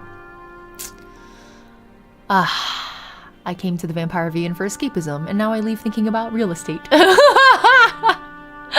Good night. I think Frankenstein was mentioned, so it would be after the 1820s. That's a good point, YY. That, like, in the lore of this story, Frankenstein exists already. So it could even be 1800s. I'd be more than happy to ferry your bits and pieces to Augsburg if you need an extra pair of hands, and when you've gathered enough funds, I'd like to move away with you. They mentioned Bohemia. 1620 is the latest this could be? No, but they also mentioned Frankenstein, right? Maybe it doesn't matter too much. Vampires exist here. And clerics / paladins / warlocks. We're not too clear what Johan's class is exactly. I wouldn't get in your way. Of course, I'd give the pair of you some privacy, but I can't bear to be parted from my Micah. Not when she's such a good friend to me.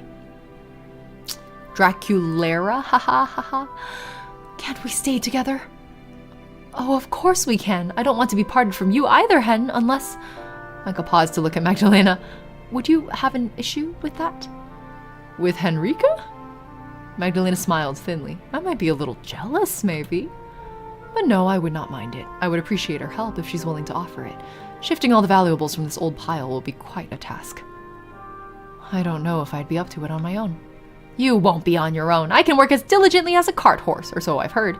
And I'm no stranger to menial labor. Let's do that, then. It sounds a wonderful plan. Damn, vampire polycule real? Except there's only one vampire? I guess that's still a vampire polycule. If I was on my own, I doubt I'd have much of a future. I wouldn't know what to do with myself. Perhaps I would fall afoul of one of the church's executors on purpose so that I might be granted some rest. Vampire masquerade type universe. Establish Elysium. I've spent all my afterlife caring for my young mistress. I always feared that without her I would be lost. But now I know that isn't the case. I have found an unlikely friend in you, Henrika. An even more unlikely lover in you, Micah, and who knows? If I stay with you, even a monster like me might be able to be happy. Part of Dracula is that it feels like going back in time from the modern British Empire to backwards Eastern Europe. Oh, I see. That's true. Because the reporter, like, shows up. Ebihime! Ebihime! Roxy R! A lot of us went to look up their art after. So lit. Are they cosplaying? Oh, the background art was also very good. Oh, that's true. It would have been nice to have a CG for the ending. Music Bach. Do you think they mean Johann Sebastian Bach? Or is this somebody using the artist name Bach?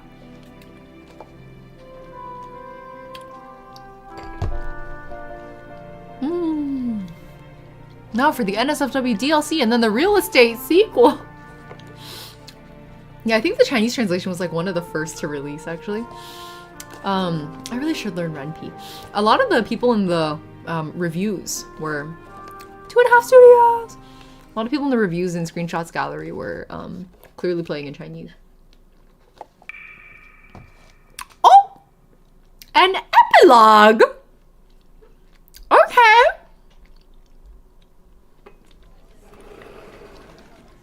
We need more dramatic VN readings. We have such a long list, Bruna. Don't you worry.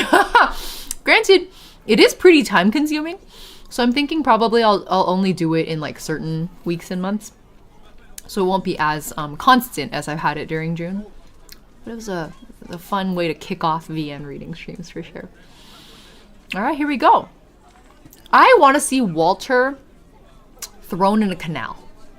That's what I want in the epilogue. I want someone to kick him into like water that is just putrid with excrement. I want that man thoroughly covered in piss and shit. I want him shouting pointless, meaningless Latin phrases neck deep in a canal full of sewage. Walter death epilogue. Yes. Yes.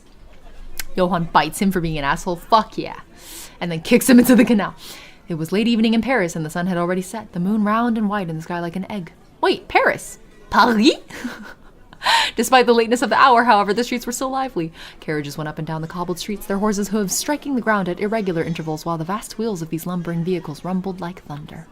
Liz always using the France command will always take me out.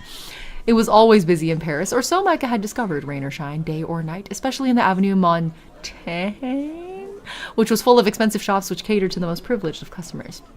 Theater goers and opera enthusiasts strolled past Micah, their fashionable hats and I've always said coiffed? What's coiffured? I guess it's the same meaning. Hair illuminated by the street lamps, while their servants hurried in their wake, carrying boxes and bags in their arms from a day spent shopping. Young girls, meanwhile, some of them not much older than 10 or 11, tried to hawk various goods to those who passed, roasted hazelnuts and wilting daisies picked from the roadside. They're gay, so they went to Paris. Makes sense. Most of the passers-by ignored these street sellers, but Micah was less cold-hearted. She paused by one such flower girl, a particularly young thing with dark hair and fair skin, which looked eerily like Magdalena's departed mistress, with a furrow upon her brow. Micah had lived in Paris for well over a year, and had begun to feel almost at home amongst its streets. The stark disparity between the rich and the poor did weigh upon her, however. Micah could not help but feel for the girl, especially when she herself was wearing such finery. It seemed cruel to simply walk past her, but there were so many similar children in Paris, Micah knew distributing a handful of coins here and there would have little tangible benefit. She paused for a few moments, perturbed, when...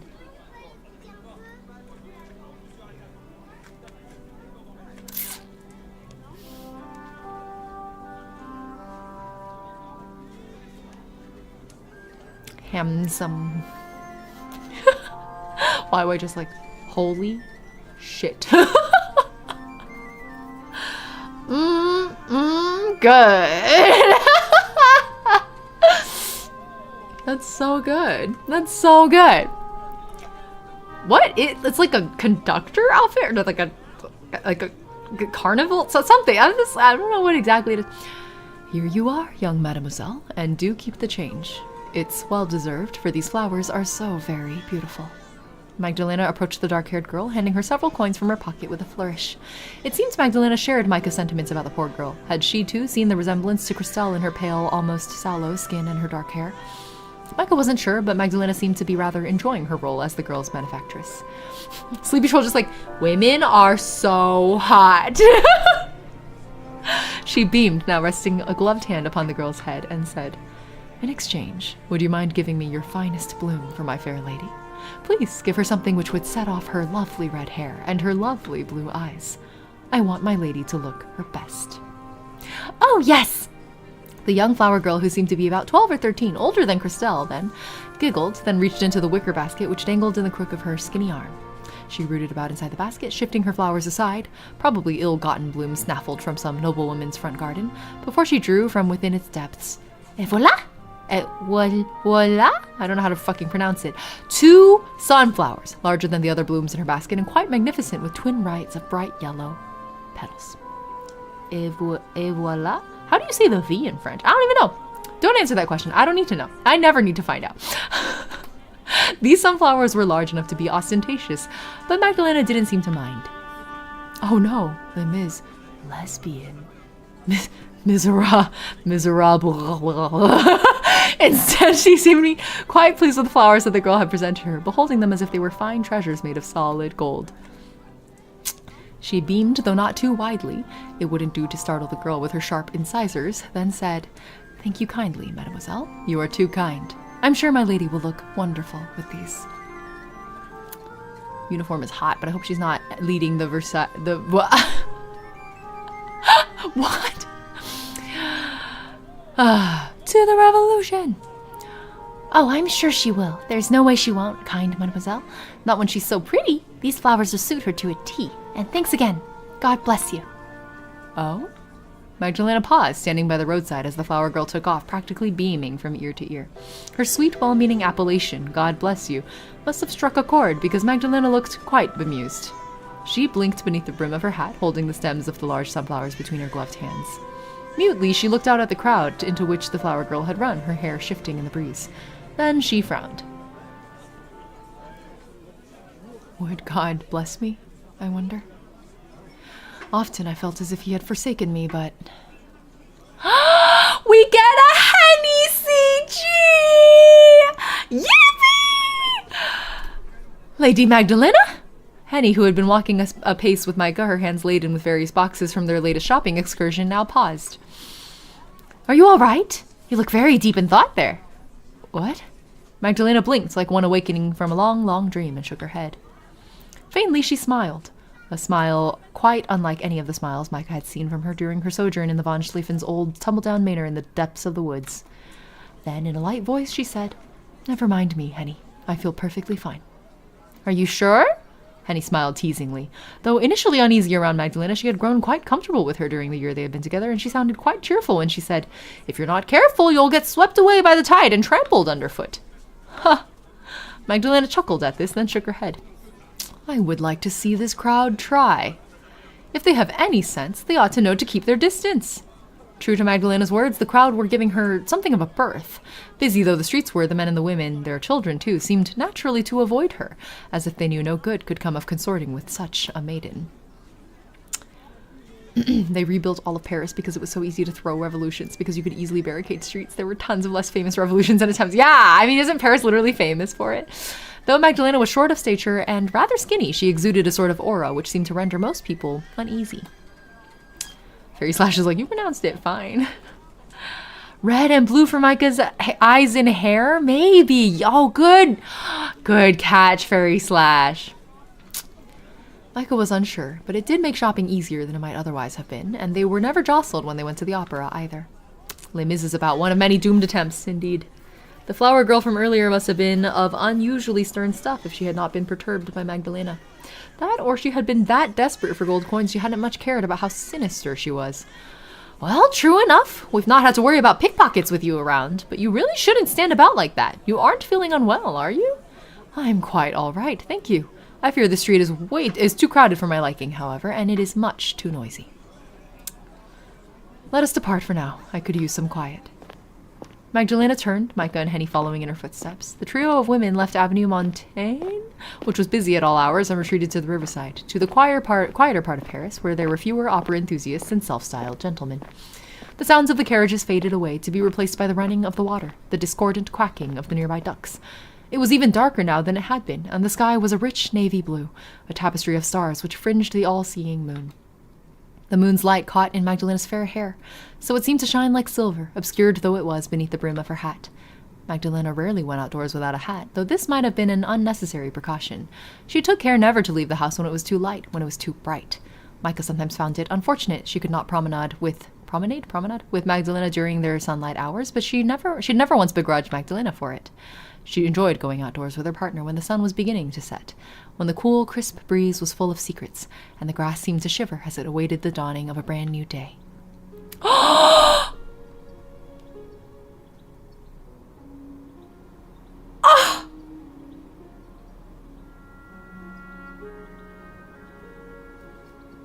You look so good in yellow! You look so good in yellow! Oh my goodness! Oh, they look so good. Oh, I wasn't doomed. This is the opposite of doomed Yuri. Women! That dress is so good on you. Wow. Oh my god, we did get a CG in the end, guys. We got multiple CGs in the end, guys. Why are they so pretty? Women, Bruna! We need more yellow dresses in general. Exactly. Oh my goodness. Yes. Okay. I'm gonna screenshot that. I mean, I can't make this the thumbnail because it would be very spoilery, but I just, for my own safekeeping, you know? Fuck yeah. So cute. Oh god. Okay. Free from the crowds, Magdalena turned to Micah.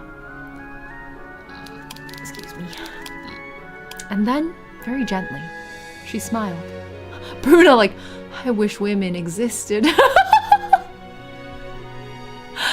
Liz, it's so sad that women aren't real. Women only exist in the fairy circle.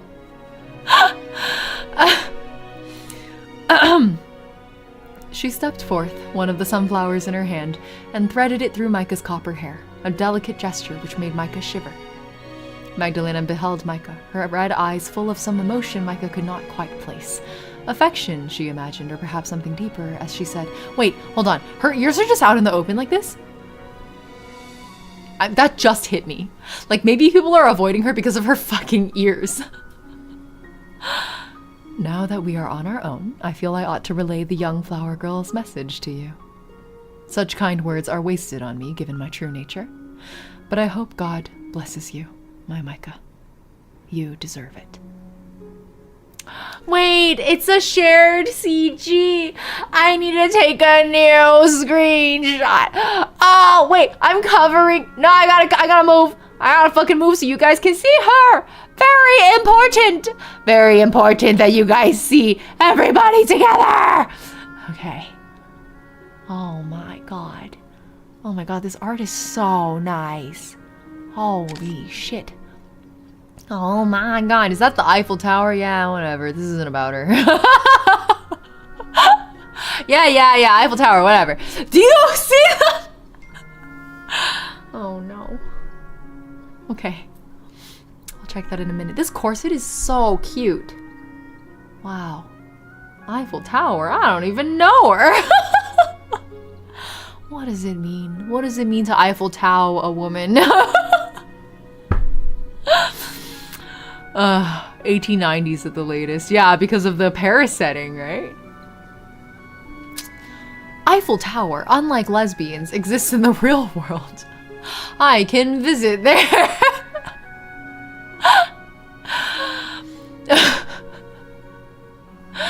Micah blinked. A blush rose to her cheeks, pale pink. That's very kind of you, but I think you deserve a few of those blessings yourself. I wouldn't want to take all of them. Wouldn't that be greedy? Eiffel Tower, long and pointy, not lesbian. Oh, too phallic? The Eiffel Tower is hereby deemed too phallic by our chat. Silver's like, had to follow the artist. Not at all. You can be as greedy as you want with me, Micah. Everything I have you may take. I do belong to you, after all, body and soul. And really, oh no, I've been blocking the dialogue. Where do I go? Where do I go? You know what? Here's what I do. I'm going to become very, very small.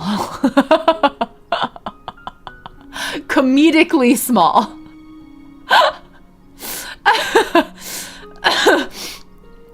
And really, you needn't worry about God blessing me.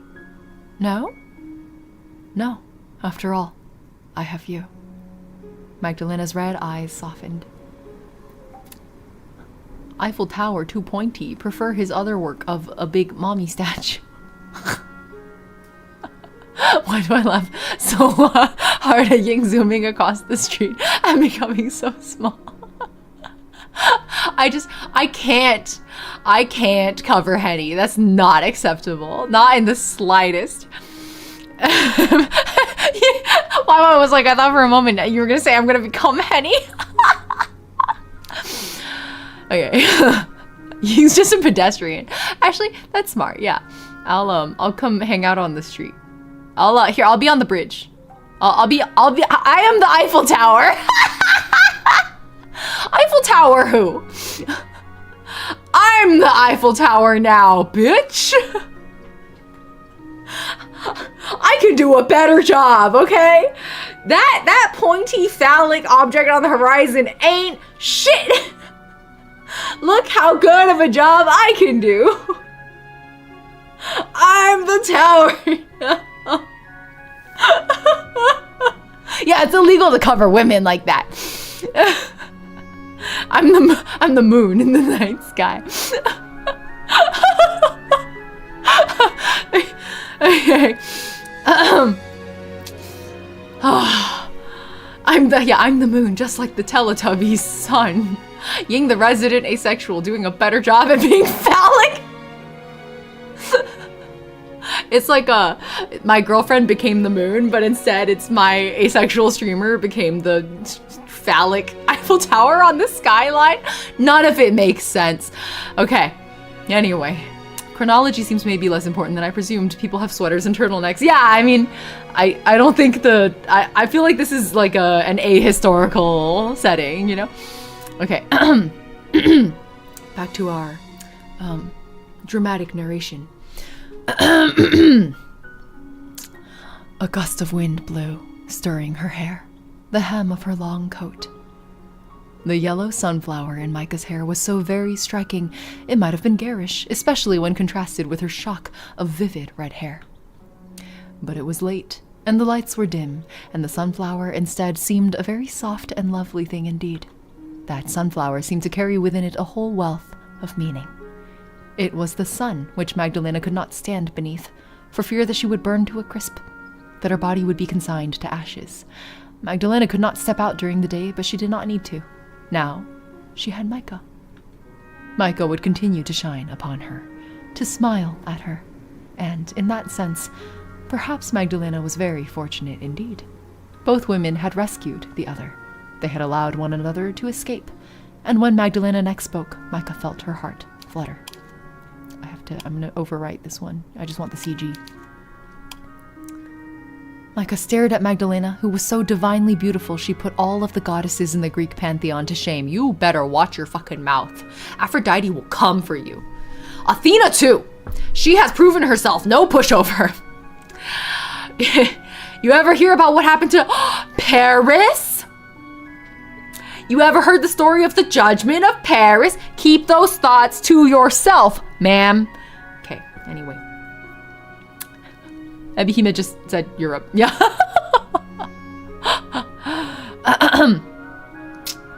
So beautiful. She put all the goddesses in the Greek pantheon to shame, so she said. And when we are together, I feel very, very blessed indeed.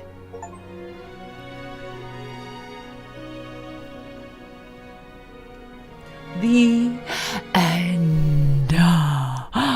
Hank Green released a video named "Do You Have to Poop in the Eiffel Tower?" Oh my god, I did see that video. I haven't watched it yet. Ooh! Yay! We did it! I don't have to be tiny anymore. I can come back. I don't know what size I used to be though. Something like this. Where even are the edges of my... I don't even fucking know, guys. I'm somewhere here. I don't know. Good enough. Yippee! We did it! Woo! Like in HR3, they always just gesture to Europe. Yeah, exactly. When was this? Europe. She's tall now. I think in this particular scene, yeah,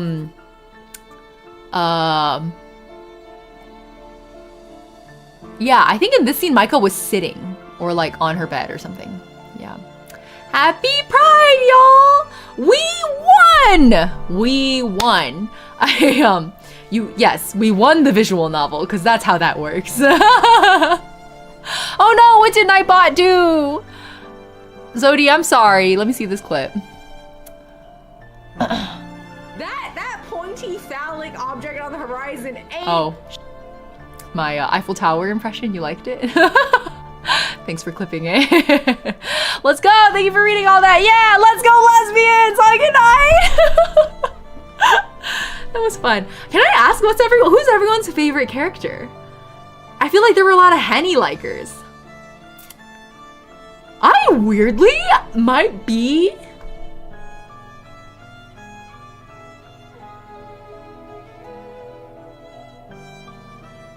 What was Johan's partner's name again? Wasn't it also an H name? Are you gonna say Johan? Typo in the title, where? Cage of Roses? Where's the typo? What? Huh? Freerin? Oh, Haida Marie. Yeah, I think I liked Haida Marie best because she had, I think, the most character nuance, which tracks because she's 400 years old.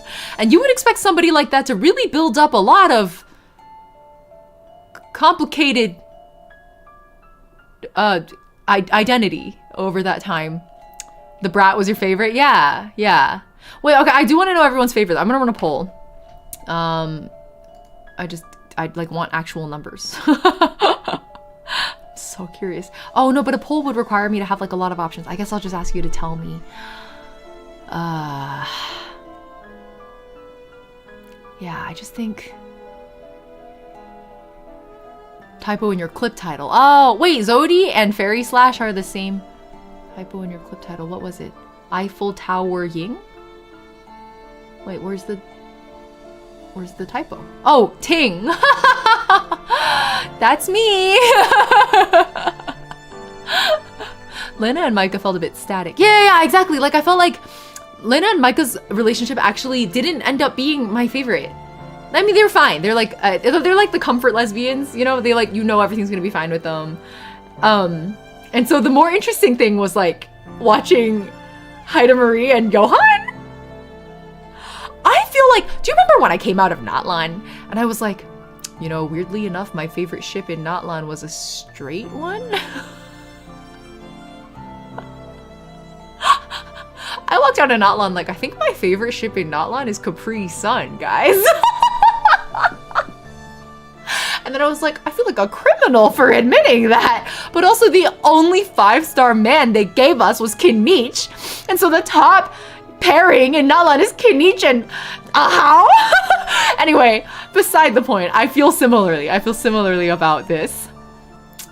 I always get surprised how you and I align in fictional character taste. Yang, Bruno, I think we just like nuance. Lena's haircut and the braid, Liz? That's really cute of you to confuse the word braid and bread. Bread and hair. That's not right. It's really funny because Liz's English is so good. And then there are moments where they're just like, bread? What's the word? Bread? Bread and hair? I didn't understand what happened to them at the end. Haida Marie. I mean, it is 4 a.m. It's true. You're extremely valid, Liz. I'm not mocking you. I just think it's very cute. I know, during Pride Month, how could I? There were no men in Genshin for a while. Yeah, I actually hadn't noticed until my friend pointed it out. She was like, yeah, honestly, like Natlan's biggest miss, like they would have had more defenders. We'll talk about this later in the Natlan stream when we get to it, but the summary thesis of her really amusing info dump to me. I really enjoy when people info dump, like I deeply enjoy it. She's very much this like new friend I had just met was like info dumping about her Natlan opinions. And she was like, yeah, like Natlan obviously had a lot of problems. And I'm like, all of us are mad about it. But like, Natlan would have had a lot more defenders if they had just had more men, because the Fujos would have gone to bat. Fujos go to bat! Like, did Hoyo learn anything? And they didn't even really feed Himejoshi, I feel like. Like, it was very male-gazy in parts. Like, I don't know. Yeah. No spoilers, but how was it? Zil, you specialize in coming in and being like, what the fuck happened here? I also like Haida Marie and Johan's relationship. I need more of them. I agree, Michari. I want a whole prequel game for just them. I think it would have been really, really fun. Actually, is my camera fully out of focus? Wherefore? You were doing so good this stream. Okay, I fixed it. The tongue click. I need a post game. Yeah, you're right. A prequel and a post quote.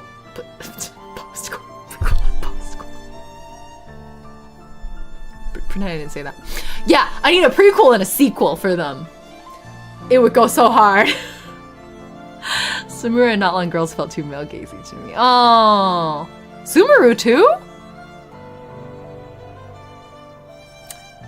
I can kind of see where you're coming from, but I also think the Sumeru girlies were really like for the sapphics also. You know what I mean? It was, I enjoyed it. The water region. Yeah! Oh, Fontaine was great. Fontaine was fantastic. Have you played The House in Fata Morgana? Also on the list, Fulkin. Unfortunately, I think that one might be too long to stream. But I'll have you guys vote on the next game. Don't worry. Well, actually, you can't vote on the next game because it's Deltarune. We've been assigned Deltarune at birth. Oh no, what happened to my webcam? I don't even fucking know what's going on anymore. Okay. Have you played... Oh, I already read this. Yeah. Yeah, we're gonna do Deltarune. Oh yeah, to catch those of you up who haven't heard the proclamations. I don't know what to say. Deltarune dropped today. I intentionally am not streaming it today, mostly because I wanted to finish Cage of Roses first. We're gonna pick up Deltarune tomorrow. I need to finish my Raise Up Your Bat cover. Wait, do you guys want to hear a preview? Where's my laptop? Hold on. I can play it on my laptop speakers for you. Where is my laptop?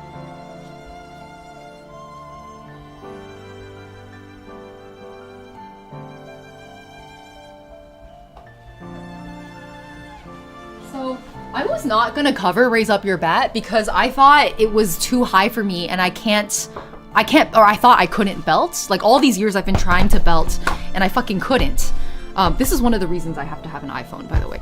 I like, despite everything, I decided to use it. This I have to have as a developer and also as a video editor and a photographer and an audio producer, all of it. I need this. Let me pause the game, or let me just close the game actually. Okay, and then I'll just play this on speakers and you guys can hear it through the stream mic. So I actually was just doing this just to try singing it, like it was purely, I was in my arc at the time of like, I want to do things just for fun, which is why we binged Deltarune Part 4 in like 3 sittings. It was crazy, like I did crazy people shit. And then I fucking did it, guys. I fucking did. I mean, I technically have covered Raise Up Your Bat. I don't know if you guys have heard it. There's like a big trio cover. Somebody like rewrote the lyrics, but let me see. Prior to that, I had tried to sing it myself just to validate if I could even potentially do it, because I didn't think I could. And then it was all just so much better than I expected. Okay, audition is launching. Give me just a moment. And then I like shook myself so much, I actually stopped recording. Like I sang just the lines that are like the really loud ones, really loud and really high ones. And then I was like, holy fuck, I did that. And then didn't record the verses. So here, you guys can hear it through the MacBook speakers. Are you ready? When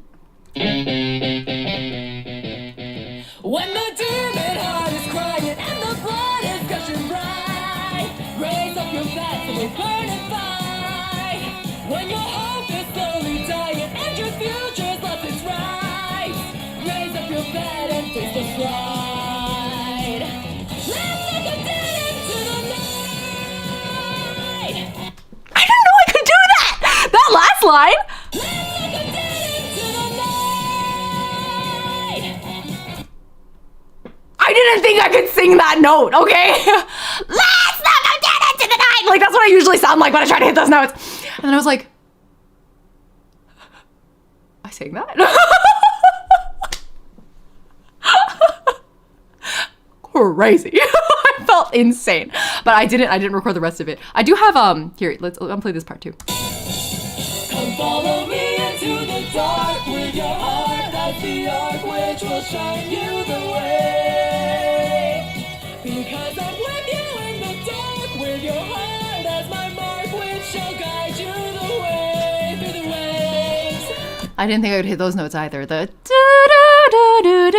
It's like that arpeggio is really hard to sing. I just did it. These are raw lines. Like they're not edited and I didn't tune them. I didn't fix it. It's fucking crazy. I just sat there like stun locked myself in the closet and I was like, damn, I can sing. Like obviously I actually consider myself a pretty decent singer. Like I have a pretty high opinion of my own singing. I didn't think I could sing like that, you know? I was like, who the fuck is she?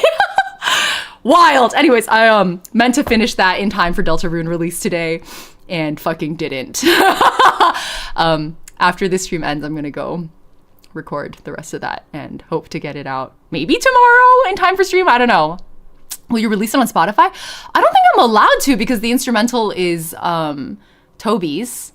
It's like Toby's OST. So I don't think I can release his music on Spotify. But if I were to commission someone to make a cover of it, like a cover instrumental, I could, but that would cost a lot of money. Like the cheapest person I could possibly find would be like $150 probably. And most of my friends charge $400 to $500 flat rate, and I prefer to work with my friends, and my friends know their worth. I charge a lot of money. So I've had to stop working with a lot of them. I'm literally like, bro, I respect you too much to ask you to discount your prices for me. I just can't work with you anymore. I know you may think I am biased, but you are pretty good at this. Like, thank you. On the far opposite side of the spectrum, I sang a piano ballad recently that just came out this morning for Pride Month. My Pride Month cover is out. So if you want to go cry over a really soft, feelsy piano ballad, please check out my Womanly cover. It's Womanly, but spelled with an X. You know how it is. Here's the command. This is your homework assignment after today's Pride stream. After today's Pride stream, you have to go watch my Pride cover. I'm also gonna, it's the English cover, and then I'm gonna post a Chinese one. Oh, do you guys want a preview of the Chinese one, actually? I could also play that. Actually, I don't have to play it through. I can just show you guys that on the desktop audio directly. I sent it to someone recently. I can just play it out of their DMs. Let me just cut forward. Okay, here we go. It's the same song but in Chinese instead, which I'm gonna release maybe in a week. This actually sounds really different in Chinese. I don't know what it is.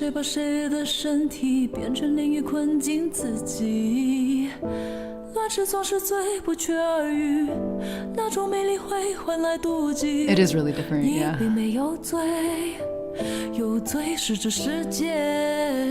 Like, I just really felt like the song would convert to a piano cover pretty well. So when my friend came to me, my friend Tofu came to me and was like, do you want to do a piano cover? Like, I want to do more piano covers. And I was like, yeah, sure.